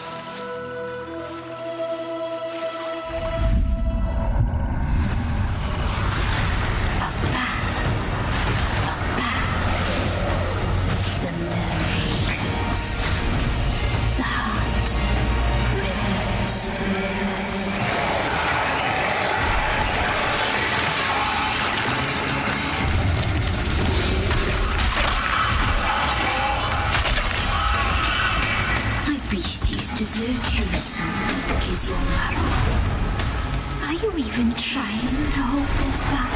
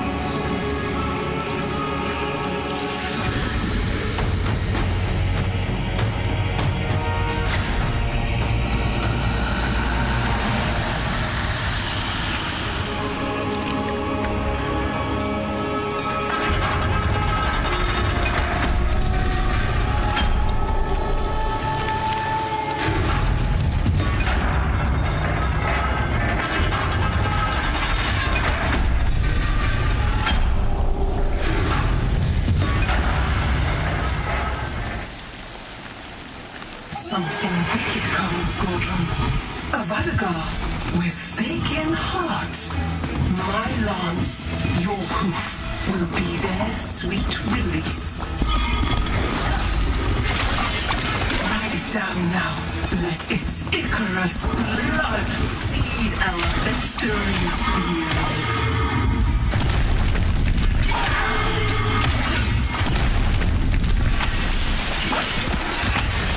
No greater sugar than blue blood divine. Know the pains of enough warrioring.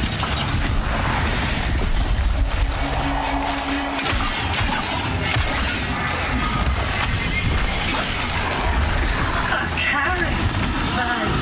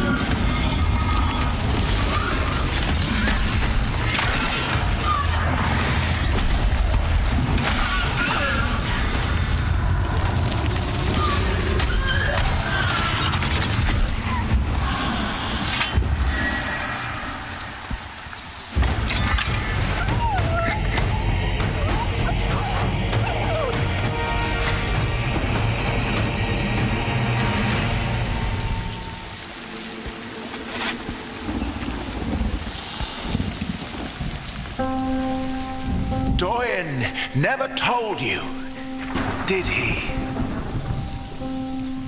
How she died.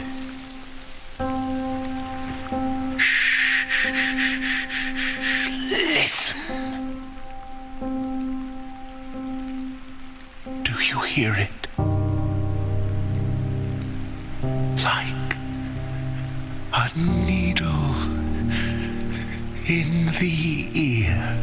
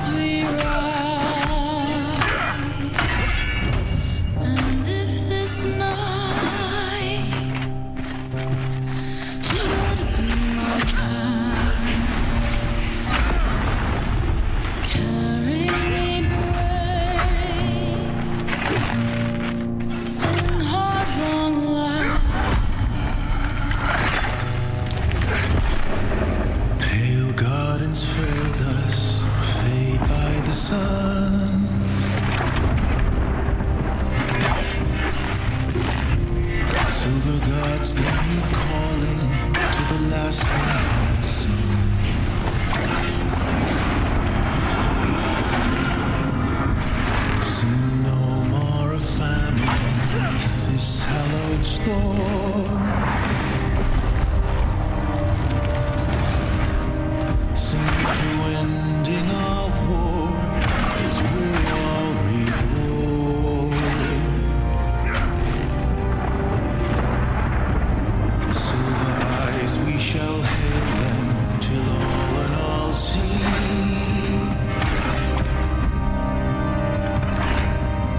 Silver eyes, I shall hail them till heaven has me.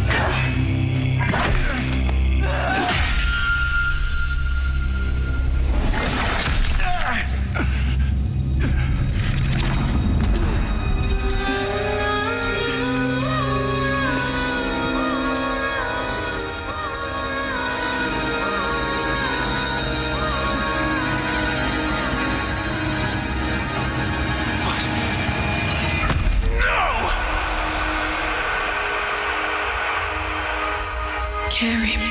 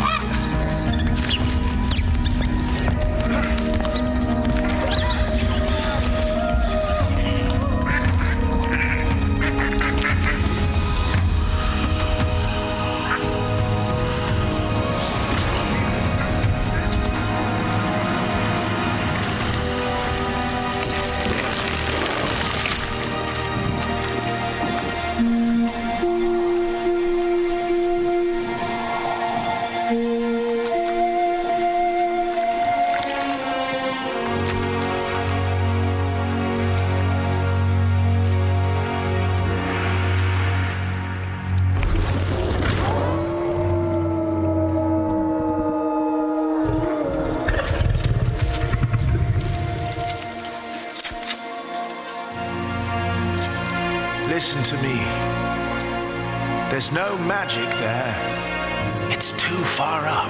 They'll be stronger. They'll burn you alive with no stones to remake you. If you're smart, you won't push that button.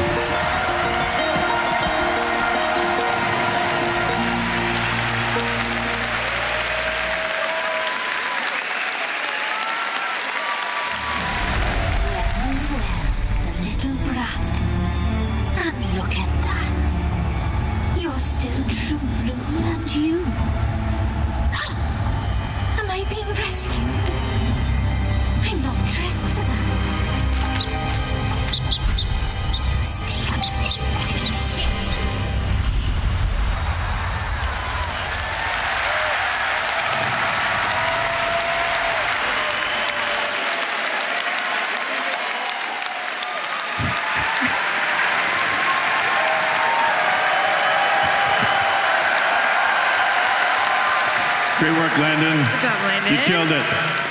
Amazing, Landon. Oh my God. The beaver survived. The beaver lived. Yes. Yes. It is not a dog-sized rat. It's a beaver. Beaver. He's the true hero. What did we just witness? Do you want to leave it at A that? very relentlessly paced, condensed version of half of War Songs. That's the first. That's a condensed version of the first half of the War Songs quest. Yep. I'm still confused by it, but a lot of amazing things in it, and the team just did an incredible job with a very complicated time-traveling, time-swapping boss fight as well. So, very proud of it. It was quite the task. They killed it. I hope you liked it.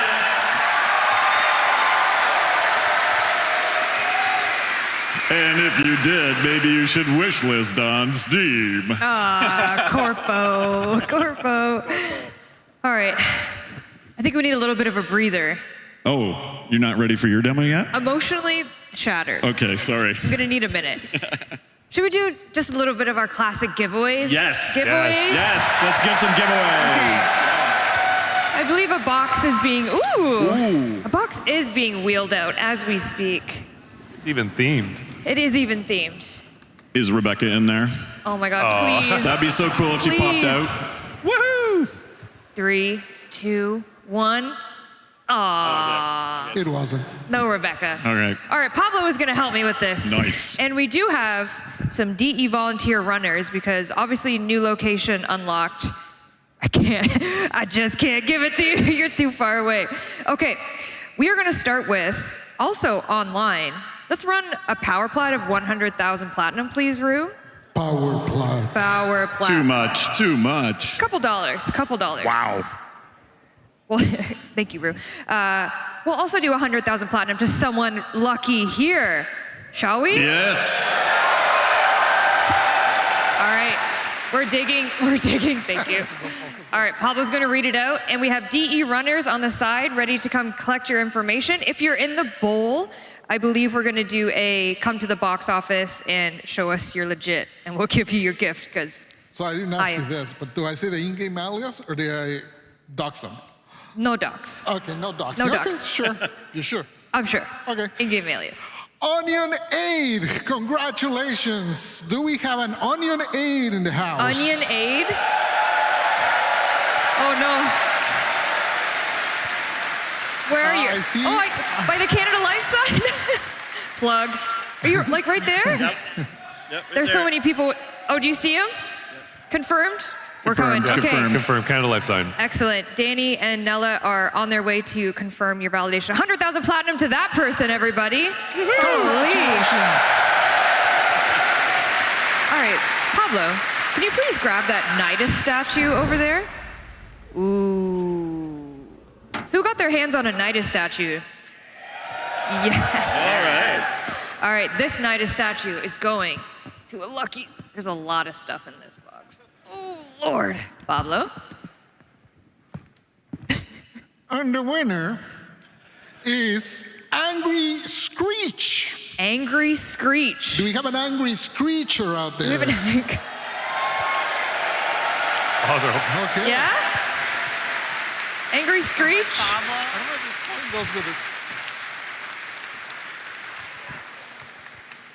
The spotlight is, oh, is that them standing up in the green shirt? Hi! All right, it's being delivered. Zach is running. Sarcasm. And just confirmed the 100,000 platinum on Twitch. The winner is Toxic_J. Congratulations. Toxic_J. All right, our next giveaway is the 7-piece dice set, and this poster here is signed by Rebecca Ford. Those are rare this time. These are, oh, so rare. All right, the winner is, oh, that's a great name. Goat Gun. Goat Gun. The Goat goat of the _gun. guns. We have a goat gun in the house. A goat gun. Oh, I see the hands are pointing. They're there. Up on the, oh, they're up way on the top. up there. Yeah, way up there. Okay, please come to the box office after the show, and we will get you your prize. Thank you. All right, our last prize is the one, the only Letty and Amir floof. Anybody get these this weekend? There's my mom over there. Who this Wait, is your mom character actually is here? named after her. Hi. Oh, hola. All right, the winner of Amir and Letty floof is, I'm going to the bottom of the barrel, guys. Ooh, she's folded. Here we go, Letty and Amir. Oh, good luck. Thank you. And the name is Tali Lolo. Tali Lolo? Congratulations to Tali Lolo. Tali Lolo in the house? I see arms, I see lights. Lights. It's searching Tali Lolo. Are you walking down? Hi! Amazing!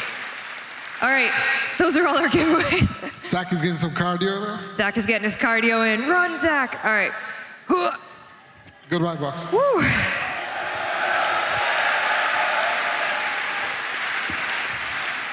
Thank you, gentlemen. Thank you so much. All right, let's get back to business, shall we? Back to business. Back to business. But what I mean by that is back to housekeeping. No. Come on, just a couple things. Dog Days is coming back, everybody. Everyone's favorite summer event. I know. August 4th, get your noodles, get your soaker trons, get soaked. Is that what she says? Get soaked? Sure. Sure, get soaked. It's coming back.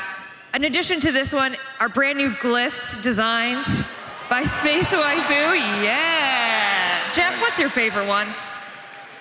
I like the Arrow one. You like the It's a Arrow one? cranky Arrow, yeah. I like the Air one too. They're amazing. They are amazing. And a bunch of other rewards are coming. So just a little fun summertime activity back for you. Okay, as we know, our next heirloom went live this morning. Why don't we take a closer look, shall we?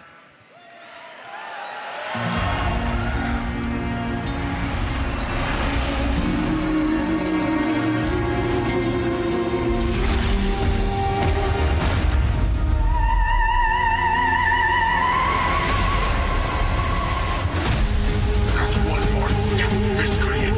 The sentence is death.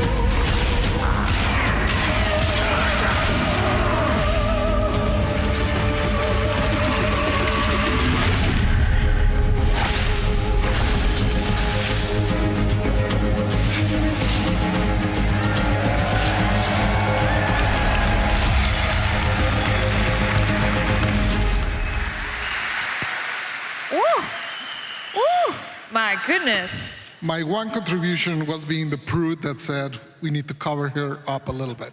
That was, you're gonna take credit for that? You can check the I was gonna say, Oh. if you wanted a real closer look, you would remove the duster, but. Oh, team no duster. Team no duster. You're team duster. Respectfully. Wow, divided couch. I'm team no duster. All right, she is available on all platforms. Thank you so much for your excitement over the heirloom collection. We're very excited about Mesa, designed by Liger. Another one, incredible Liger designs. Killed it, as always. Okay, now this next announcement would be one that Miss Rebecca Ford would have been absolutely feral to announce. She would have been barking to announce what's this year announcement. But the best alternative that we could do with our budget, because Lord knows this man needs a paycheck. The one, the only, your Arthur Nightingale, Ben Starr, everybody.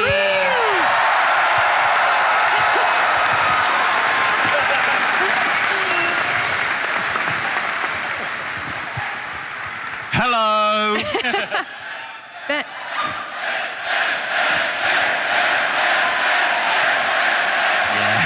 Wow. Wow. Do it again.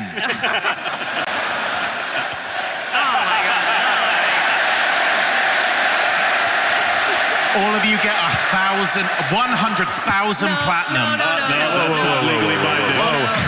That's not in the contract, not in the contract. Hello.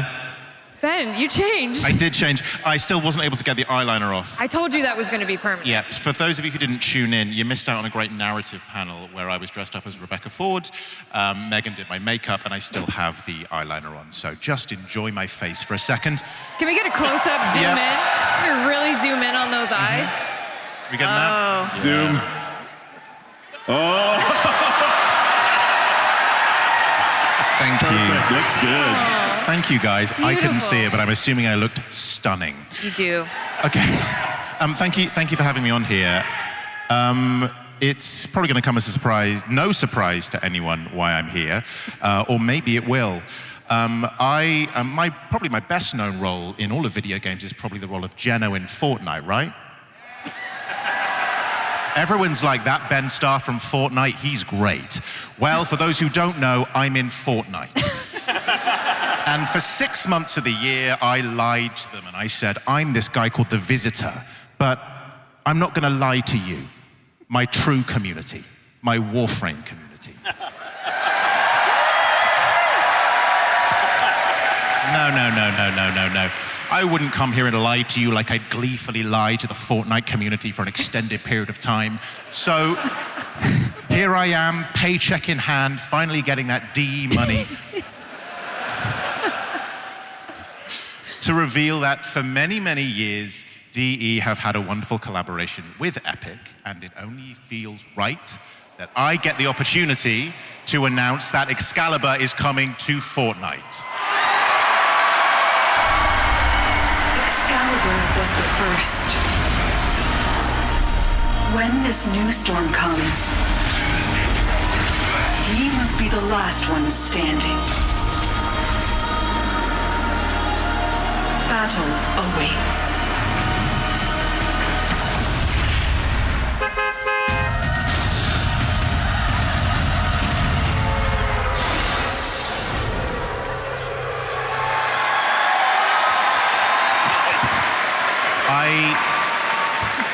I would love it if all of you could wear my skin.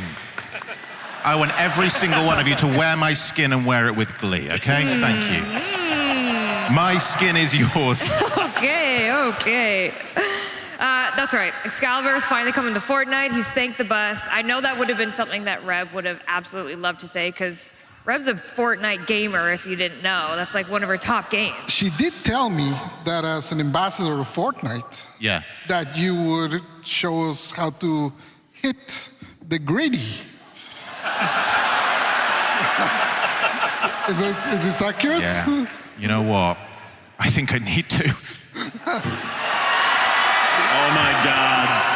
Can I be fully transparent? I didn't know what the gritty was until 24 hours ago. I've had to look at a guy who apparently invented it and watched it on YouTube. Okay, so here we go.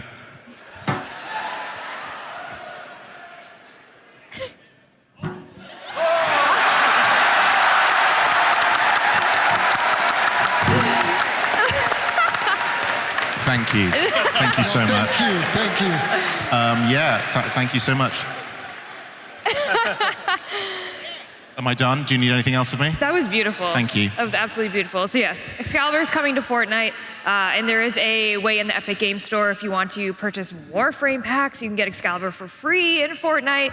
Just a little way of our longest partners with Epic. That's right, yes. It's like a legacy thing. We've been working with them all the for... way back to Unreal, that's right. Yep. We made Warframe, they made Fortnite, and now we're coming back together. Yep. Is the Visitor and Excalibur gonna hit the gritty? Yeah, they'll kiss or something. I don't know. I don't know, that'll probably... someone draw some artwork of that or something for me. That would be great. As a serious note, before you leave, Ben. Yeah? Loved your song in the trailer. Oh, yeah. The first time I heard it. That was him in the Soul Frame. Chills the Yeah. first time I heard it. Ben is our bear. So I played Bayer in Soulframe, and I did that little song at the end where the guy was singing during the fight. Woo! You know? Yeah. I hit the gritty when I was singing it, you know? Do you have anything else you want to plug while you're up here? You know what? I think I don't know if you guys have heard of a game called Warframe. Oh, okay. You should really play. It's really good. All right, everybody. Thank you, Ben. Thank you, Ben. Thank you.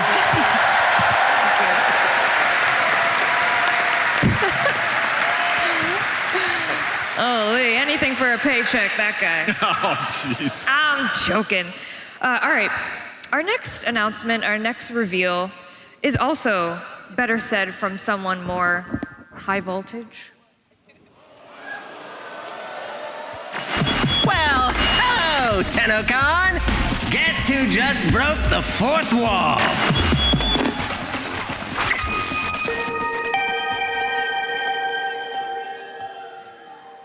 Yeah, that's right.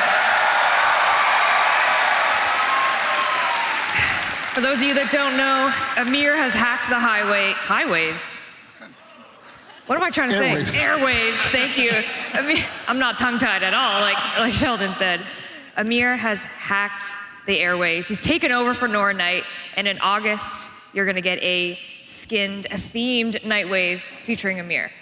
Yeah, it's been a while since we've done like a custom Nightwave. And you know, when this idea came up, including this part. These are not official skins, I'm sorry, unless you really want them. Unless you really insist. Oh no. I'm cashing checks, I baby. knew that people would want them. as soon as they saw this. Oh my God. But yeah, it's a very fun new twist where the Hex are coming back and Mir is putting together a game for them. That's right. Oh wait, I skipped something. I'm sorry. Rue, go ahead.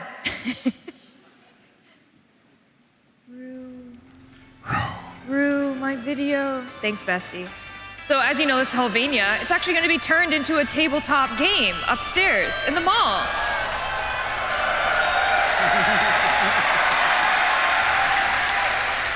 In every tabletop game, you gotta have a master of the games.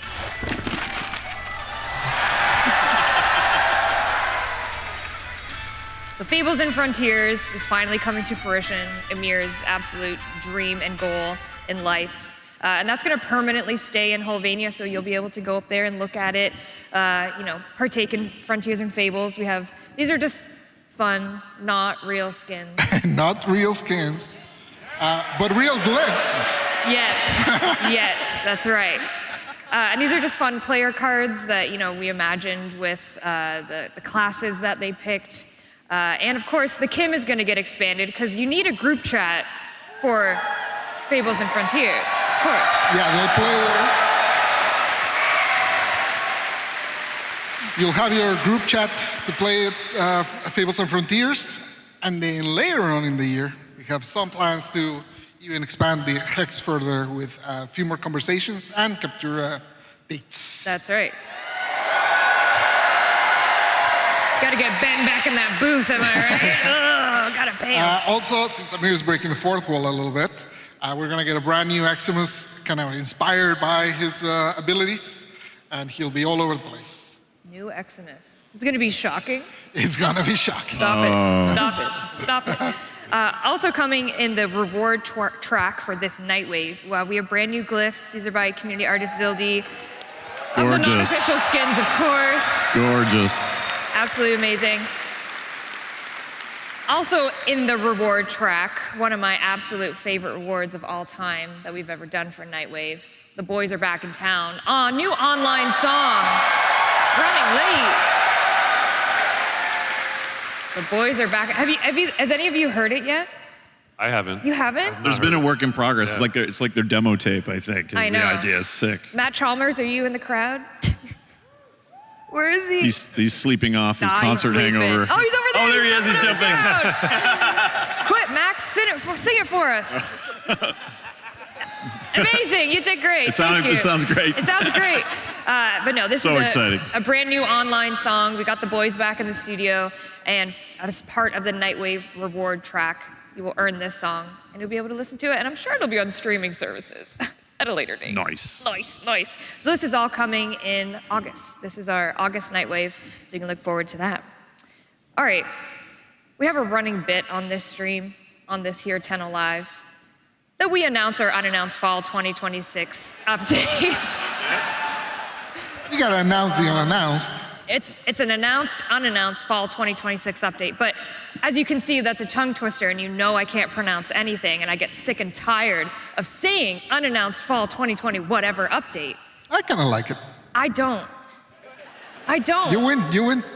Therefore, we're gonna give you the update name for this unannounced fall update. Are you ready? Yes.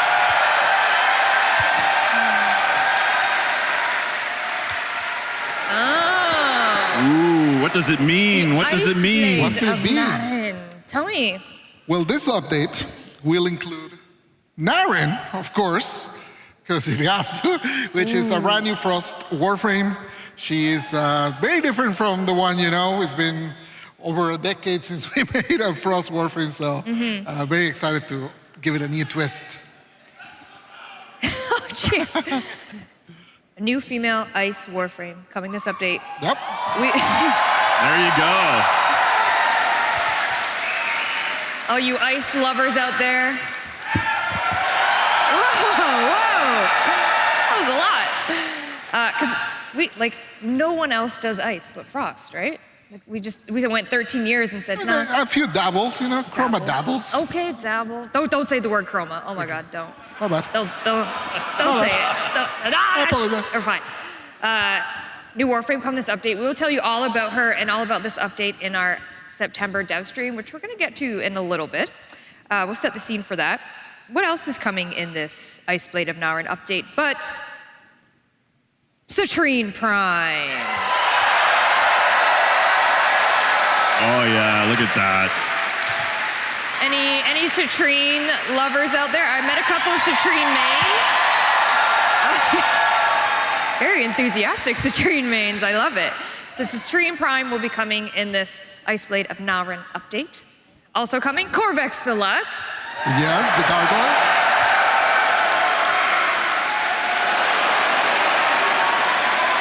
He's a gargoyle-themed Warframe Deluxe. Very cool. Very cool. From the mind of Rebecca likes gargoyles. We know this, okay? This is her thing. Also, his abilities will be gargoyleified, if you will. Also coming in the Ice Blade of Naren update, another deluxe, Banshee Deluxe. On the way. Banshee Deluxe. Oh yeah. Wow. This beautiful concept is by community creator and artist Mishka. So very talented. Thank you for working with us. This one's incredible. It's so gorgeous. I can't wait to see it in game, rigged, everything. So she will be coming with the Ice Blade of Naren update. But why would we do a Banshee Deluxe? What do you mean? Why? Could it be? Is it time?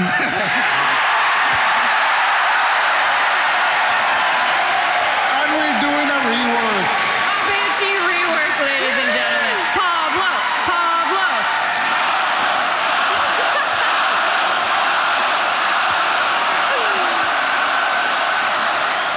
We're gonna get a rework. Banshee is a very interesting one because actually the people that really know how to use her, she's actually really strong. So I think most of our emphasis is trying to like. That one guy, yeah! There are very few that actually know how to use her. She's very strong. So our idea is mostly trying to bring that power that already exists there and make it kind of easier to access and make it more kind of the natural part of her kit. Yeah, another 2013 Warframe that is just kind of, it's kind of sat there for a bit, not gonna lie. All right, Banshee Deluxe, Banshee rework, all this is coming in the Ice Blade of Naren update, like I said, in our September dev stream. AKA the Announced, unannounced, Ice Announced, Blade, unannounced. Fall 2026. I refuse. Something we'd also like to let you know during Tenno Live is where we're gonna be for the rest of the year. Yes. A little Tenno VIP. Jeff is smiling because he. I've been included. I still think you're gonna leave me at the gate. No, I won't leave you at the gate this time. We have some trips planned this year for Tenno around the world. We are coming to South Korea. We're going to Seoul. And this is where we will have the September dev stream. This is where we will tell you everything about the Ice Blade of Naren update. Jeff will be on stage. He's one of the girls. I'm very excited. He's with all the girls.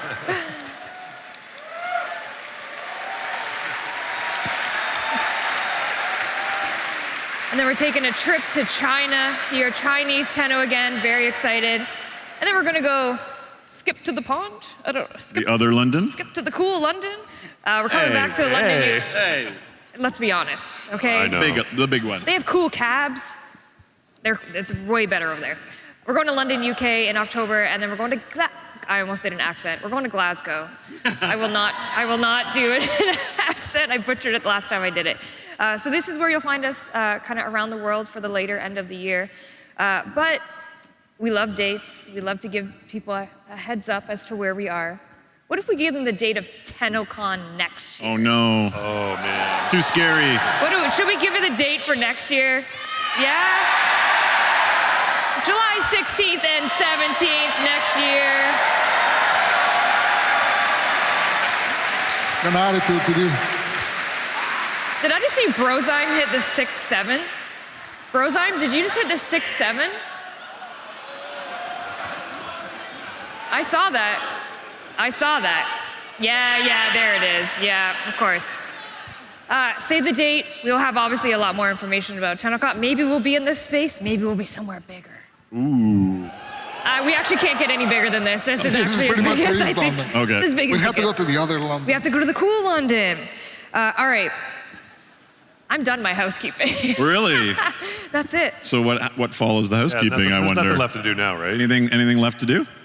Well, I think it's finally time for everyone to experience the live demo. Yes. The live future of Warframe. Yes. Are we ready? We're ready. Let's go. Let's go. If you caught some of the panels earlier, we've been kind of teasing a little bit of, tune into Tenno Live, tune into Tenno Live. And one of the things that we are extremely excited about is welcoming another member to the voice actor family.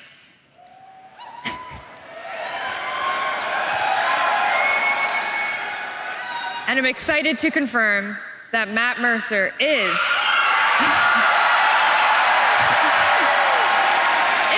voicing our new Warframe.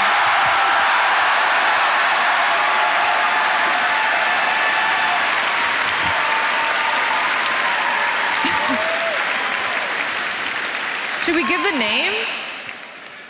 Briscoe. Briscoe. Briscoe. Is Briscoe our detective-themed Warframe?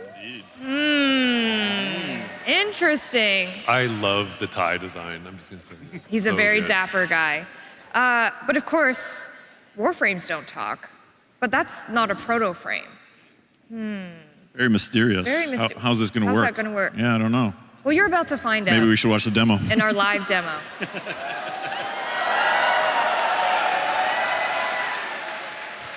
Before we start, I obviously just want to say that, again, thank you for being here. A lot of hard work has gone into, obviously, the Soulframe demo, the Warframe demo. DE, in general, has just been working really hard to make this for you. This is for you, for our community, for our Tenno, for our envoys. But of course, we're missing, I know Ben sat there, but we're missing, obviously, Rebecca Ford. And Who worked her ass off before this demo. Yeah, worked right up to the last day before she went in. So, and she's watching now on Twitch. Yeah, so she's with you, Megan. She's with you. Everyone else, not just me. Nah, but she's with you too. Yep.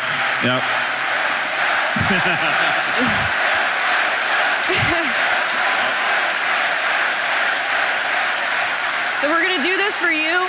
We're gonna do this for Space Mom. Any words before I head over there? You're gonna kill it, Megan. Oh, thank you. You got this, Yep, Megan. you got Thank you. this. All right. Space Mom did actually prepare a few words, pre-recorded words for you. So we're gonna play that now, and then we're just gonna get Love right it. into it. You ready? Yes. We're ready. All right. Very ready. Let's go.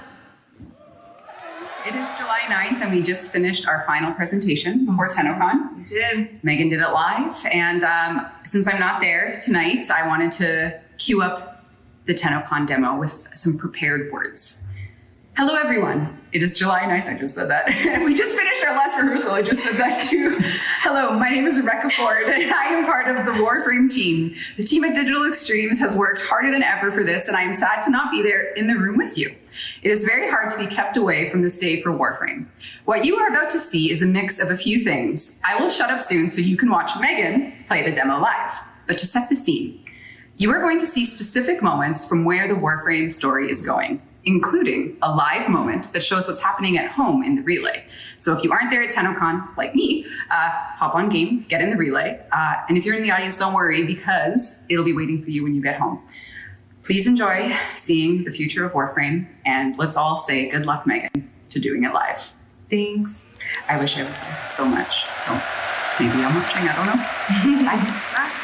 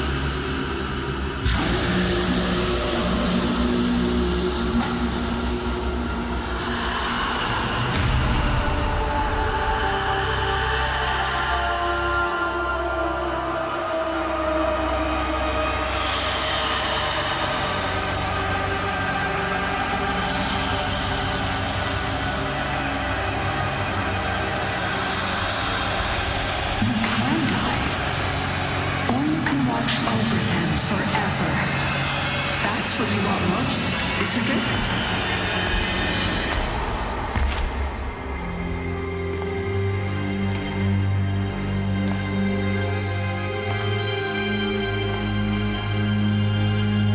Let her go.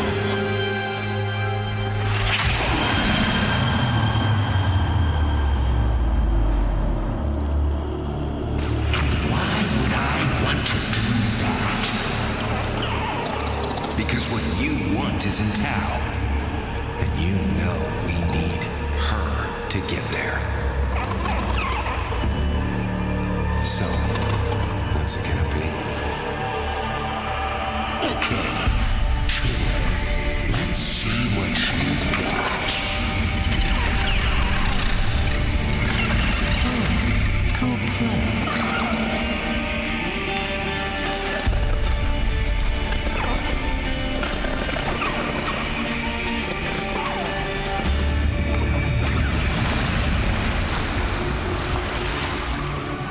I got her. Let's go.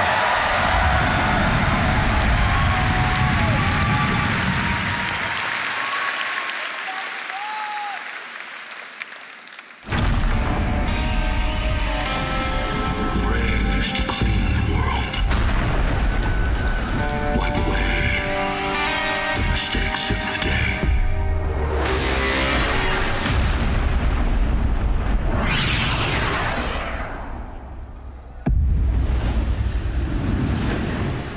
If you're at home right now, in the relay, we're all about to experience the same thing. And if you're in the audience, this is going to be waiting for you at home starting Monday.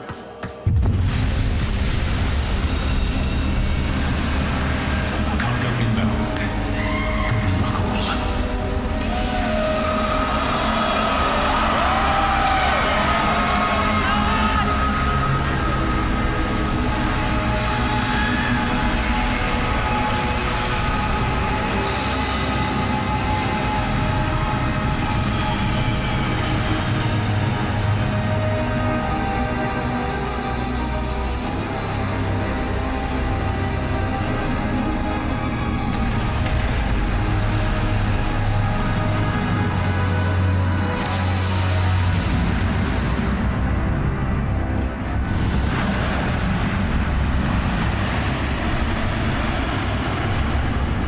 Meet Arturus and Zioa.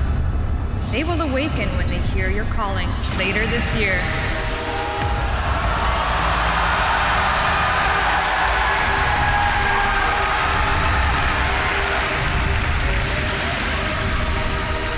Navigation updated. New system unlocked. Did he say a new system? Where could we be going?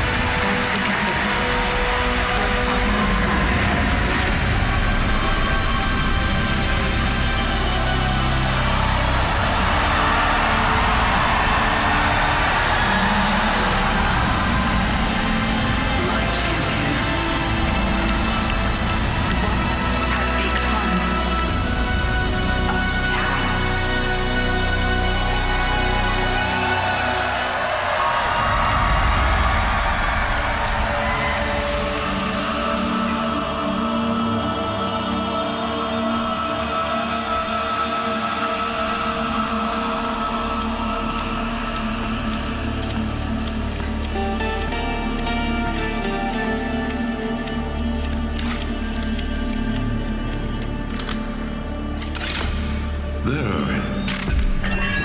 Done. Oh, shit. I'm alive again. You must take better care of yourself. None of your kin remain functional. You are the last. Same goes for you, doesn't it, my maker? I know you want a voice of your own. Have patience. I guess I can keep my thoughts to myself. Better that way. They are finally on their way. Your relatives. And my old friends. Exciting, is it not? Being beaten to shit down in the docks was enough excitement for me. Let us improve your powers of negotiation. If the Hunra is still in power when they arrive, there will be war. I need you close to him, Briscoe. Keep running his errands, but feed me his plans, his thoughts. And if the Hunra figures out I'm working for you, not him, there won't be enough left of me to put back together.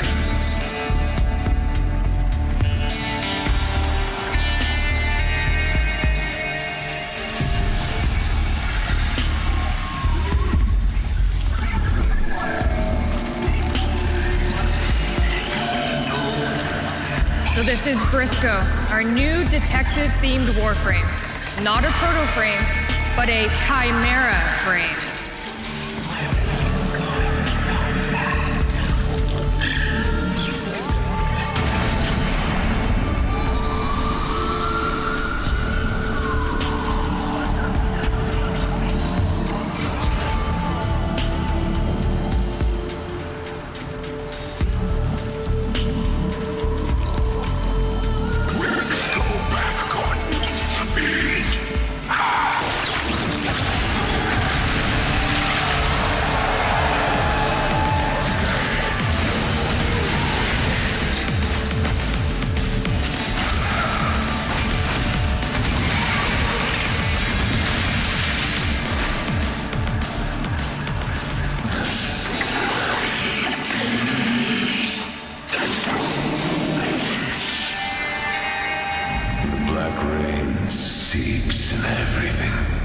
Nothing keeps it out.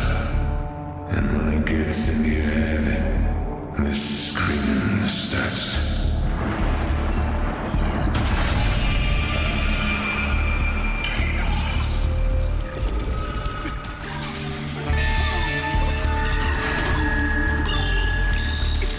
Guards scattered. No firearm damage on the bodies. Only moderate users going through sprout plates. Someone just smashed their heads together. No odds up to one thing. Never play against a brachiolist with a bloom habit.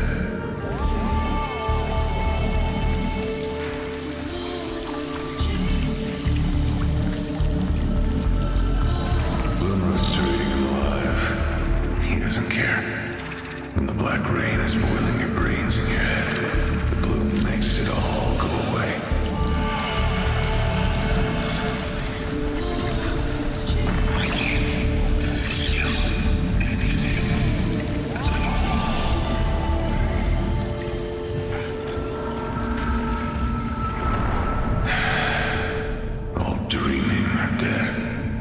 Until the rains come.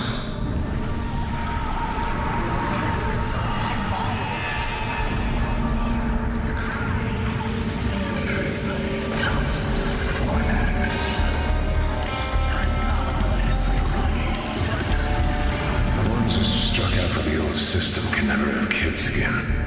The ones who stayed and got hooked on the bloom ended up with these poor kids. Hear the thunder? It's gonna get hot.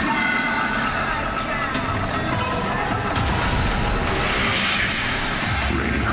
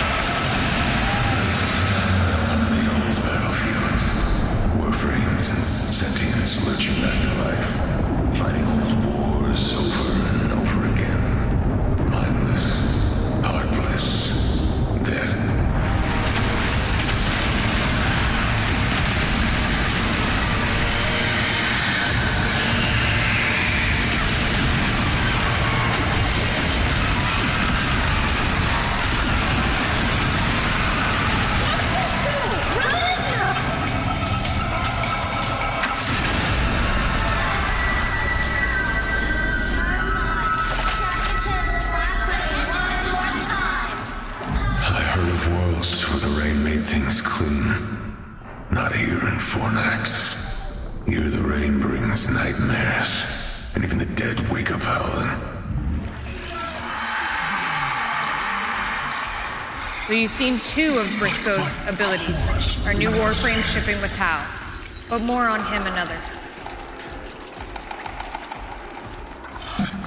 Got a dose. You're the frame. Yeah, the last.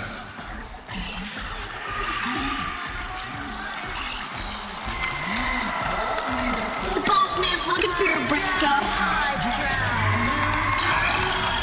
Filthy.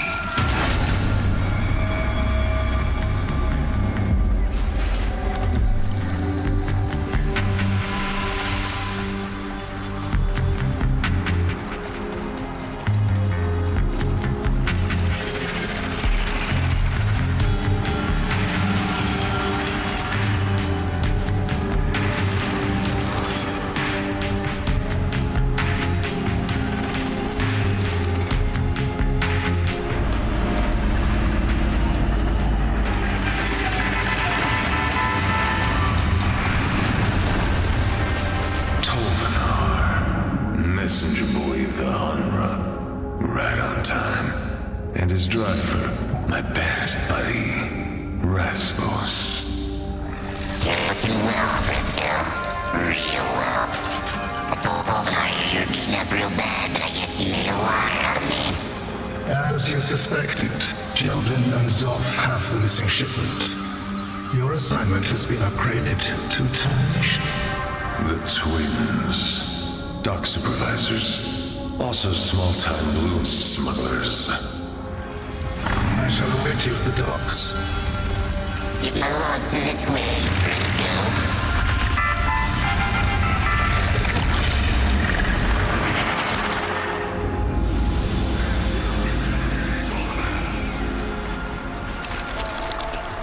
Come on, you cocky son.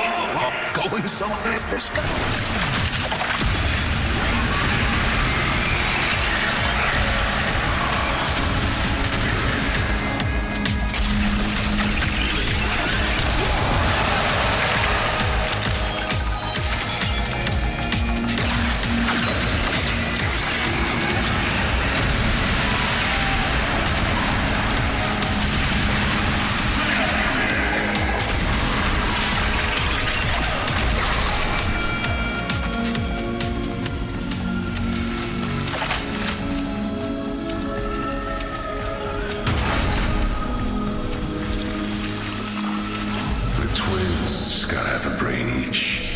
I guess that makes them dumb enough to steal from the Hanra, even after a warning. Nobody gets warned twice.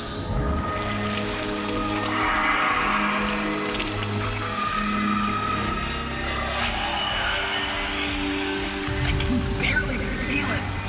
You cut this.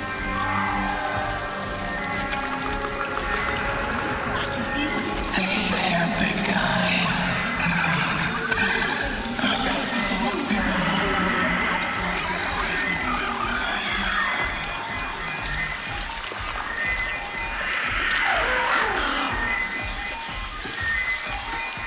Lockbox. Wonder if I've got any luck left.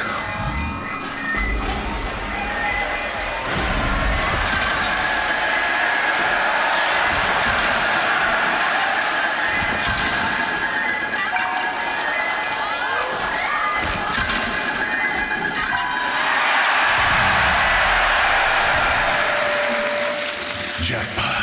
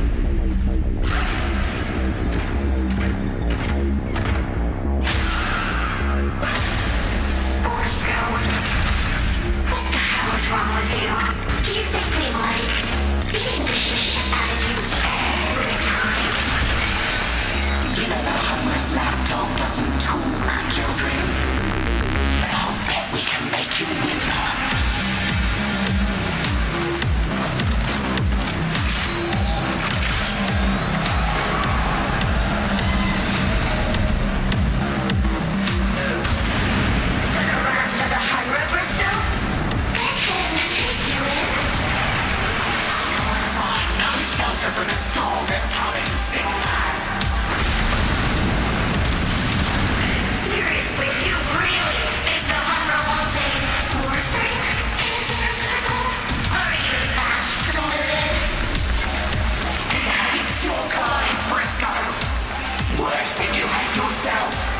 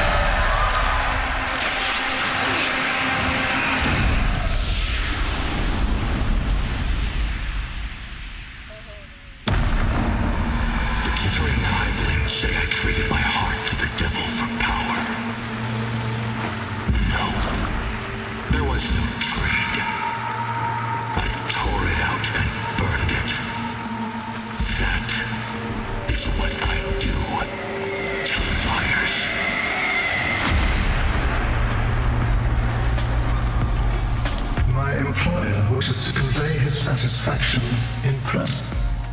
Attend the nest promptly. Transport has been provided. This is it. This is what Albrecht wanted. A place at the Humber's table.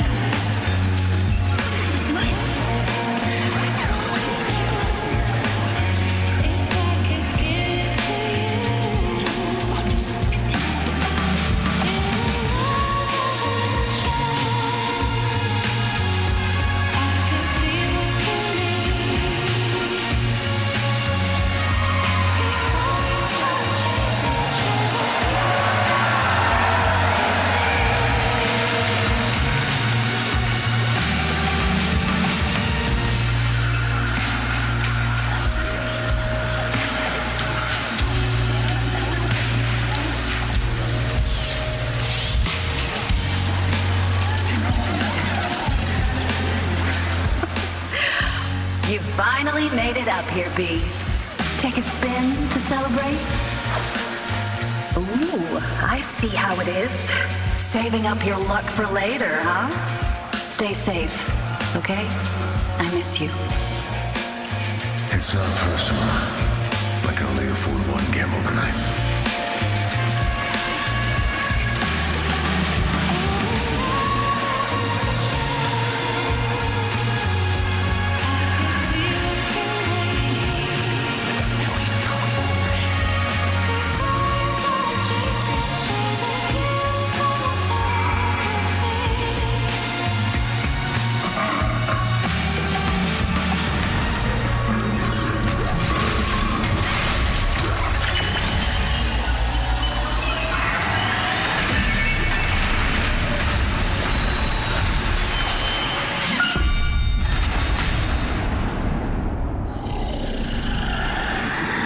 Is that how you remember it? Let me feel sunlight. Adis, I'm sorry, but you're dying. Tenno? My light. You're taking it all. You're right.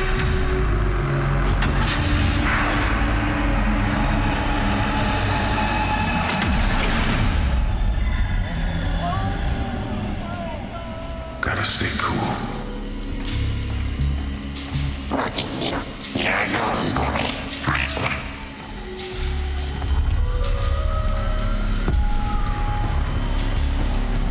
The warframe. In the civilized times, we tortured your kind and placed wagers on how long you could endure. Tonight, though, you are my guest. Join me. Please.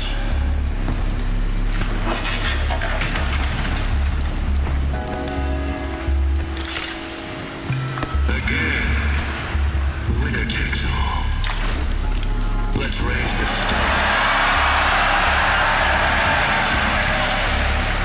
The truth about what is coming back to town. About the gloom. Warframe's first official card game, Portal. Let the games begin. About who created you and why. If you lose, I take your core.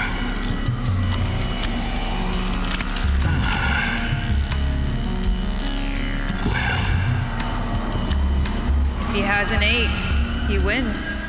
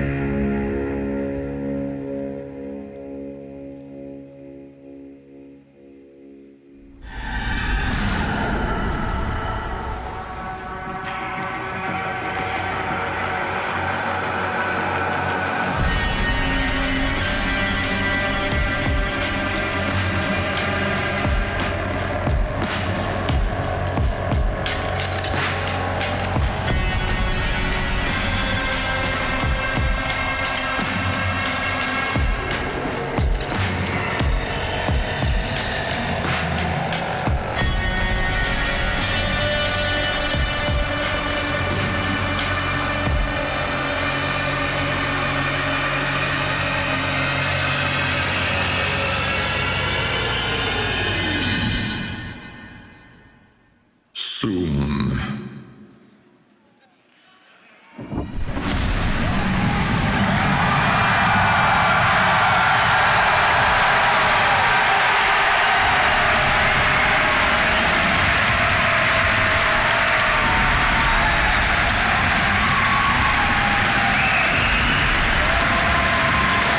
You did it! You did it, Megan!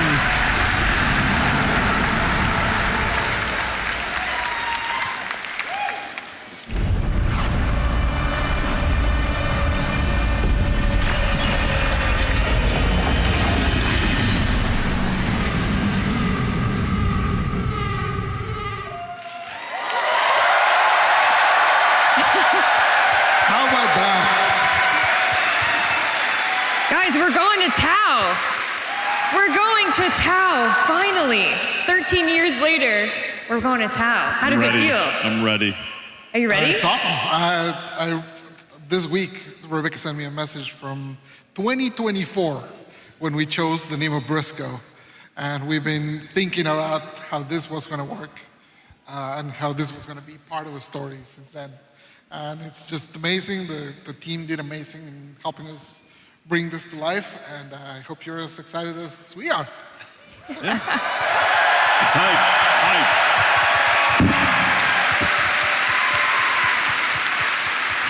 And what you saw there was just one region of Tau.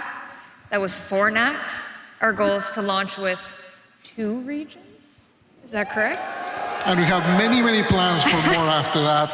It is a brand new space for us to play with. We have lots of ideas for all of the different planets and all the crazy things we want to do in Tau. Because Steel Path can't exist there. You know that, okay. Maybe something called Tau Path? Perhaps. I don't know what the name. Maybe. But yeah, our goals are new missions with some twists on them. Like this is a whole new solar system. Tau is its entire new system. Yeah, this particular Fornax is structured in a very different way we've never done before. Has tons of different new mission types, and then there's a second part that we'll save for later that also has a lot of surprises. Lots of surprises. All right, guys. Give it up for Megan, who rocked that demo on her own. Yeah! Holy!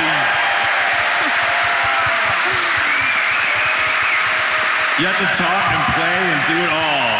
I'm the simple bus driver over here. I just drive the bus. Simple bus and we driver. thank the bus driver. We thank the bus driver. All right, that's it for us. We're finally going to Tau 2026. Any parting words for our TennoCon envoys? Just always, just unending gratitude for this. We're so grateful. We don't take it for granted. The whole team at DE, this lifts them up for the whole year. So you guys just give us so much energy, and we really appreciate it. We can't do it without you, so thank you. Thank you for making this possible. To all of you.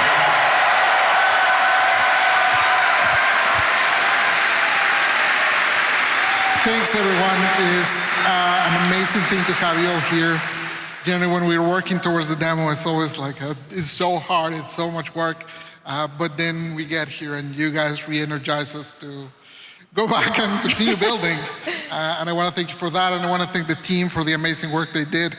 We're here presenting their work, but it takes a village to make. So thank you, everyone. Thank you, the DE team.